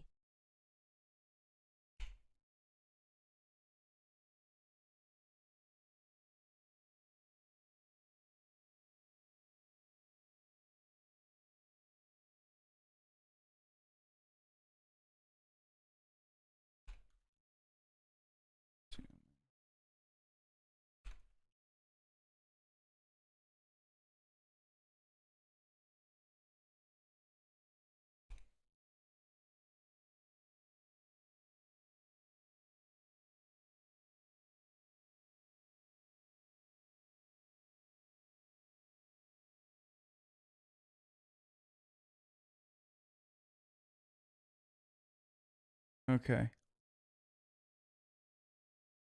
Don't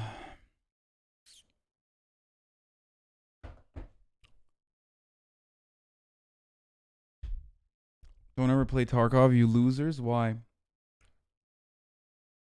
Okay, I sent them an email. Sorry, for the holdup. I was just... Everyone screws everyone over in entertainment. I'm still bitter about stuff that happened years ago. Lol, just remember, they wouldn't steal the work if it wasn't good. I know my work is good, man. It speaks for itself. It's not like... sorry. You can Haas mods me all you want, but... Imagine Hasan... Yeah.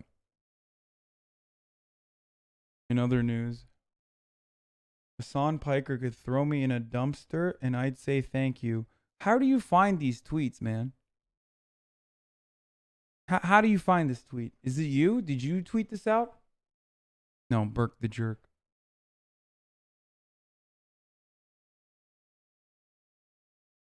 Oh. Did some calculations. You're going to lose approximately 600 subs tomorrow.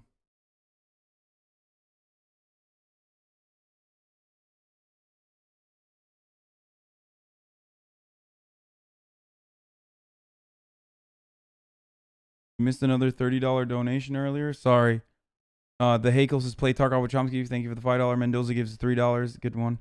Mendoza, really glad you're on Twitch. I would have not known you existed otherwise. Thank you, Jub, for the $3 dono. I found a Twitter account that had their location set to Hasan Piker's clogged toilet. It was a fan account. You can throw me wherever you want. What did you train at the gym today, King? I did. I have not maxed out my Bernie. I have not maxed out my Bernie donations. No. Have you heard of the environmentalist dead in Mexico? No. This past week, you seem depressed. I'm a little bummy.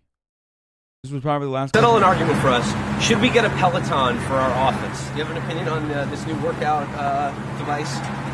Yeah, I like a Peloton. I mean, I've never done the treadmill, but I have a Peloton. We have a Peloton at our house, and I do a Peloton. I mean, I think it's great. I like the music. The sound system is really good. John Delaney, thank you for your time. Best of luck on Monday. Thanks, man. Cheers. Great. Cheers. What? They asked the right questions, man. They're asking all of the important and right questions. What are you going to ask John Delaney? What his takes are on American healthcare? No, wrong. That's not what you're supposed to ask John Delaney. You're supposed to ask him about working out questions. Good on them for doing that. Okay?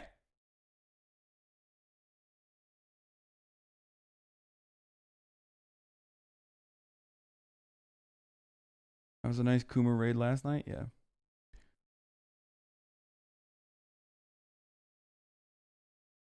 Hey, Hasan, I'm glad you brought up workout questions because I had a boss who once called someone a snow woman for talking about climate change in the middle of a blizzard. So I wrote back and said science is on our side and I like to see how your hair would fare in a blizzard. Got him! Okay, I'll get in a better mood.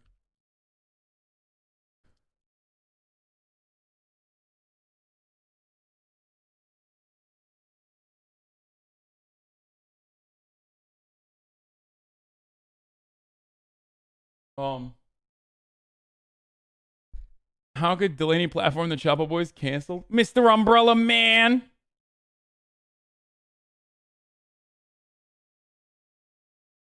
Okay, do you wanna do the?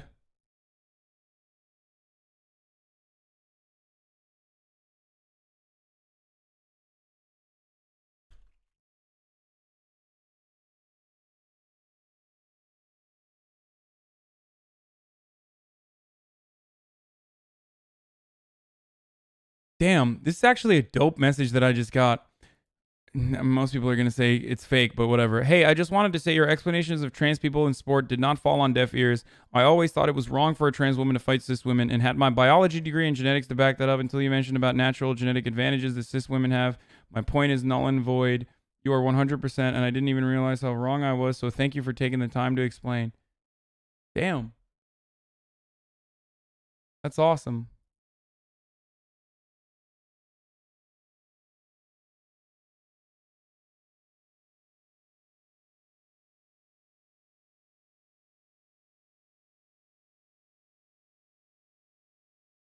It's dope.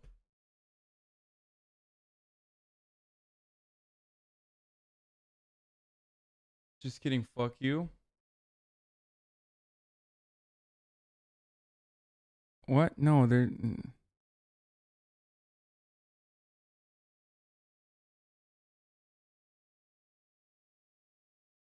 That was me too. You have held my views on trans women in sports. Where can we message you? Discord.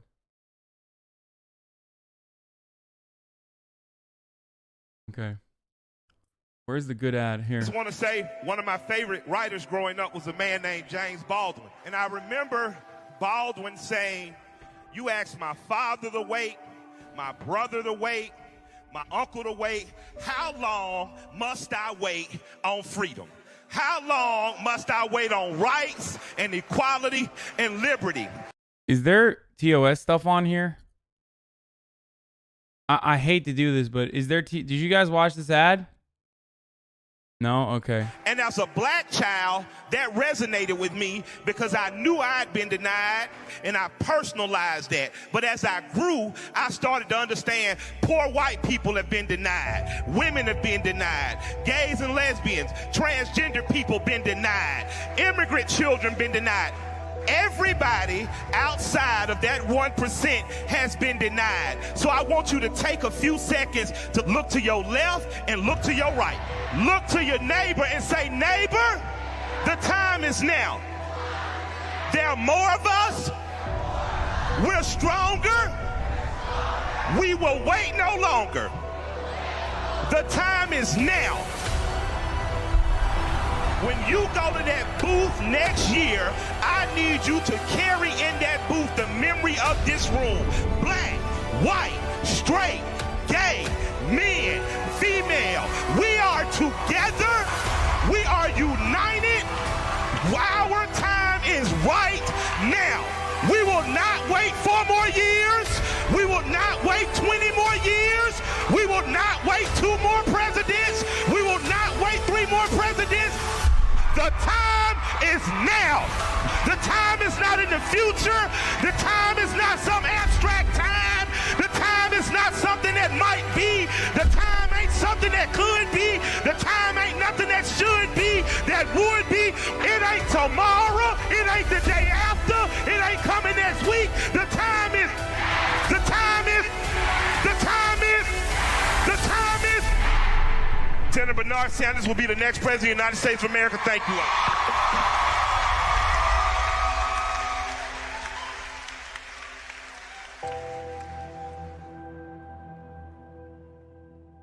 That's a really good ad, man.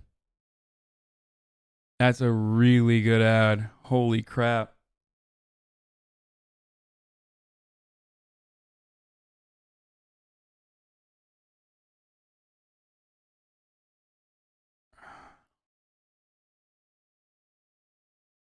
I thought you were going to live stream with Raj today. No.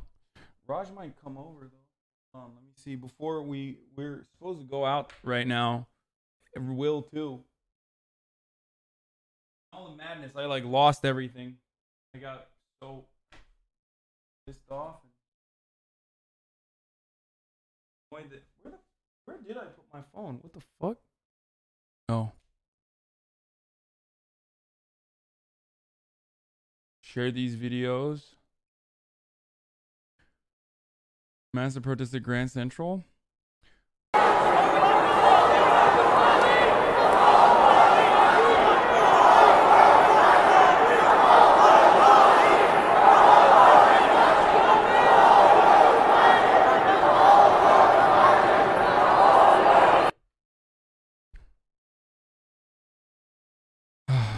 Free transit in New York City and cops out of our subways. Police just arrested one man for unknown reasons. The crowd surged forward, chanting, "The whole world is watching." The crowd in Grand Central protesting the policing cost and inaccessibility of the MTA was absolutely massive. Wow. Dude, honestly. Oh, this is the Power of Bernie Sanders ad from Goodnight Productions? Okay. Listen. The whole world is on fire right now. Everywhere. There are protests everywhere, man. Chile, Bolivia, France. Just this past weekend, and you will never see this in media, just this past weekend, there were firefighters that were getting brutalized by police officers. They're getting beaten down by police officers in France.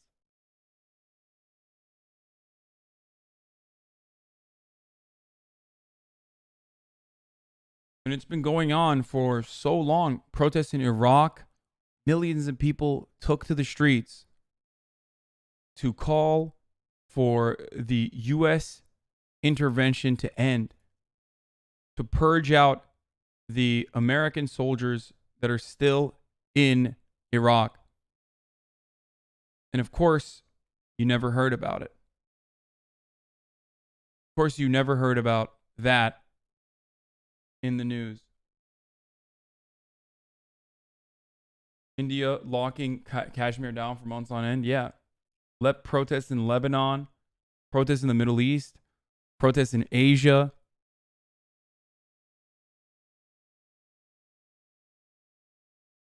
Protests in Colombia. As a matter of fact, it feels like the only place where you don't have a lot of protests is good old US of A. And that seems to be changing as well.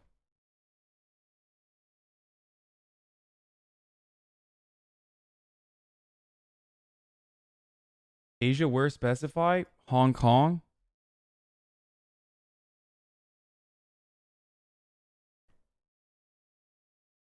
Protests in Puerto Rico. It's true. Dude, I already watched the new Jubilee yesterday. Chill. Listen to this from Matt. This was recorded last night in Des Moines. Matt and Virgil's comments here put two words: the strange and amazing feeling of being here now in a shared moment of collective humanity. It moved me deeply, and I think you might feel the same way. I just want to say, I'll say this. So in my darker moments, I reflect on the fact that caring about politics is a mental illness, kind of. Yeah. In Certainly American politics. What it is essentially, it is a mad and desperate search for a sense of control. It's to feel like you have some sort of say in what's going to happen, even though deep down in your darkest heart, you know that's not true.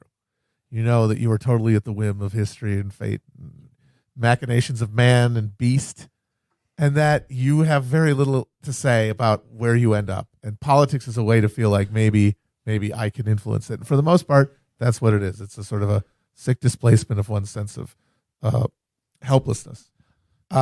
And that just goes beyond caring about politics. It goes to voting and being involved and everything, because it really is an illusion. And politics really is beyond us for the most part. It's huge forces like capitalism and that shape things beyond a scale that we could ever even comprehend, because we're so small. But I've been trying to fight against this for a year now because I don't want to lose my way. I don't want to get stars in my eyes, but I cannot get over this feeling, even when I'm feeling at my darkest and most pessimistic, that this is a moment that is the beginning of a chance to actually get closer to putting your hand somewhere close to the levers of destiny. Not with this election, not with this primary, not even with Bernie getting in. That's just the opening of the door. You have to step through and you have to walk. but I really feel like that if we have an ability as a species to come together in a common recognition of humanity, that this is maybe our last chance to do it, but we might actually be able to. I have nothing left to say. I'm gonna go to the bathroom and watch my. I'm not crying. Damn it, Will! What do we say about J-O-ing during the recording? Supposed to get your errands done before we meet. But as well, we mention, we shout out the listeners who have made the Bernie journey. Absolutely. Many of whom have reached out to us, which we normally frown upon. Absolutely. Of No, thank you. with messages of warm encouragement. This is not to shame everyone else who did not make the Bernie journey, but rather not. to say that there are many forms of participation you can engage in that are absolutely critical right now. Because again, it's not just Iowa, New Hampshire, Nevada. It's also the Super Tuesday states where we are just over a month away from. Yeah, the big kahunas. Where they still need people to text bank and to make phone calls. And as well, keep this in mind, the Bernie campaign set a goal for the month of January to make 5 million phone calls over the month. And they blew past that goal about 2 weeks ago. Yeah, they raised it to 10 and they might get there. What is so humanizing to me is the idea that we're all really in this one together, that this is like one big fight where everyone is marching in the same army towards a common cause. And it's a level of organization that I don't think I've seen in my lifetime.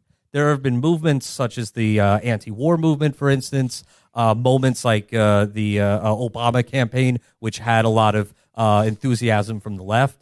But I just don't think anything really compares to this, to the shared sense of humanity I feel for everyone else who is like, yeah, I get it. We're on the same page. You love your father. And this is coming as someone who has spent, his entire adult life doing what Matt does, which is watch the TV and get mad, which any sane person would do is get mad. And it's a very alienating, isolating experience to think that, well, I'm just a crank. Like nobody else in the world shares my views except maybe a handful of other cranks. Like there's nobody else who would want to abolish capital. Nobody else who sees the people in charge, sees the oligarchs and thinks like they should be pelted when they walk through the street. Like we need to get rid of them. Yes, they are the fucking problem. And to see like literally thousands, tens, hundreds of thousands of people, as we've seen for the just the number of people who have even volunteered or donated to Bernie at all, not only share these views, but millions of people who not only just agree with that perspective now by virtue of the fact they support Bernie Sanders and like what he's saying, but are being converted by the day.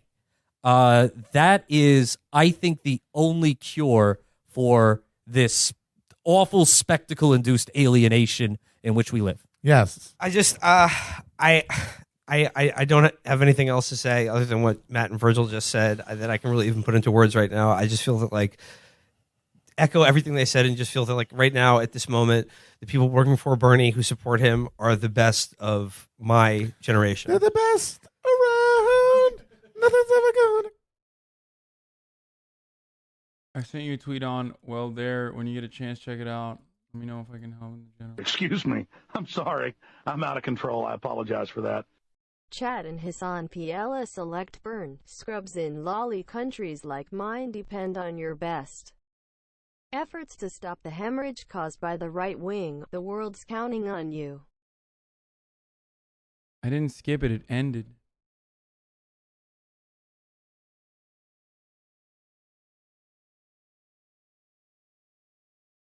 Show mail? Oh, I already did it. It ended. Oh, crap. I forgot. Does it still say P.O. Box? Damn it. We finished it, dude. I got a halal snack pack Oof. I'm still bummed out about the TYT thing. Jesus Christ, dude. It really fucked me up. The Chomsky interview was like the one thing that I was super stoked on. You know what I mean? It's literally the one thing that I was super stoked on out of this entire process. And I was like, you know what? It's not an altogether all-around loss. You know, I get to talk to Noam Chomsky. We'll see. I just emailed him. Hopefully he responds. You don't love the spirit of justice. You love your father, the devil. What the fuck are they doing, man? That's so scummy. So close. You don't love the spirit of justice. You love your father, the devil. I love you, poo-poo. Your streams really cheer me up. Keep at it.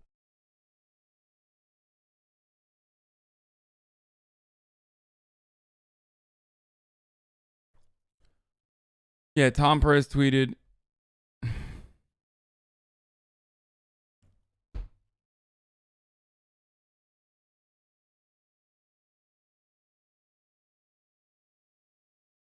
Are you streaming the Iowa caucuses? Yes, I will of course be streaming the Iowa caucuses live. I won't be there, but I will be in New Jersey, streaming from New Jersey the entire day. I already sent my I already purchased equipment and sent it to New Jersey just so I could have like a serious PC streaming setup that's similar to what I have here. I'm not going to have a good headset and headphones, but that's pretty much it.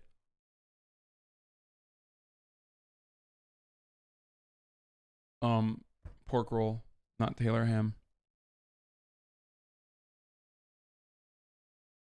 Yeah, there will be a 5K pre-built in New Jersey. Not a 5K one, but still a very expensive one.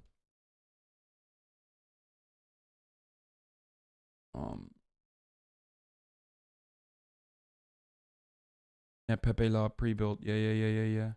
Good one. Laugh it up, chat. Laugh it up. Okay. Let's watch that freaking Jubilee video that you want me to watch. What data?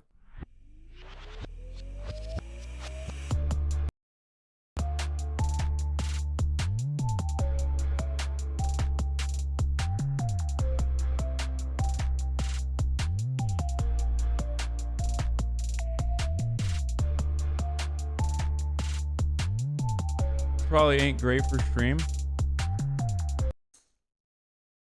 Oh, the scamming fashion week one. Yeah. Hold on. I don't want to watch this, dude. You know what? That's what I want to watch. My 14-year-old brother's been watching this guy on Twitch and now he's a borderline commie. My 14-year-old brother has been watching this guy on Twitch and now he's a borderline commie. I thought he was a harmless gamer, but all he does is watch Bernie Sanders and promotes cultural neo-Marxist bullshit. Don't let your loved ones watch this guy. Watch this piece of shit. Who is it? Your brother's basically Antifa now. Not sure who would watch him. He's just like Destiny, a guy who was born with a silver spoon in his mouth and lives comfortable while also running around saying socialism, communism, good guys, let minorities in to take your entry-level jobs. Let the corps barely pay them for your job, lol.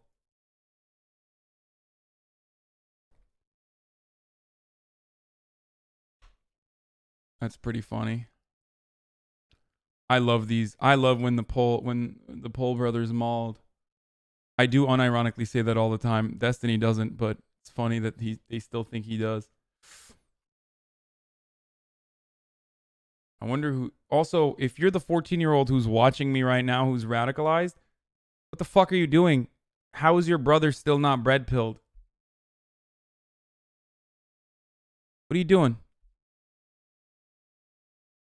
You have a Nazi brother? Why are you letting your boomer ass older brother run around with these stupid takes, with these antiquated, outdated, stupid ass takes?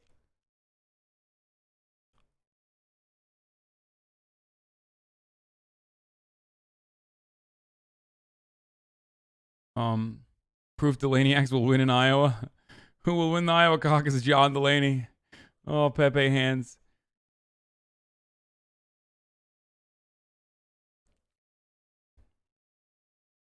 I honestly don't think Bernie actually wants primary nomination. He will take campaign money and funnel into campaign marketing and then buy his 4th and 5th house and then retire. Oh, it is a libertarian meme. Okay, I was going to say, who? What? If your brother is still hanging out on 4chan, if he's still on poll this far in to 2020, he's a boomer. It's all boomers now.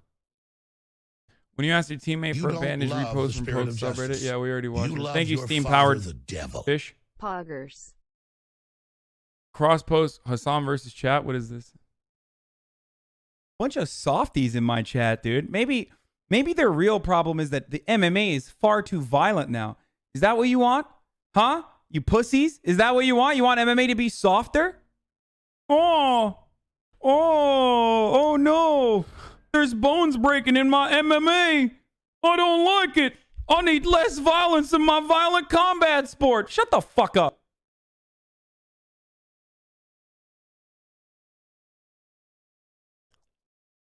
Bo Blue, no matter who, a good game to play, not for broadcast. Where are the videos that you suggested in my... What happened to no swearing today? Yeah, I lost it as soon as we... I lost that promise as soon as we got to transphobia in the chat.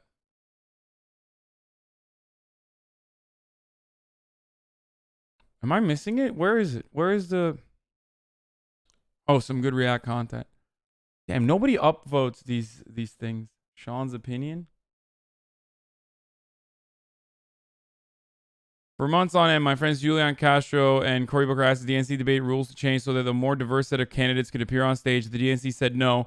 They insisted the rules could not be changed while the campaign was in motion. This is crazy. Ooh. Very good. Very good, Sean. Yeah, hit him with that. Hit him where you expose their hypocrisy about hit them where it hurts, where the only thing they have is identity politics. And if they can't even do identity politics right, what else do they got going for them? Nothing. Nothing. Absolutely nothing.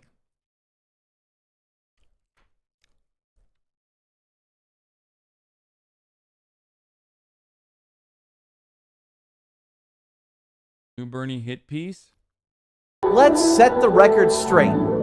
The records of Bernie Sanders and Joe Biden on Social Security couldn't be more different. Bernie Sanders has a 30-year record of fighting not just to prevent Social Security from being cut, but to expand benefits for the senior citizens, veterans, and people with disabilities who depend on it. Joe Biden has a very different record. In fact, he has a 40-year history of working with Republicans to try to cut Social Security. The Associated Press published a story on Bernie Sanders and Joe Biden this week that may have shocked you. The story pretends that Bernie and Biden have the same record on Social Security, when in fact the exact opposite is true. First, the AP story said Bernie had made the explosive charge that Biden was an outspoken proponent of slashing the program. Let's be clear.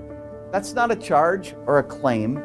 It's literally a fact. The story quotes Bernie saying in 1996 that we need to make, quote, adjustments to Social Security. And then the story insists that means Bernie has the same record as Biden. There's just one problem here. Unlike Biden, when Bernie talked about adjustments, he made it crystal clear he was talking about increasing benefits. I'm not going to let my friends get ripped off and hurt. There is a war being waged against the needs of senior citizens. Why is anybody in their right minds going after senior citizens? During Bernie's first run for Congress 30 years ago, Bernie said, quote, I am very much opposed to any freeze or cut in the cost of living adjustments for Social Security recipients. Within weeks of being sworn into his first term in Congress in 1991, Bernie co-sponsored legislation to block Social Security cuts and to increase Social Security benefits. In 1993, Bernie said, "Some people claim that entitlement reform is the answer to our government's fiscal problems. They argue that we must cut back on entitlement programs like Medicare, Medicaid, and Social Security to help balance the budget. I disagree." During his 1994 re-election campaign, Bernie had a radio ad on Social Security. Here's what he said. It is imperative that we address the deficit problem that this nation faces, but we can do it without cutting Social Security. In January 1995, Bernie gave a speech opposing the balanced budget amendment. He said, "The balanced budget amendment will be a disaster for working people, for elderly people, for low-income people. It will mean, in my view, the destruction of the Social Security system as we know it." 5 days later, Joe Biden went to the floor of the Senate and gave a speech on the same amendment, and he said this. When I argued that we should freeze federal spending, I meant Social Security as well. I meant Medicare and Medicaid. I meant veterans benefits. I meant every single solitary thing in the government. And I not only tried it once, I tried it twice, I tried it a third time, and I tried it a fourth time. And Social Security advocates, including the AARP, were furious. They said that the bill Biden voted for was, quote, nothing more than a raid on Social Security's trust funds. Now, I know what you might be thinking. The fact that, I'm sorry, I have to pause it. The fact that they thought that they could get away with lying about something as transparent, as obvious as Biden's record on Social Security is insane to me. I mean, how comfortable are these establishment Democrats with how much the media will let them get away with lies?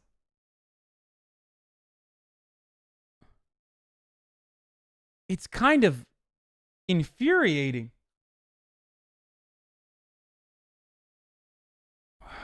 We should always remember all of this, and we should remind people every step of the way. Just put it in the back of your mind when people ask you, like, oh, why do you say the media is out to get you? Like, that's crazy. What is this victimhood complex, this narrative that you're cultivating? Remember these moments. Remember when PolitiFact was doing Joe Biden's campaign work, basically. Remember when Paul Krugman of the New York Times openly stated that Bernie Sanders had slandered Joe Biden. Remember that. These are the people who do not have your best interest at heart. They only care about enforcing the status quo, no matter how cruel it is, and they will lie, cheat, and steal. It does not matter. They will lie, they will cheat, they will steal to ensure that the status quo continues, because they are comfortable in their ivory towers. And people like Bernie Sanders, people like you guys in this chat who are advocating for progressive change, genuinely present a threat to the established order. A much more significant threat than any alt-right or Nazi ever could. That was over 20 years ago. Ancient history, right? Guess again. In 2010, I was with Bernie on the floor of the Senate for 8.5 hours during his speech in opposition to a deal Biden cut with McConnell to extend all of the Bush tax breaks for the rich while diverting $120 billion from the Social Security Trust Fund. 1 year later, while Biden formed a committee dubbed the Biden Committee to try to cut Social Security, Bernie formed the Defending Social Security Caucus to prevent Social Security from being cut. It will be over our dead bodies if you cut Social Security for seniors and the disabled. In 2015, Bernie introduced a bill to expand Social Security benefits with no co-sponsors. The establishment thought that bill was too radical. But just 3 years later, in 2018, Bernie formed the Expanding Social Security Caucus with over 150 members of Congress. Why is this issue so important?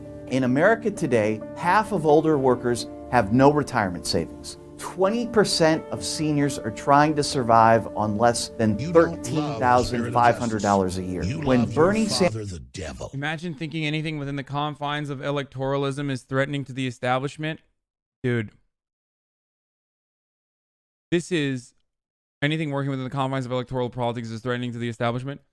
This is the only shot at actual reform.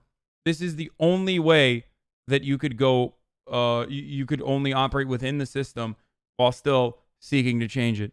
We will see what happens.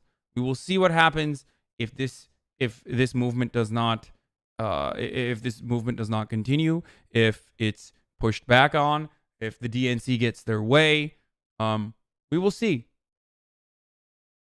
But to think that like this is not anti-establishment, to consider that, to have that woke take that, you know, this is a bourgeois election, so it will inevitably lead to bourgeois outcomes, is idiotic when you consider exactly how hard the establishment is currently fighting against this from actually happening.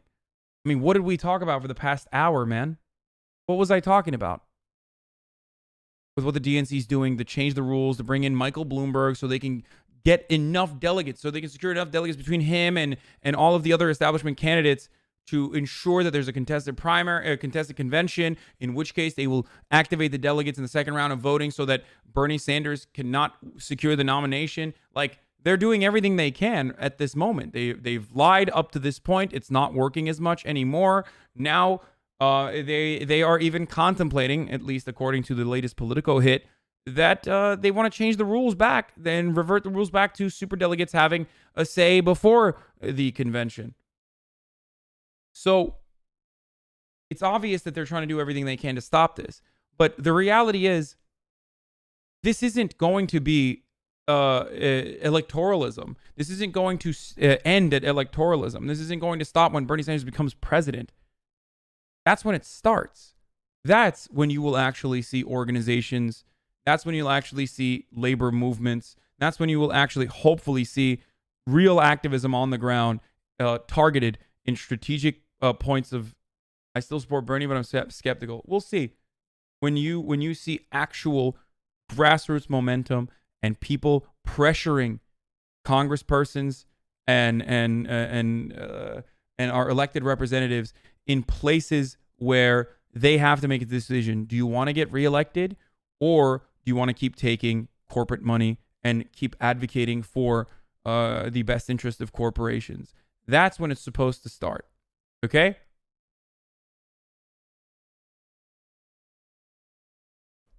I'm not going to lie to you. I'm not going to sit here and tell you like, oh man, we elect Bernie Sanders and it's over. You know what I mean?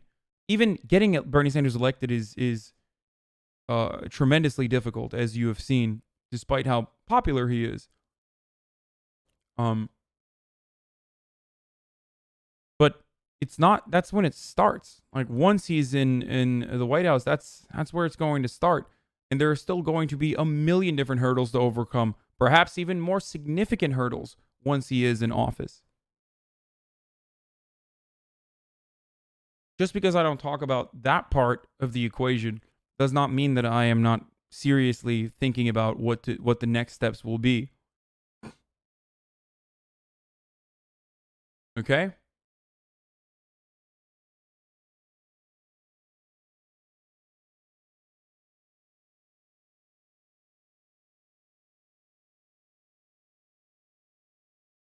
Anyway.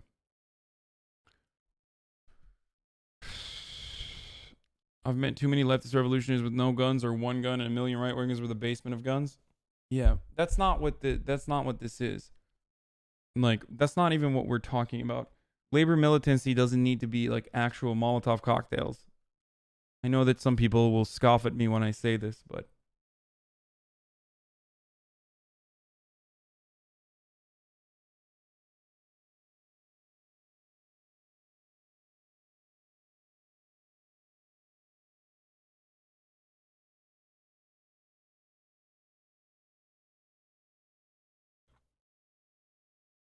is it true that U.S. elections should matter to us living in other countries? Of course.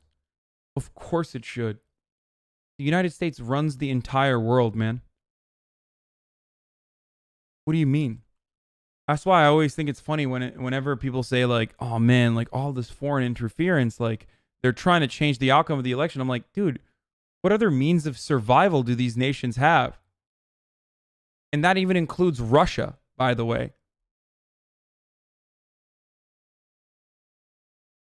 Bit of an exaggeration? How is that an exaggeration?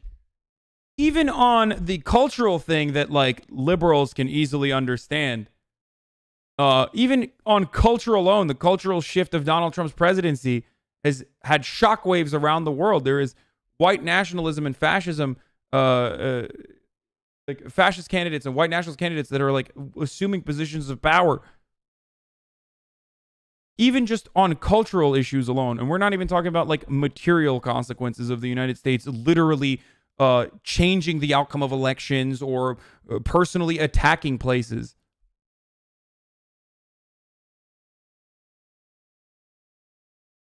Sanders becomes president, you can trust that he will do everything he can to expand, not cut Social Security, because he always has.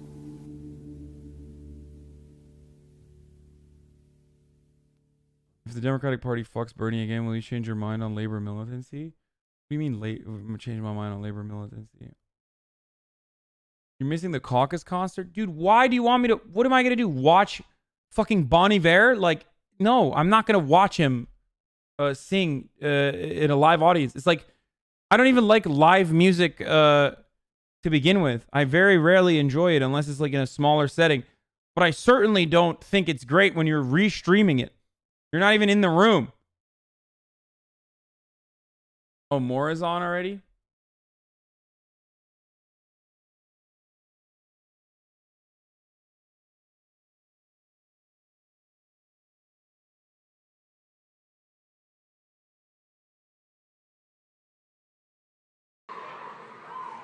And that's because they figured out that we've fucked them over.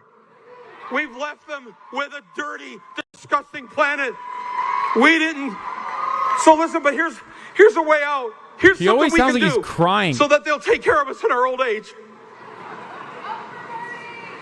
Vote for Bernie. Oh, he is crying. Never mind. He's actually crying.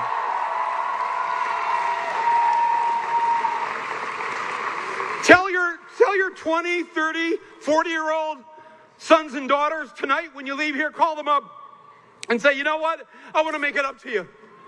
I want to. You should be able to own a home, and you can't. You should be able to go to college and then live your life the way you want to live it, and not be a slave to some job that you don't want to be in. And you and your children should be able to live out your natural lives and not have to die before your time because of the poison planet. So here's what I'm going to do. Even though I really like Elizabeth Warren, or I really like Amy, or Uncle Joe, we've known him for so long, I'm not going to vote for them on Monday. I'm going to vote for you. It's my way of making it up to you. To you, to the Gen Xers, to the millennials. We make it up to you by voting for the person who is going to fight for your future. Not our future, your future. Your future.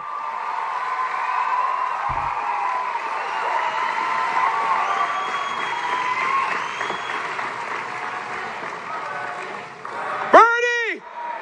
Bernie! Bernie! Bernie! Bernie!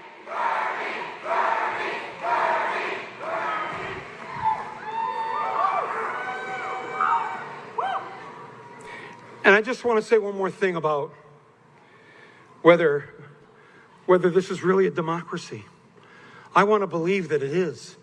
But there's something terribly wrong when the person that we vote for, the person that gets the most votes, doesn't walk into the White House as the next president of the United States.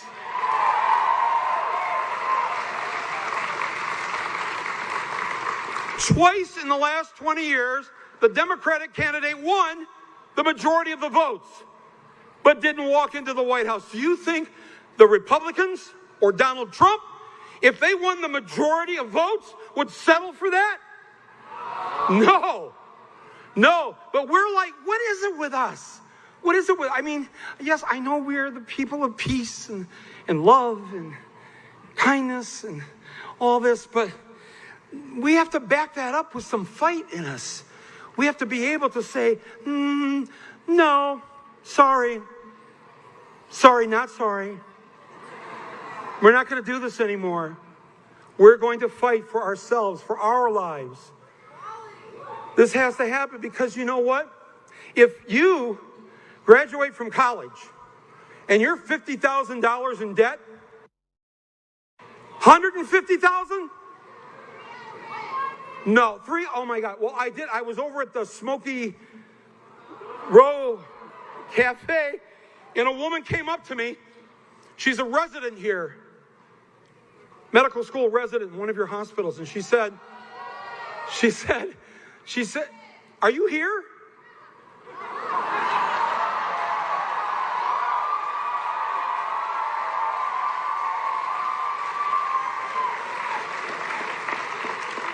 Only in Iowa. Everybody knows everybody. All right, I forgot your name. It was...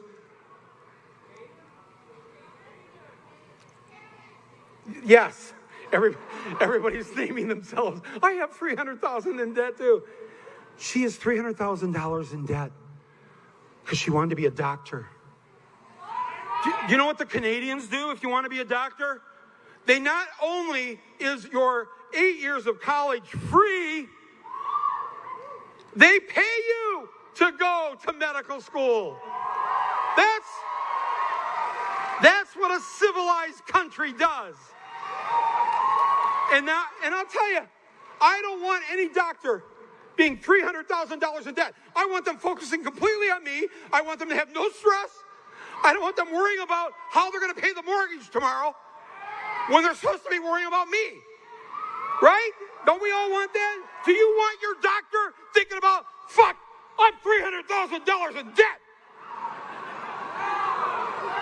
I need the pharmaceuticals. No, this is wrong. We don't live in a free country when it's like this. We don't live in a free country when you get sick, you have to worry about losing your home. We don't live in a free country where the people that couldn't come here tonight because they can't afford childcare, so they couldn't participate in the democratic political process simply because they have children and they're punished. They're punished for having children. That's not called freedom. That is not democracy. We have to change this, and Bernie Sanders is the only one of these candidates who's going to change that. He's the only one. Yeah, it's Gavin. Nerds in the chat like, oh, that's Gavin. How do you not know Michael Moore, but you know Gavin? Huh? Here? Yeah? Oh, good. Oh, excellent. Okay, great. Sorry. I'm just killing a little time. But, man, I love all of you. I just thank you for coming here. I can't wait.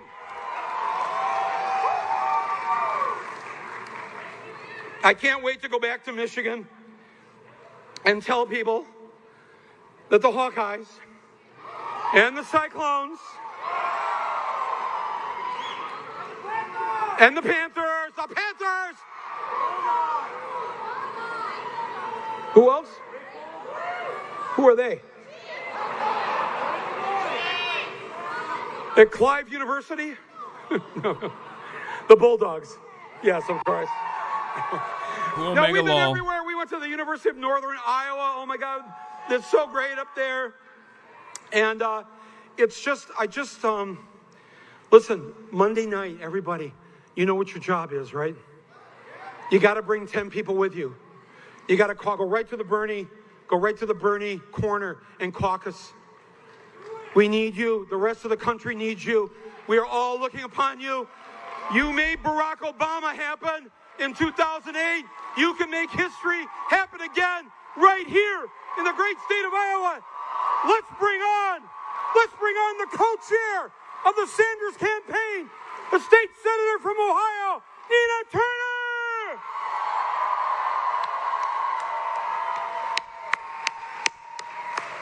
Here she is.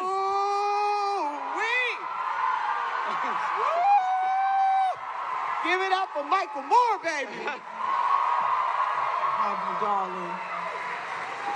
Michael don't know I was backstage doing the, oh my God, he was bringing the thunder, wasn't he? Iowa. Where you at? Now, Iowa, y'all know, only all that we love is on the line. That's all. Nothing big. Nothing too important. That's all that we love. That's it. So whether it's dealing with climate chaos, all that we love, whether it's dealing with a corrupt system that bends to the will of the few, meanwhile leaving the many out stranded. Only all that we love is on the line, that's all. And so when we have in Senator Bernard Sanders a leader who truly understands that we must have a multicultural, multiracial, multi-ethnic, multi-gendered, hello somebody, movement. That's us.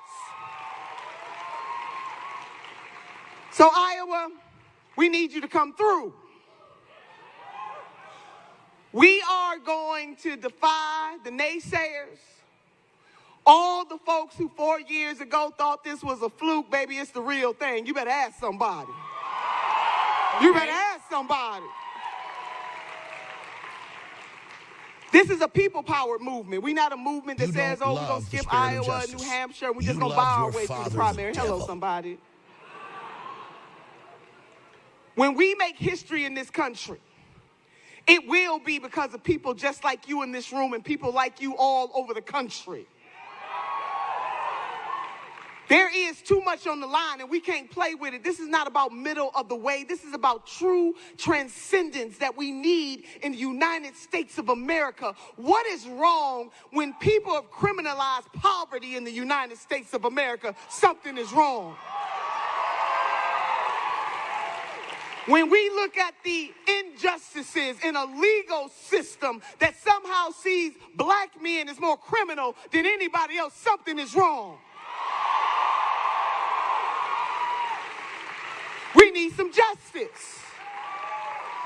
When we are okay with bailing out Wall Street but can't even put a down payment on Main Street, something is wrong.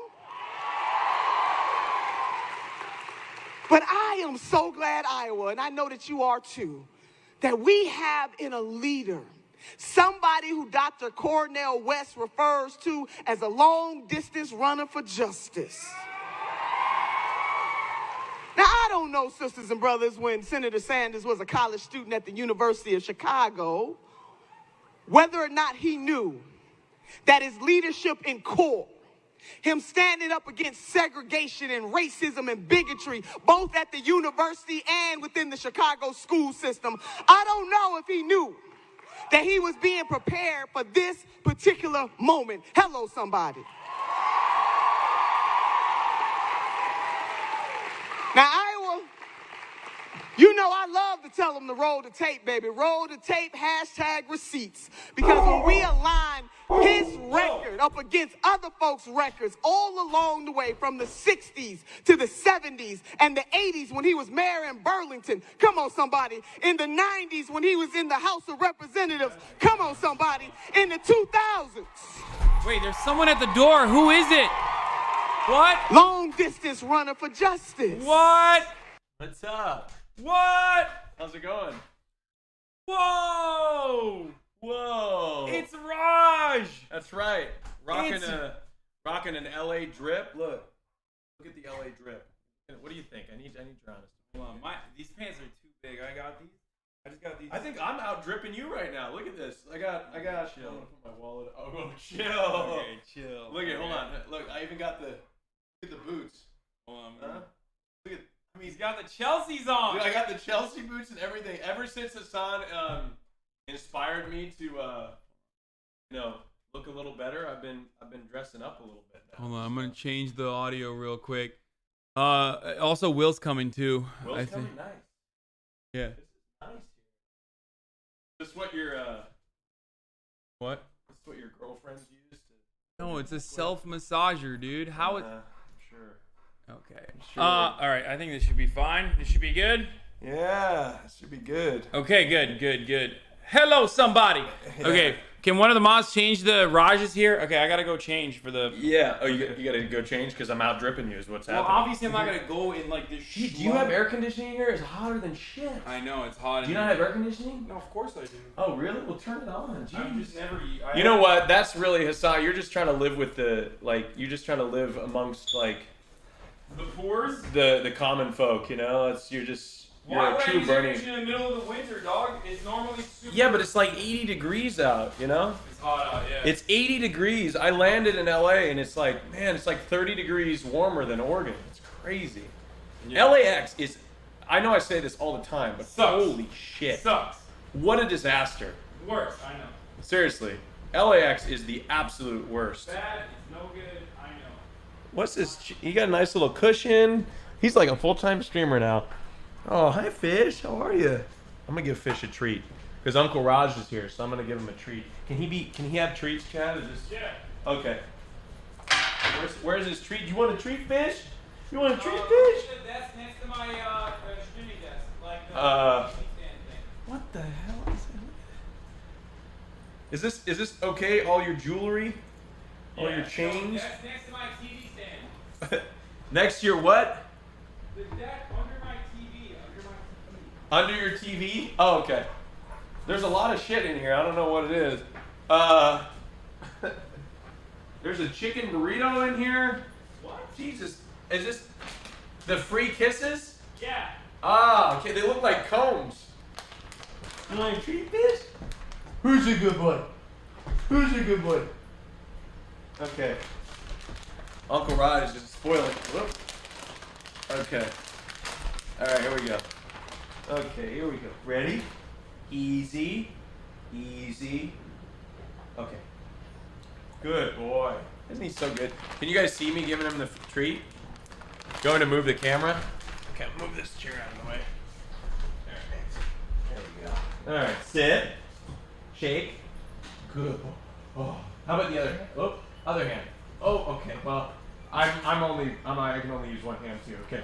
All right. Let's move the camera a little bit. What are you guys doing? Looking at my butt, you pervs! I can't. I'm gonna move the camera down a little bit. Okay. All right. Can you guys see Fish? That's not what we're looking at. Oh, the microphone's blocking. You're not even looking at my. You're not even looking at Fish. You're looking at my. That's not. Come on. That's not appropriate. Okay. All right. Who's a good boy? Ready? Easy. No. Don't take it yet. Don't.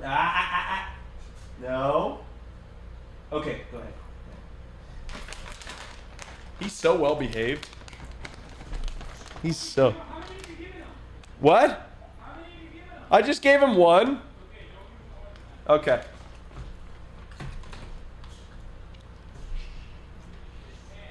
What? No, he won't. It'll be fine. I only gave him one though, so it's all good. He's good.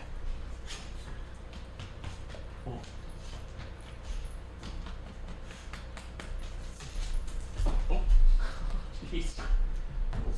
Tripping over you. Delete League? Oh man, I'm about to. You play League? Some of this. This ring is like, I could fit this ring on 2 of my fingers. Look at this. I'm gonna chain up for tonight. You think my outfit could use a chain? I think it could use like a little chain, little bonus. What the hell is this? Fish's or Hasan's? I honestly don't know, Hasan. Is this yours or your dog's? I don't know what kind of chain you're. This might be Fish's.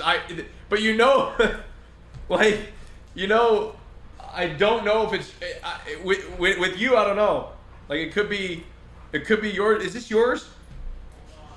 I don't know. He's not getting excited about it. There's some BDSM nipples things in here. Clamps. Is it? I don't know what that is. Can I show this? Beads. Another chain in here. I'm gonna try to wear one of these. I can't even get this around my neck. thought he had a big head. Let's see some of this. How about this? You think that would be good? Okay, how about this then? A little bit of... I can't fit the rings on my finger. I'm gonna have to use it as a...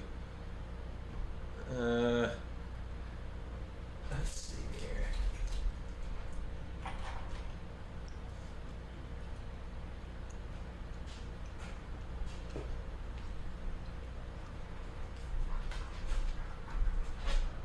Alright, let's see. What else we got?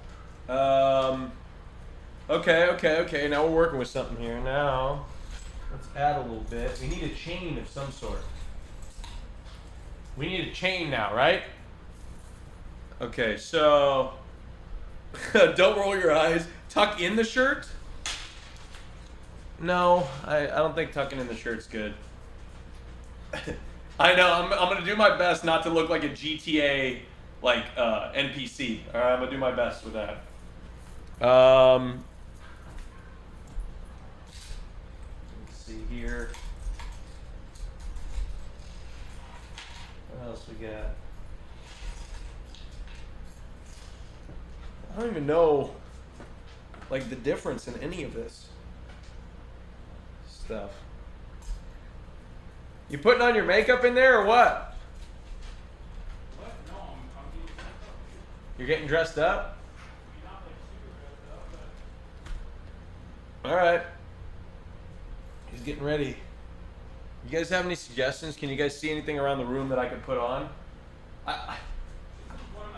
Again, I think any of your room, I could see you wearing as an outfit and calling it fashion. I feel like you would You don't glue. love the spirit of justice. He would probably glue You love one of your these books father, back the here devil. to his shirt, and it would be Drip. open. And it would be everybody would be wearing it in LA. It'd be like a glued book, just flapping open, or a magazine, or that blanket right there could be a shawl. It'd be the drip. I think so. Hey, fish.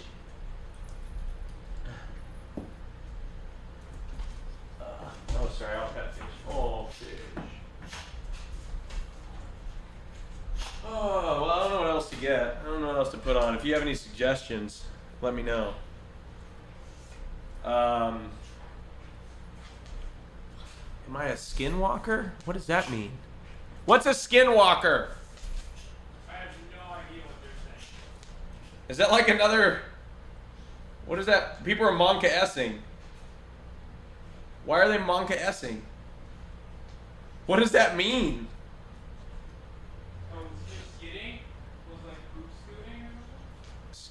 People are manga. I'm gonna look this up. I'm gonna Google this. Hold on 1 second.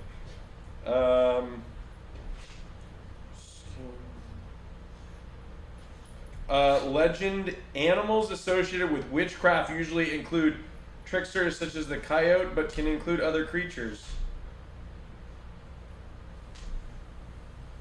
They possess living animals or people and walk around in their bodies by locking eyes with them. Oh my gosh. That's scary. I don't even know what that means. So we got glasses options then. We got some options. These are the options. We got these ones. You're not wearing glasses at night, dude. It's the drip. Or you got these ones. What did you take? I didn't take anything. Oh, were you asking about what did you? Yeah, I was like, is that fish's or yours? No, so this is a double chain. Uh-huh. I like to wear. So it isn't fish's. No, it's not. Okay. It's actually two wallet chains that I put together. Okay. That I usually rock together like this. Okay. That's nice. All right. Okay, what would you add to what I have on, or would you even wear this? This is a nice little accent piece. You know what I mean? What would you add? What am I gonna It's have? pretty good. You got a good thing going on right I now. got a good thing. Okay. Hold on. Because I thought about wearing my Adidas sweatpants, but no. I know you wouldn't. You would have had my ass if that would have happened. Yeah, that would have been ridiculous. I mean, we're not like exactly going That's to cool. anything that's like considered the height of fashion, but wait, so you don't think this is This is not some. This is like what you would wear. Where would you wear? You wouldn't even wear this. No, that's like no. I would have worn that outfit in 2005. I would have worn that outfit in 2005. Look, Like, but see, I just discovered things a little too late. Okay. Yeah, you have like. Is this still middle school fashion? It's not middle school fashion, but like, that's like. You don't like the Chelsea boost, dude. Not 2005. I'd say like 2011. 2013. Like it's like 2013. Okay. Hey, I'm okay with that. It's better than what I was wearing. But you can wear that all the time. Look at chat. We're looking at chat. Raj, how'd you fit in those jeans, skinny king? See, they're saying nice things about you. Oh, Fish looks like he's feeling good. You know, he looks like he's feeling drugged up. He's drugged up. Yeah, I give him. Oh. I give him drugs on. I give him drugs every day. Carpophorin specifically is a What does that mean? painkiller. It's a painkiller. Yeah, so he doesn't feel his arthritis. But when he's not, when he doesn't take the drugs, he's like bummed and doesn't walk at all. It's fucked up. Oh. Hello. Hello. All right, I'm gonna go pee real quick. Bro, you look at Shia. Look at all this. You just like. Sorry, I'm just going through your messing shit. everything up. Wait, where are my regular rings though? Wait, I didn't take any of those. No, I know, but you probably put them in the bottom of the pile. I did. Wait, there's like a window open in here. Are they gonna look at me pee? Just close it. Okay. Close it before you pee, forehead. You don't love the spirit of justice. You love your father, the devil.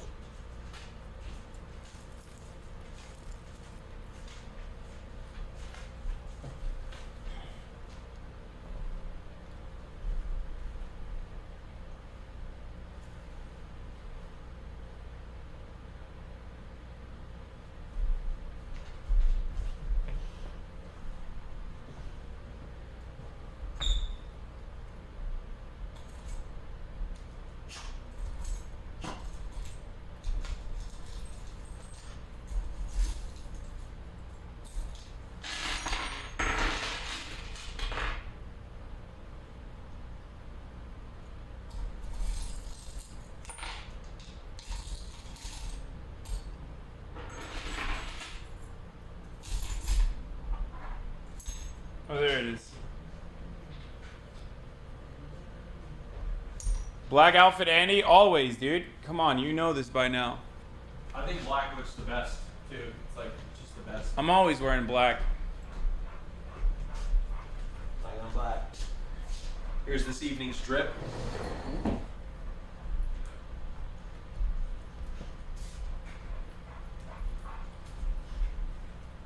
Stand stuff. Hold on.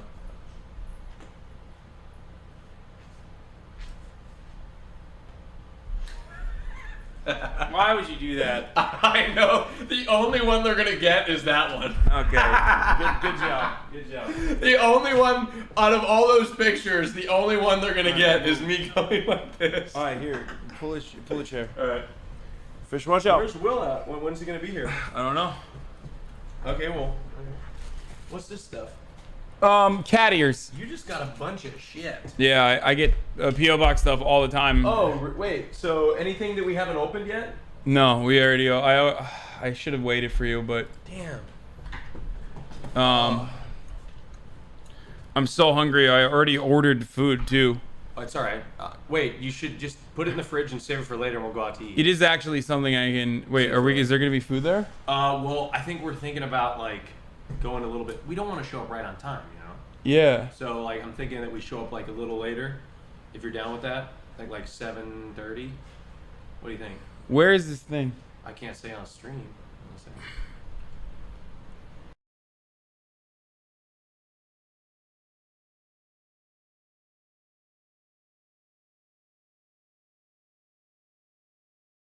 So I'll make sure I told him you guys can read lips, so he. I did, so I put it. No, you guys couldn't read it. So is this the Bernie rally? This was a Bernie rally that I was watching, but Bernie's not there, so it's kind of boring. Pathological Oh, he's talking. He's talking. A president who is a racist, a sexist, a homophobe, and a xenophobe. I told him I would put the cat ears on at 7,500 subs. do exactly in our campaign the opposite of what Trump is trying to do. He is trying to divide the American people up.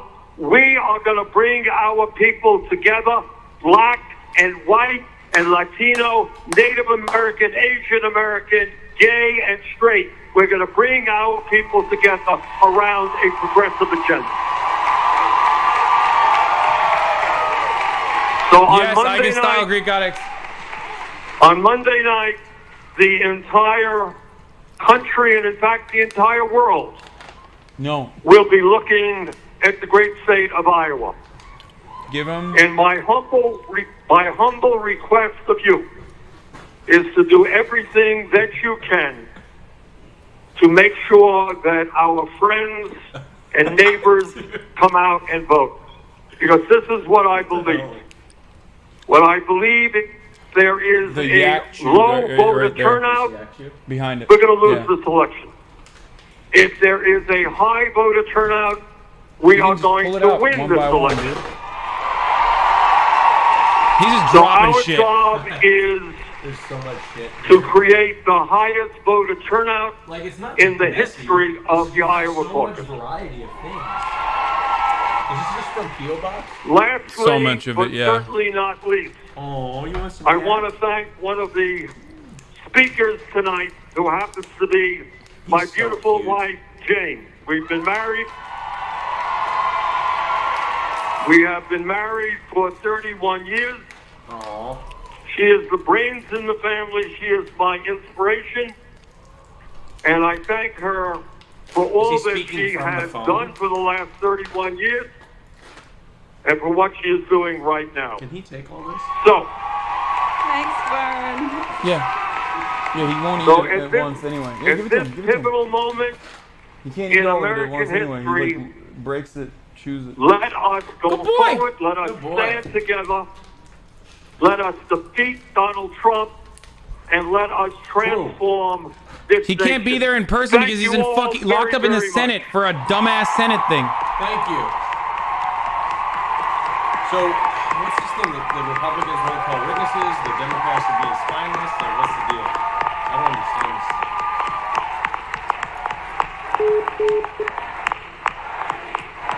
He just Did you hear the iPhone hang up? he just He's got an iPhone. I disconnected. You see what happens when you come on the stage. No. Oh, yeah. Wow, Dr. J. You see what happens when Dr. J comes on the stage? Come on, somebody. No, Nina and I are not unused to being He's here taking and taking Bernie's place in various places. Not at all. We've riffed together. I have with your Roseanne iPhone tomorrow, charger. We too. brought Rad. In the I wish kitchen. she was here with us tonight. Looking for that. Right there. I never even touched it. Go let use you it. listen to the incomparable What happened that Nina night? Turner, and I will talk to you later. So Thank I left you, my, Dr. J. I came here to charge my iPhone at Hasan's Okay. place last time when we did the IRL stream, and I came to charge it, and I remember thinking I can't forget this, and then I didn't, and then I forgot it, and so I thought I had it because I remembered that I wasn't going to forget it, and so I went to return my rental car at the airport, and I had to drive around LA for like an hour trying to find a charger. I went to every gas station, and like, we don't sell iPhone chargers because you had my charger the whole time. Where is it? Is it? Table. Where you put it? Oh, it's right here. I didn't even touch it. It's still plugged in. Yeah, I didn't even touch it. Oh, you missed me that much that you left it. No, because I have no use for it. I never sit at that part of my apartment. Do you have like an outlet? No. Okay. Just use it right there, or just plug it to your own thing. Okay. All right. Okay. Well. Oh damn.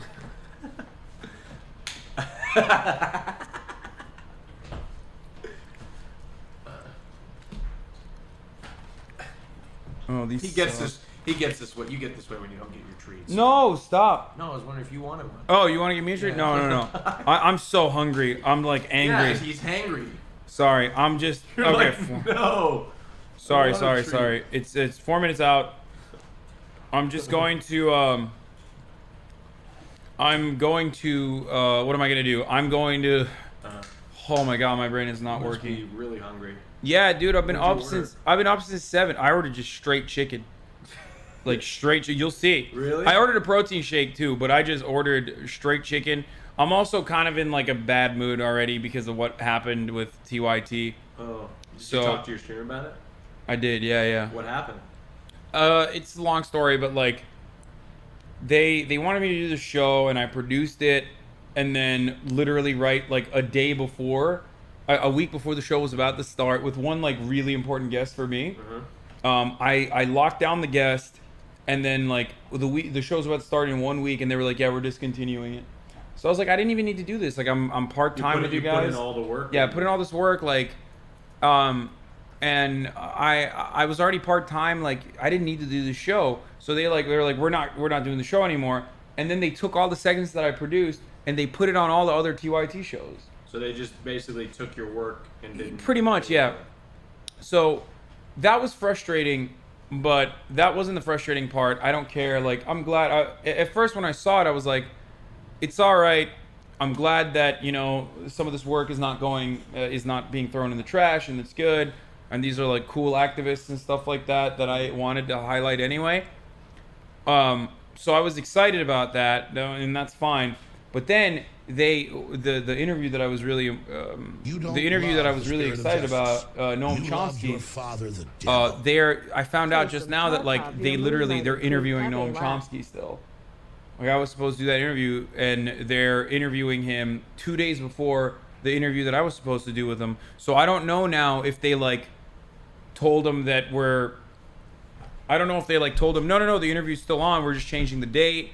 Because I told him like, oh, well, the interview is going to be in a different platform now. It's going to be on my Twitch channel on the 7th. And he was like, yeah, sure, that's exciting. But now they're doing the interview, they just stole it. Yeah, I mean, it's not that they stole it. Do you have any intellectual property rights to that? Or? No, of course not. Dude, what are you, crazy? It's digital media. There's no intellectual property rights. Yeah, that's right. I got no rights, dude. I don't know what I'm talking about, to be honest with you. So, I don't know. We'll see what happens. Maybe it's just like, maybe they didn't like straight up yoink the...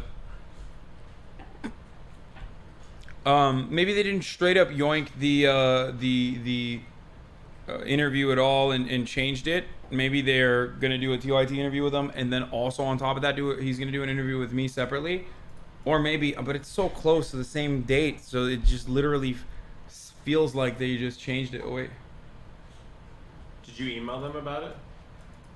Oh my God, he just got back to me. He said, I have 5th of February on my schedule, 12:30 Arizona time, but I don't see anything on the 7th. Did we arrange that? We discussed using Zoom, which I've had better luck with, which it doesn't require any... Does that mean that's good? No, that means TYT literally changed it. They changed the date and time. They straight up yoinked it. Wait, what day are they interviewing him on? On the 5th. Why don't you tell him that you don't want to... You just can't... He thinks you're still there, so cancel the interview. Be like, I need to reschedule to the 4th, and then do it on the 4th on your channel. And then... Because he still thinks that you're still talking with him. So just be like, hey, I want to reschedule to the 4th, and then do it on the 4th on your channel, and then they can do it on the 5th, or then he just won't show. I don't know. Is that... Couldn't you do that? I'm serious. This is insane, dude. I don't know what to do.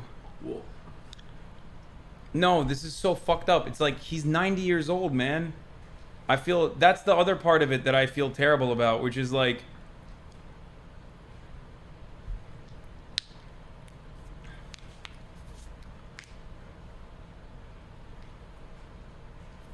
I don't want to I don't want to confuse them. yeah. That's messed up.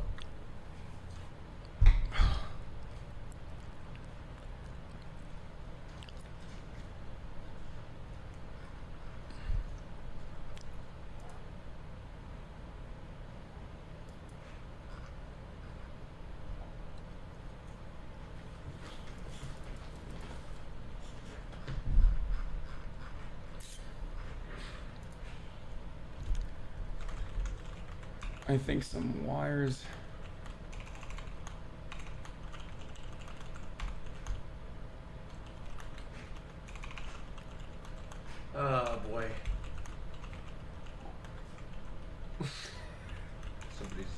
chat. Chat, it's not appropriate. Somebody said I dress like a twink.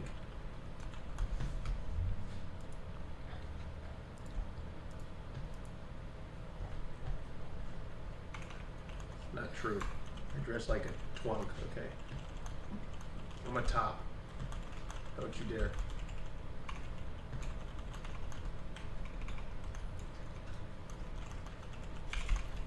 I don't know what to say here. Like, I don't know what to say to him. I think some wires got crossed when TYG decided to no longer produce my show, but continued to schedule the guests as though it was still happening.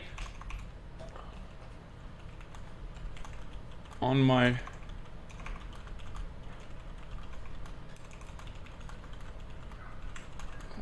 Wait, so did TYT announce that he was going to be on the show? Yeah. But he's still communicating with you. Yeah, because because my producer probably sidestepped and like emailed him separately and changed the time and of the interview. That's really unethical. That's just sleazy.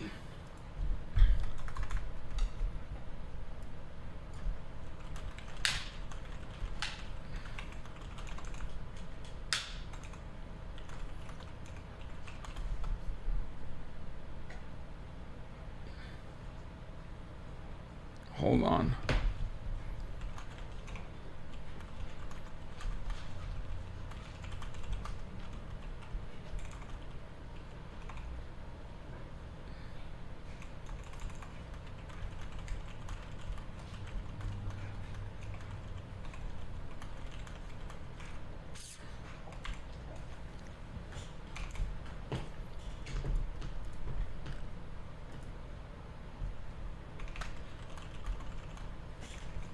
This thing isn't even charging, dude. It's not even charging. Go put it on the... Just put it on a wall charger then. I don't know. This I know, is... I don't need my phone. I think some wires got crossed when TYT decided to no longer produce my show, but continued to schedule the guests as though it was still happening with my old producer. I am no longer with TYT.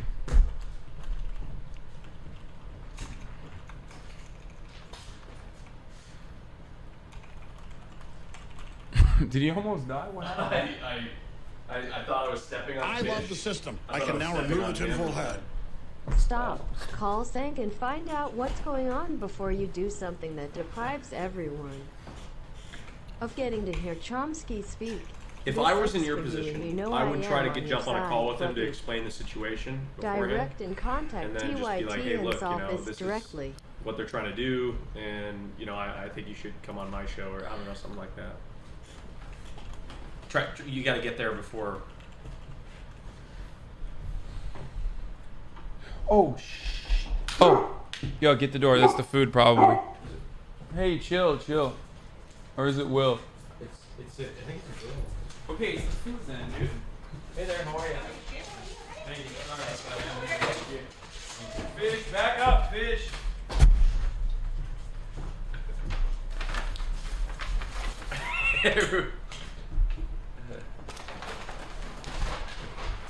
Look at what I got. Oh, you want to see what I got? Yeah. It's just straight chicken. Oh my gosh. What is that?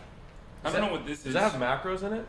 Yeah, that one is like keto or something. And these are chicken fingers and blackened 38 chicken. grams of fat. Holy shit! It blew up like a balloon. Yeah, that's keto. I've never tried that before, but I was gonna try damn it now. good. Is what it Red looks Thai like. curry and it's from Earth Bar. It's got no carb. It's how is this keto? It's got 20 grams of carbs in it. I don't know. This is fake keto. Okay, man. But it looks good. It looks good. It looks delicious. It's got 38 grams of fat, 23 grams of protein, 20 grams of carbs. I think you can only have like a few grams of carbs, but nobody reads labels anyway. Is that a protein shake? Yeah. Nice.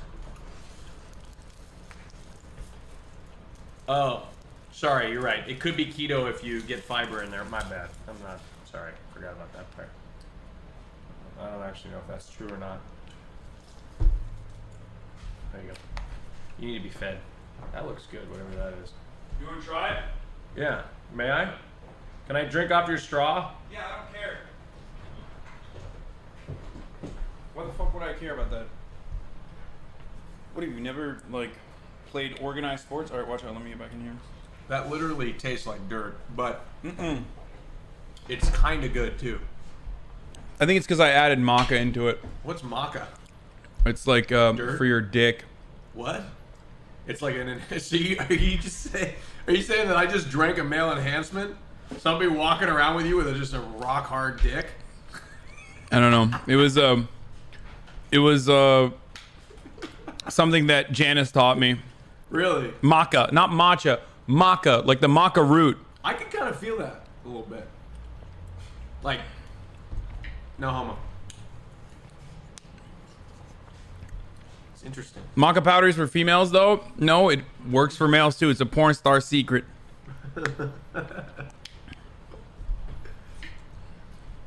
I didn't know that. So it's like an enhancement sort of thing for men? Mm-hmm. Okay. So, all right. Is it like a long-term effect sort of thing, or is it just like a...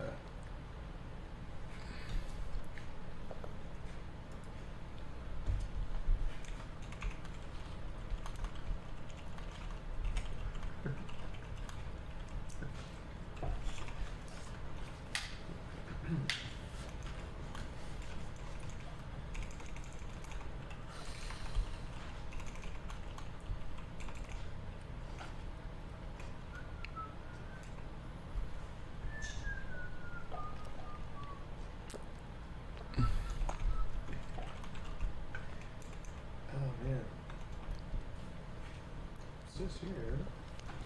Is this a book like the opposite? Is it? It's a manga. Did you read it the opposite way? Ask Raj when the last time he checked his voter registration was. Okay, let's not do that. Hasan, stop ignoring Raj. I'm emailing Chomsky. Shut up. I think some wires got crossed when TYT decided to no longer produce my show but continue to schedule the guests as though it was still happening with my own producer. I'm no longer with TYT. We left on good terms and I was going to interview on my Twitch channel.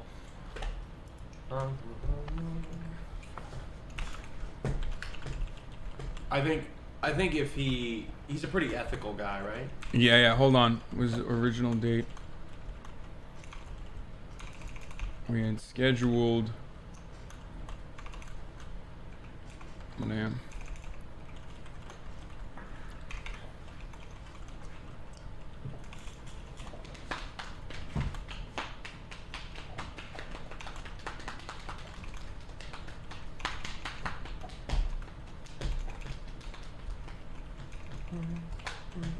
Apologies.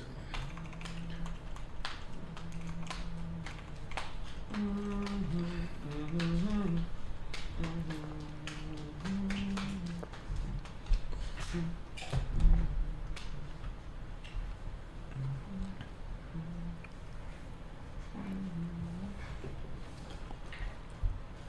my posture's terrible, dude.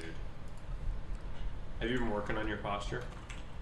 I have the posture correcting pillow now behind me. Wait, hold on. Yeah. I'll just hold on.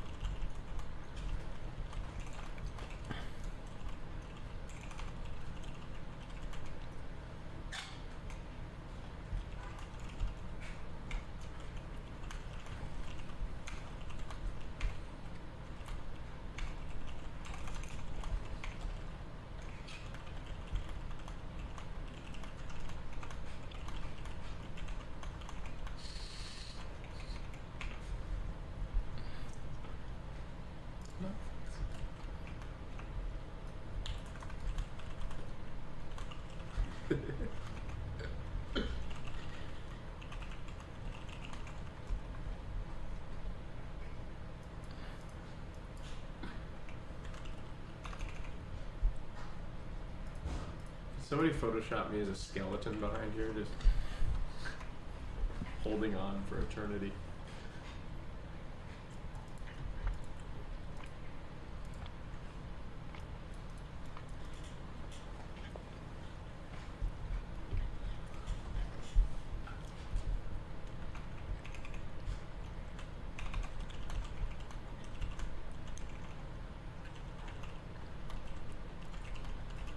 You don't love the spirit of justice. You love your father, the devil.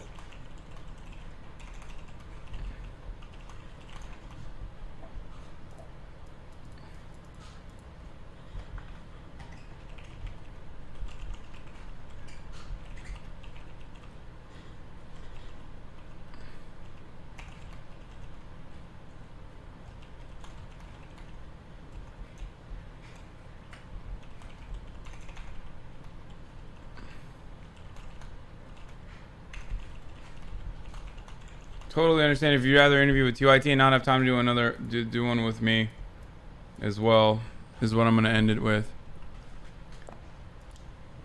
Just kind of put the ball in his court, sort of thing. Mm-hmm. Can I stick with that?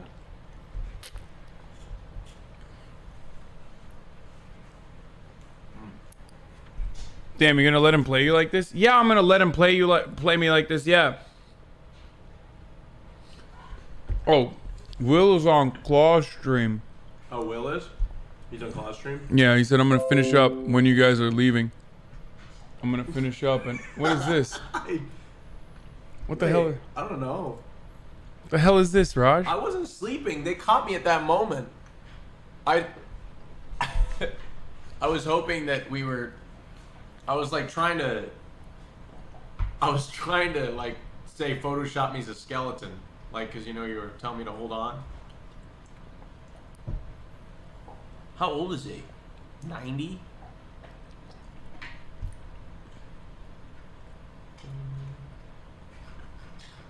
Is this real? What? He is 90. He's 91. I'm into eating as little as possible. I never cook, never use the stove or anything. Noam Chomsky. Is that actually his Twitter account? You don't want to kill Mexican babies? You're a racist! It's not real. Hey Raj, maybe you could be a supportive friend instead of a drama-baiting child for 10 seconds while your friend is going through a complicated situation. Keep platforming the worst people on the platform, weird champ. What? What? That's a weird dono. I literally sat here in silence. He didn't do anything. Chill, Dono. I don't know what you're doing. What drama am I baiting? But I do platform some of the worst people. I mean, he's got a point there. I mean, I do. I mean, I kind of. It's true. It's true.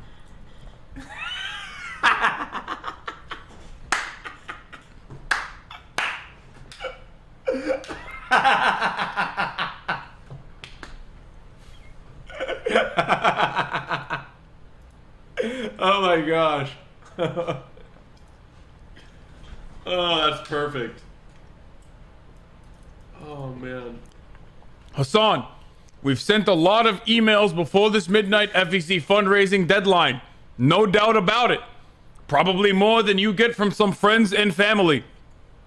But these messages are how we fund this campaign, and if a few emails a day are the price to pay for a president who doesn't have to beg the wealthy and powerful for money, we hope it's worth it.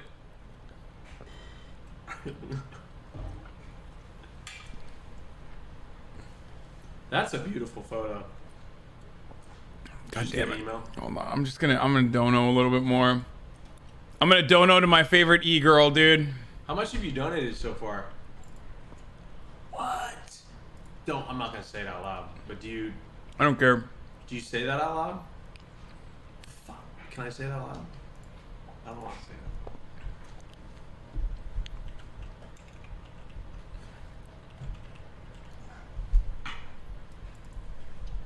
Do you do that often?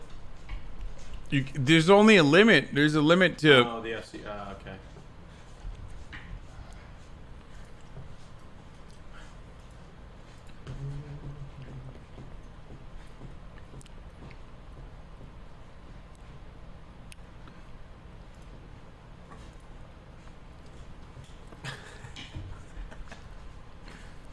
Can I have that? I'm gonna tweet that picture. Can I have that? Sure. I'm gonna tweet it right now. Can you send it to me on? Okay, I will. Hold on. No, not on my phone. Well, hold on. How do I? Just squeeze another.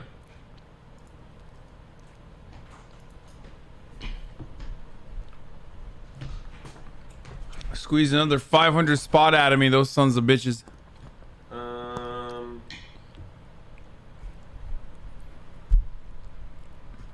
No, not $5. $500. Raj, look at this. Oh my god. These are so good. Oh my god. Which one? I'm just gonna wait till they keep coming and then eventually post one of them. That's so perfect.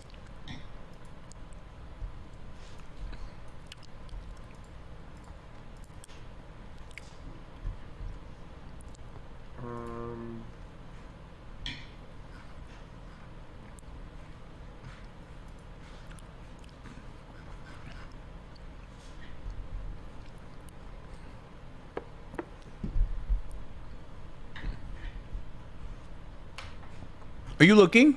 What? For what? Did you see these? Yeah. I want. What's the? Oh my god. I like. Which one's the best one? I think the Disneyland or the. I think so far the best one is the Entertainment Tonight red carpet. But which one do you guys think? The Porn Awards or the Disney? I think Disney might be better because it's like a little bit more clear. Oh, it's close. Porn Awards is pretty good too. Really? Oh man, I don't know. Which one do you got? Oh, let's do. Can you do a straw poll? When are we gonna leave? Are we gonna leave right now? We'll wait till Will. When's Will gonna get done?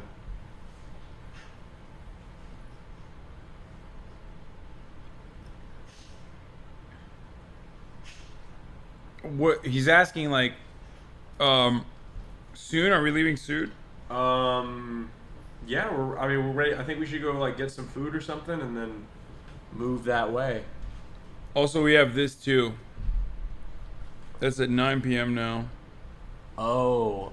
If we can. If we can't, then it's fine. Yeah, well, maybe if it lasts, like, if they put it at 10, that'd be perfect because the thing gets over it. But it might go over, I don't know. I think our thing will probably go over. Yeah, okay. Here, what's Will's He said, positioning? okay, right I'll now? figure it out. What? What's Will's positioning right now on that stream? Like, is he winning or, like, where? What is he? I don't even know what he's doing. What I think he's doing, like, some sort of competition or something. Are you IRL streaming it? No, we're not IRL streaming it. No, we're hanging out IRL without streaming it. I'm sorry, chat. We're friends, okay?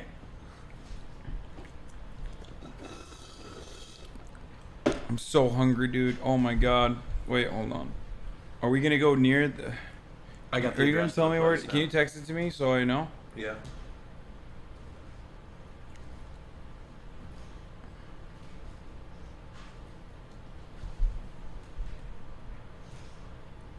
It's so funny when his dog instincts kick in and he tries to hide his bone. Where's Slicker? Yo, Slicker's in Seattle apparently. He just got here today, didn't he? Yeah. He's gonna be. I think he's gonna be in LA. No, he's not. Where is he? I told him he can come whenever if he wants. You guys are gonna go to Oregon, and we're all gonna meet up, right? I said I'd be down to go to Oregon, yeah. Yeah, it'd be perfect. You can stay with me. Do you have a spot? Nah, dude. I'm gonna get a You're gonna hotel. get a hotel? Hell yeah, I'm gonna get a hotel, dude. Really? You don't want to stay with me? I'm gonna pull a Raj. Yeah, I own a hotel. I'm just kidding. I don't know. I'm just kidding. I'm joking. I'm joking. You kidding me? You know how much money a hotel would cost? Oh, now I'm getting Haas mods. Hey Raj, it's Kila Kaloges here. Can you react to my dogs? It would make my week as it seems one of them has caught corona. I don't know if I want to. No, we don't want to get sick, dude. We don't want to look at that. Yeah, get your sick disease dog out of here, dude. Can you tweet me these pictures? Careful, you never know what's gonna. No, I already looked. I know. I already looked ahead at time. Aww. Oh, that's what happened to your doggy? Aww. Best wishes. Hopefully your dog gets well soon. Have you seen my cat? I have Let's a see cat where now. this freaking thing is. Hold on. You do? Oh yeah, I have seen your cat. Yeah. I needed an independent animal because. Oh, dude. How far? I mean, there's traffic. It's not very far though. It is an interesting area. Oh, I see that. Oh, yeah. Oh, I know what that is. You don't- I'm serious. Man, shut up. I do know. You don't know anything, I hear dude. mute. I'll tell you where it is. Mute. No, okay.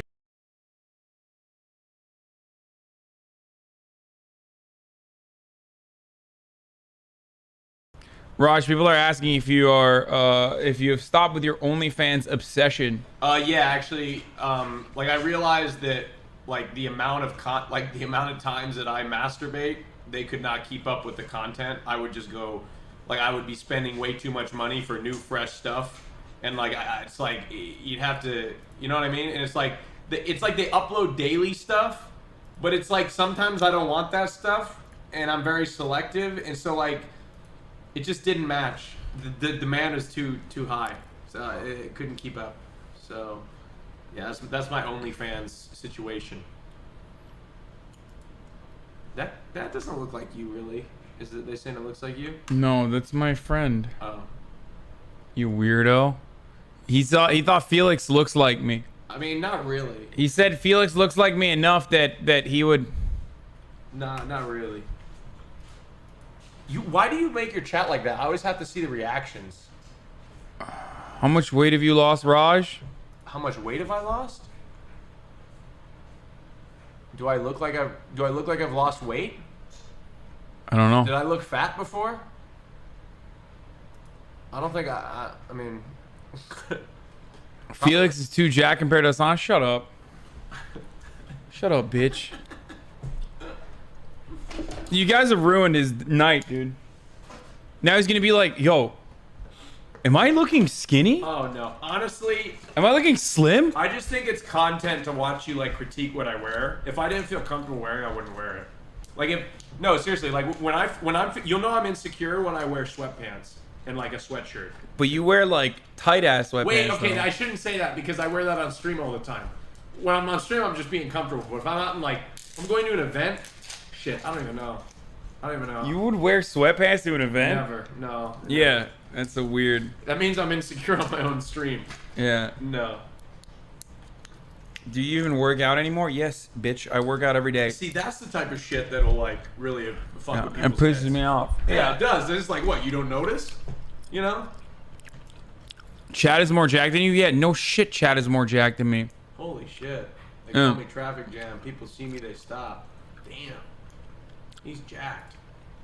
Woo. Man. That's accidentally. I almost like that could have been disastrous. See, I don't really want to be that muscular though. Like, I'd prefer to just be like where I'm at now. Maybe I just want to be a little leaner. That's all. Look at my selfie on Discord. No, chew louder into the mic, please. Best meme so far. Oh my god. Oh, that is not. I can't believe you would do this, Raj. I wasn't standing. I can't believe you would stand on the grave of John McCain. That is not cool. You literally did that. That's not cool. I would never. Now, great. Now we're gonna be on Fox News. No, don't worry. That's ridiculous. Hey, my cousin's watching. What's up, Nizzle?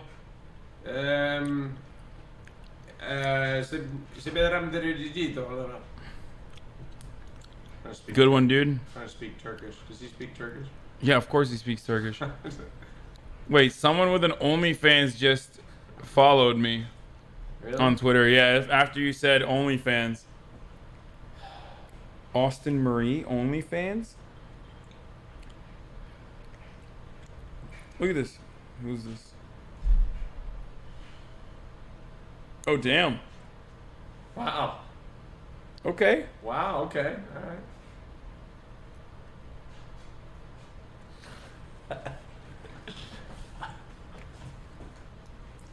Dude, your emo. Can I? Did you do the Haas face? Yo, I did the Haas. He wants to do. He wants a Haas Mods merch. I do. I want a Haas Mods T-shirt.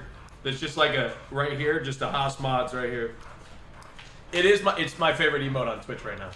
I go through like different emotes, but like this is my favorite emote on Twitch. It's so great.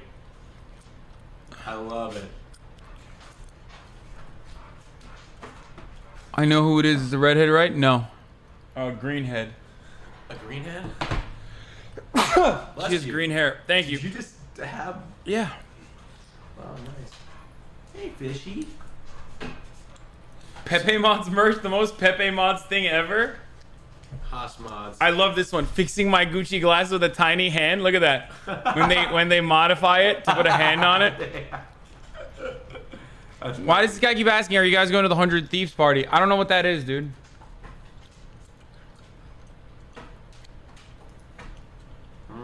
We're just hanging out. Can't we just hang out? Can't we just be friends? You know? Yeah. Green and short hair, yes.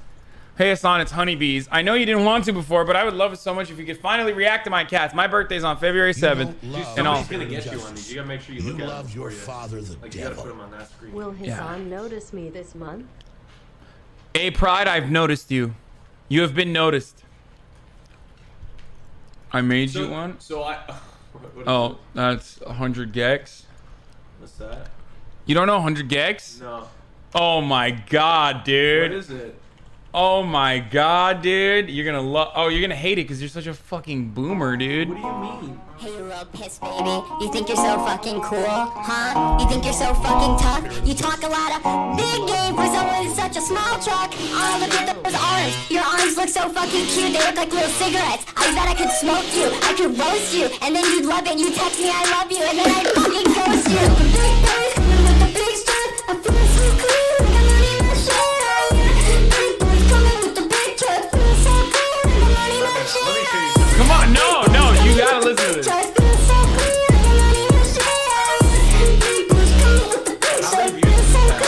I don't know, why do you care? It is popular. 1.3 million. Hey, they're doing something better than me. Tell me what to do, I've been trying to go to bed. I've been up for days, been trying to get it right. Said it all before, I said it once again. I'm better off alone. Tell me what to do, I've been trying to go to bed. I've been up for days, I've been trying to get it right. Said it all before, I said it once again. I'm better off alone.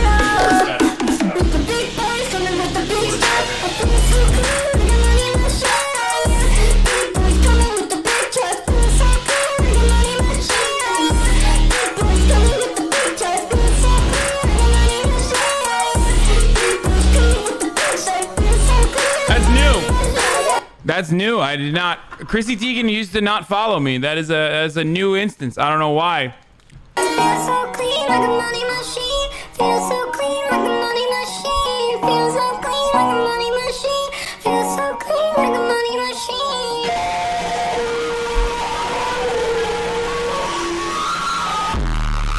You don't like this? Let me show you what. No.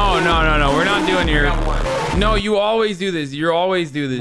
No, your music is trash. Give me one. No, it's so good. Okay, Stupid Horse is fine, but this is better. Shut up. Shut up. This is what I like. I like this more than Stupid Horse. Give me one. Here. Give me one. Okay, this is Stupid Horse. Do you have a music video? No. Pick it up! Bet my money on a stupid horse, I lost that. So I ran out to the track to get my cash back. I just gotta leave this place with a big bag. So I found a fucking jockey and I grabbed it. Pushed him down to the ground and I punched him in his face. Yeah, I stole his phone, I put him in his place. We on the horse, we ran out of the place.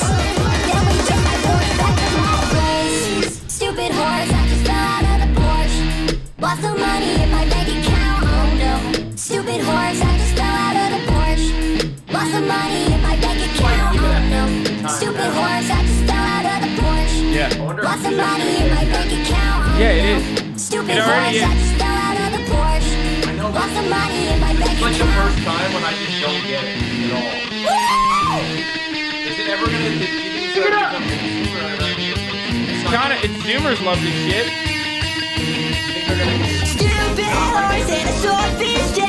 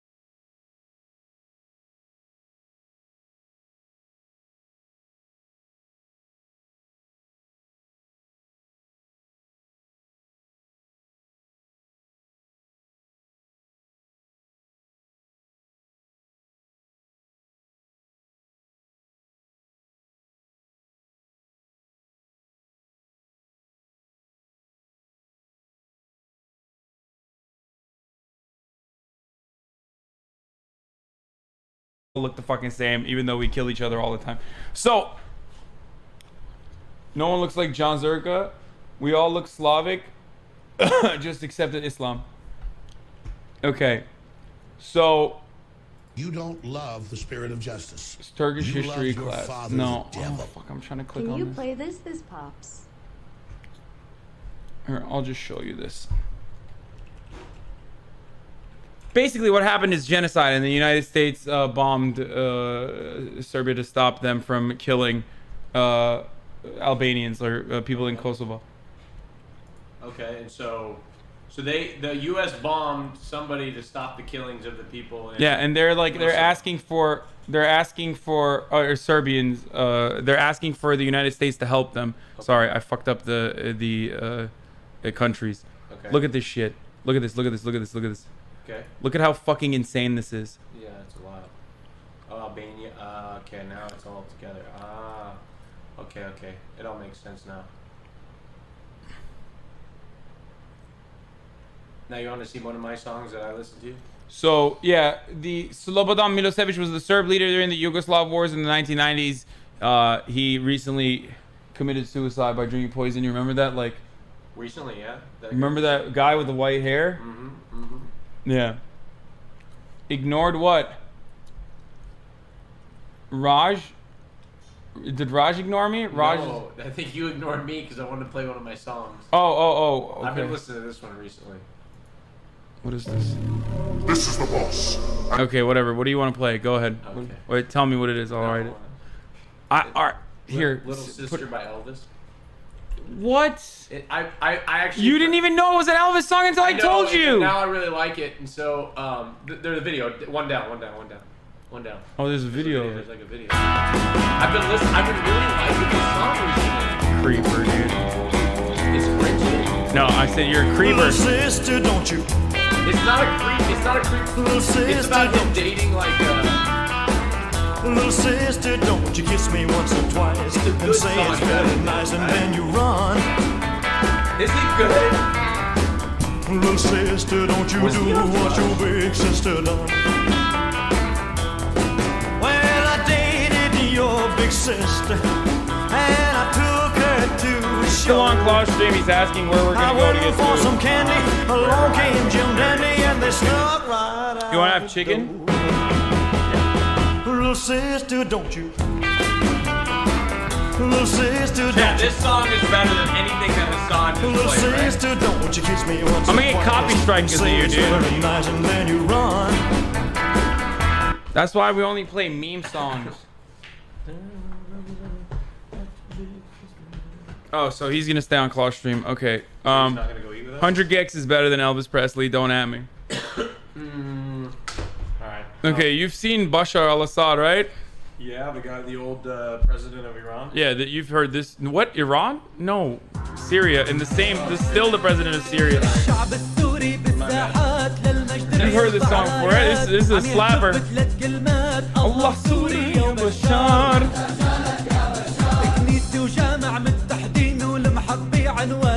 Still the guy? Yeah.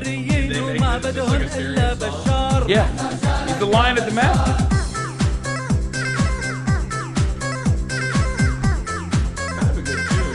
It's really, it bops. Yeah, I mean, it slaps. It's so good.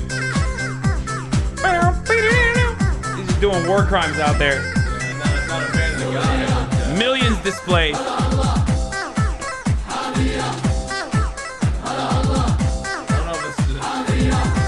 If you can take the tune and like put it towards something else, you know?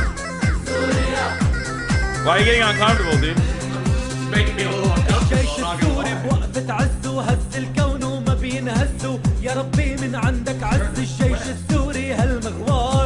You alright, dude? How does this song make you feel, Raj? It makes me feel like something I don't know enough about this, but I just don't. Does it make you feel like voting for Tulsi Gabbard? I've never felt like voting for Tulsi. It should change after the song. Really? Wait. We're hypnotizing I you. don't know who Tulsi is, to be honest. I've heard of her. I just don't know anything about her. Is Klobuchar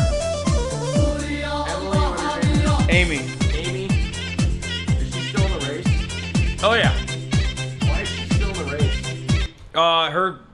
The New York Times endorsed her. I think it was like the. Can we stop watching this? No. Can we stop this song? Wait. Someone send me the Amy meme real quick. I gotta show this to. Hold on. Excuse me. I'm sorry. I'm out of control. I apologize for that. Oh, I've seen this. Sorry, a tweet. He made fun of me for He has talking one about joke. climate change in the middle of blizzard, and he called me Snow Woman. Also love the content, but So I wrote back, "Hey, Donald Trump, the science is on my side, and I'd like to see how your hair would fare in a blizzard." So I wrote back, "Hey, Donald Trump, the science is on my side, and I'd like to see how your hair would fare in a blizzard." So I wrote back, "Donald Trump, the science is on my side, and I'd like to see how your hair would fare in a blizzard." Sometimes, if you haven't noticed, you use a little humor. Like when he called me Snow Woman at my announcement in the middle of that thing, I wrote back on Twitter, "I'd like to see how your hair would fare in a blizzard." So I wrote back, "Hey, Donald Trump." So I wrote back, "Hey, Donald Trump." So I wrote back. I tweeted back, "The science is on my side, and I'd like to see how your hair would fare." The best part's coming. Say the lines. See how your hair fares in a blizzard. And I'd like to see how your hair would fare in a blizzard. Mr. Umbrella Man. And he called me Snow Woman. So I wrote back, "I'd like to see how your hair would fare in a blizzard." Mr. Umbrella Man. Was that on the Daily Show? Unfortunately, yes. This compilation was brought to us by the Daily Show. Okay. It's probably the only time they've ever been funny. Post, what's his name? Jon Stewart, yes. Yeah, Jon Stewart, yeah. Oh my gosh, that is terrible. These are getting bad now. Why would you do that? Wait, is this when? That's the. It's 9/11, isn't it? That's when he was in the grade school hearing about 9/11. Yeah, it's literally 9/11, dude. Wow, Raj is very light skinned for an Indian. Okay, dude, come on! Come on, dude! Fucked vibes. That is. You don't love the spirit Fucked of vibes, justice. dude. You Vibes are love your fucked. father, the devil. Someone unfuck these vibes right now. That is fucked up. How dare you do that? Don't. I should probably move away from this image let's get too out of here, yeah. to this instead, which Let's is. get out of here. I'm gonna walk out of frame right now. I'm gonna be on Fox News. Fuck this shit. Ha! That's funny. Get this hell out of here. Get this shit out of here. I don't want this. What does this want to think about things together? No, dude. You know what song I love is, it might make you cringe, but I used to love The Golden Rule on SNL. You seen that video? You know, like. If you guys remember last week when someone by the name of Hillary Clinton said that nobody, we're not gonna boo, we're classy here. We're classy. I'll boo. Boo. You all know I can't be quiet. Giant Paul's like, no! Stop it! Don't do that! I still got a caucus! So hold on, so this is my question. Serious question. If Bernie gets the nomination, right? After all that Hillary Clinton has said, is she gonna come out and endorse him? Like, what's the deal? She's fucking better, dude. What if she's gonna come out and... No, we don't want her fucking nasty ass endorsement, okay? That's a negative endorsement. We want her to run against Bernie Sanders. She won't do it anyway. Has she said she's No, we're considering gonna boo. running again? No, I That's hope. all right. The haters will shut up on Monday when we win. There we go. I Is was that gonna this Monday? say, This coming Monday, the election? a hater said. Oh, big day, Hasan. Big day. What a bunch of bad bitches, dude. God damn, they're so. Are you doing round the clock election coverage on Monday? Yes, I will be. Wow. Yeah. Hold on. What was I gonna show you? There was another thing I wanted to show you, but I can't remember now. God damn it. You know what we should do for like the general election? What? We should like create like a major news network that goes round the clock tracking the election and the results, and like have different correspondents, you know, like running the whole thing, and like it's just like it's like this massive event, you know? What do you think about this? I have no idea. Give us your honest answer. What do you think about it? I think it's kind of fun, actually. I like it.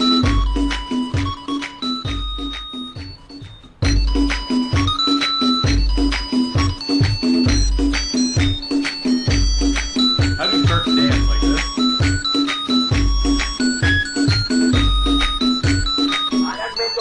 Oh, even fish is dancing too.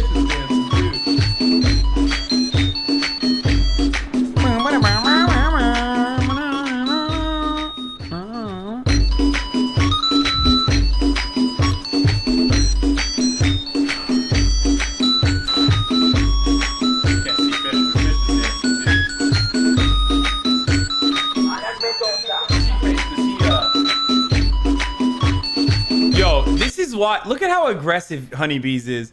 What about my cats? Raj stopped you both fucking times. Please, I'm gonna cry, bro. You even showed my friend's dog. This guy is so aggressive. How do you know it's a guy? I don't know. Maybe it's not a guy, but like, so aggressive, dude. He's just like crying. He's crying in the chat like you need to see my fucking cats. Look at this. Look at this.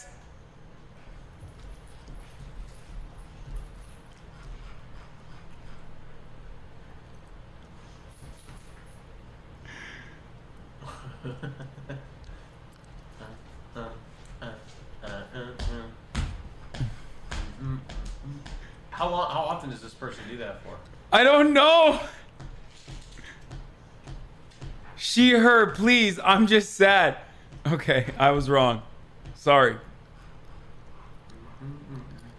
Holy fuck. We gotta look at the fucking cats now. Jesus Christ, dude. All right, here, I'll check it on here first. It's not, the link's not even working. You fucking kidding me? You gotta put like a, oh, now make sure it's all good. Okay, that's pretty cute. Okay, what? I don't know what that is. What? There's more? Sheesh. It's got 814 views too. Okay, this is giving me OCD. Your chat is stuck. No wonder you don't see anybody's messages. Hasan scrolls up and then the chat just stays frozen. Man, cat people are crazy, dude. What is going on here? Cat people. Not like this. Yeah, you're right. I don't take pictures of my cat like that. On my way to beat your ass. Okay, that's really cute.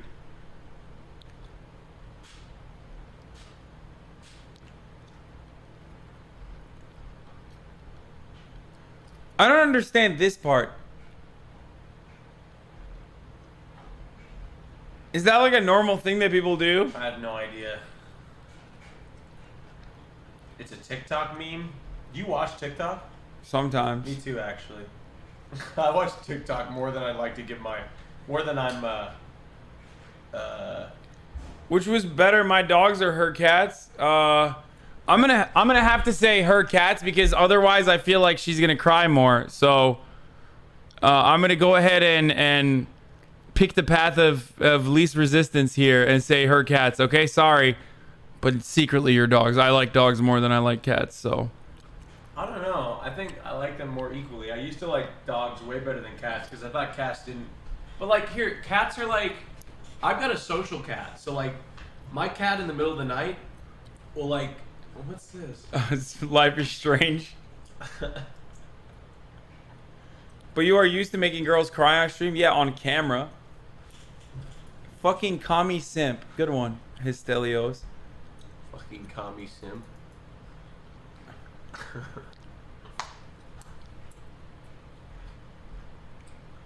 All right, you want to go eat? Yeah, dude, I'm starving. You already ate. I drank a protein shake. I haven't eaten anything yet. And All right, let's get out of here, Henry. I worked out at a freaking... Wait. Will says, call the police. My fit is illegal. Oh my God, he looks crazy. I'm not going to show you. But the stream can see it. Let me see it. No, you don't get to see it. It's a surprise for you.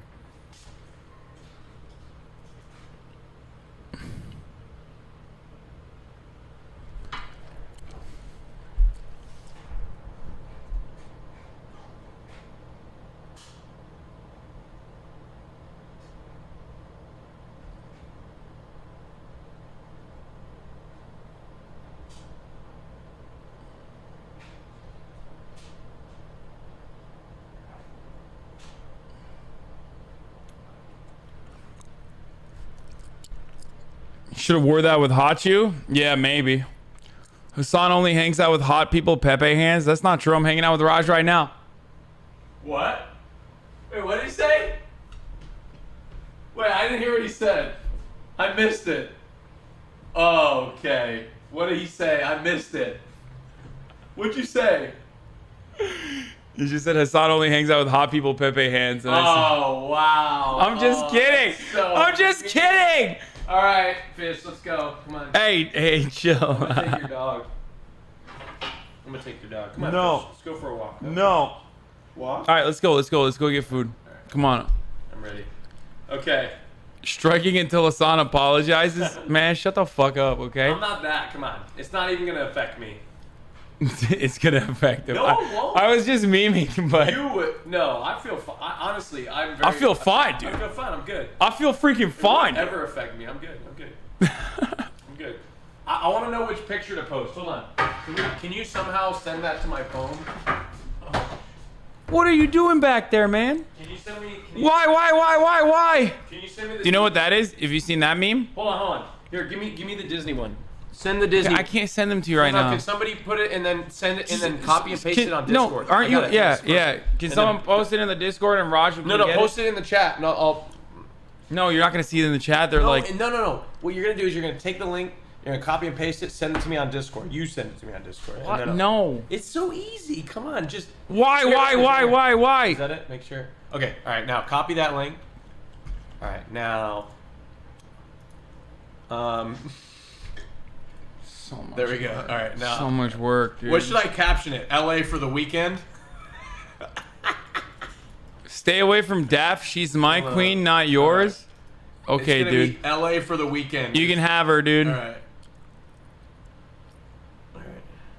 Put on the ears. You got like minus 200 subs since the hype train. Oh, true. Yeah, I'm gonna lose all of it in a couple hours. Tomorrow when I come back, I'm gonna be like 5K Andy probably.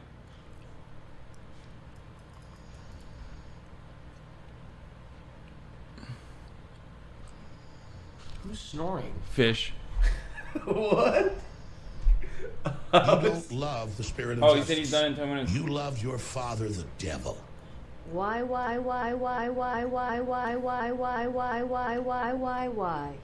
Oh, Joe Biden, thank you for the subscription.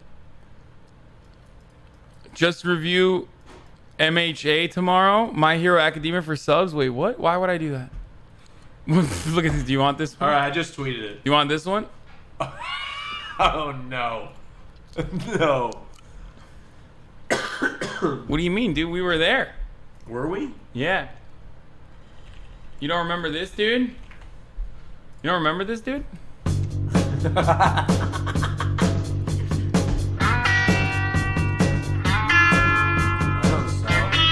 VCR, baby.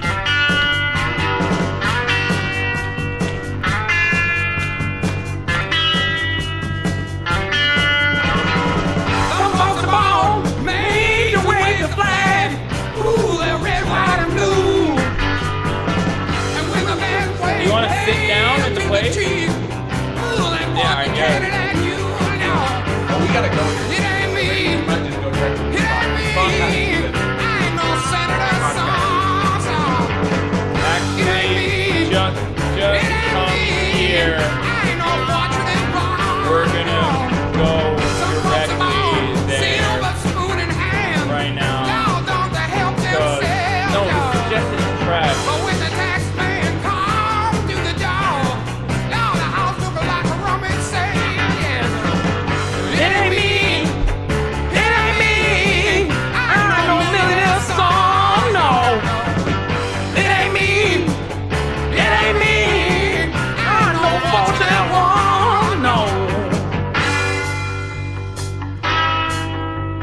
Somebody like that tweet. It's embarrassing now.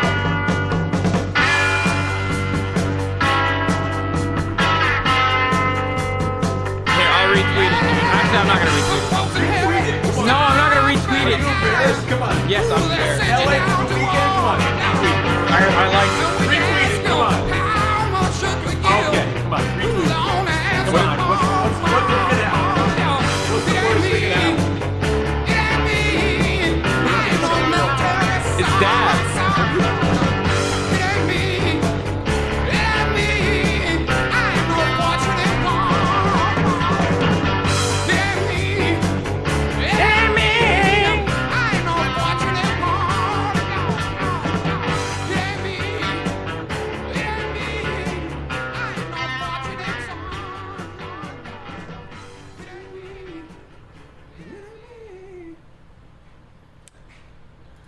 Okay. How far off is Will? I don't know if we should wait for him. 12 minutes till I can leave. Yeah, it's gonna take like 20 minutes for him to get here. Should we go now or should we wait for him? 12 minutes? Wait. Oh my God, look at this. What's this? I can't even show that on stream. What is that? You don't know what this photo is? Yeah, but where are we in it? Oh. Do you know what the photo is, Raj? Yeah, that's like, is that in Dallas? It's JFK. I know. Fucking brain splattered in the back seat. I know, that's not cool. Why are you guys photoshopping us in these photos? Raid Greek? Okay, you know what? Yeah, I'll return the favor, dude. He asked me if I would host him.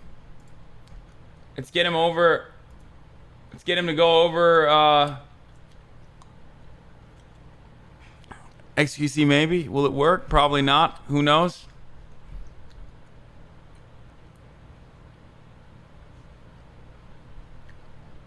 All right. See you guys tomorrow, okay? I'm probably going to do an earlier stream, but a short one. And then after that, I'm going to raid and then do the charity stream with Chapo. Maybe do something with Raj. We haven't figured it out yet. Are you flying out tomorrow? Yeah, I'm flying out tomorrow as well. Let's go to Universal. Hold on.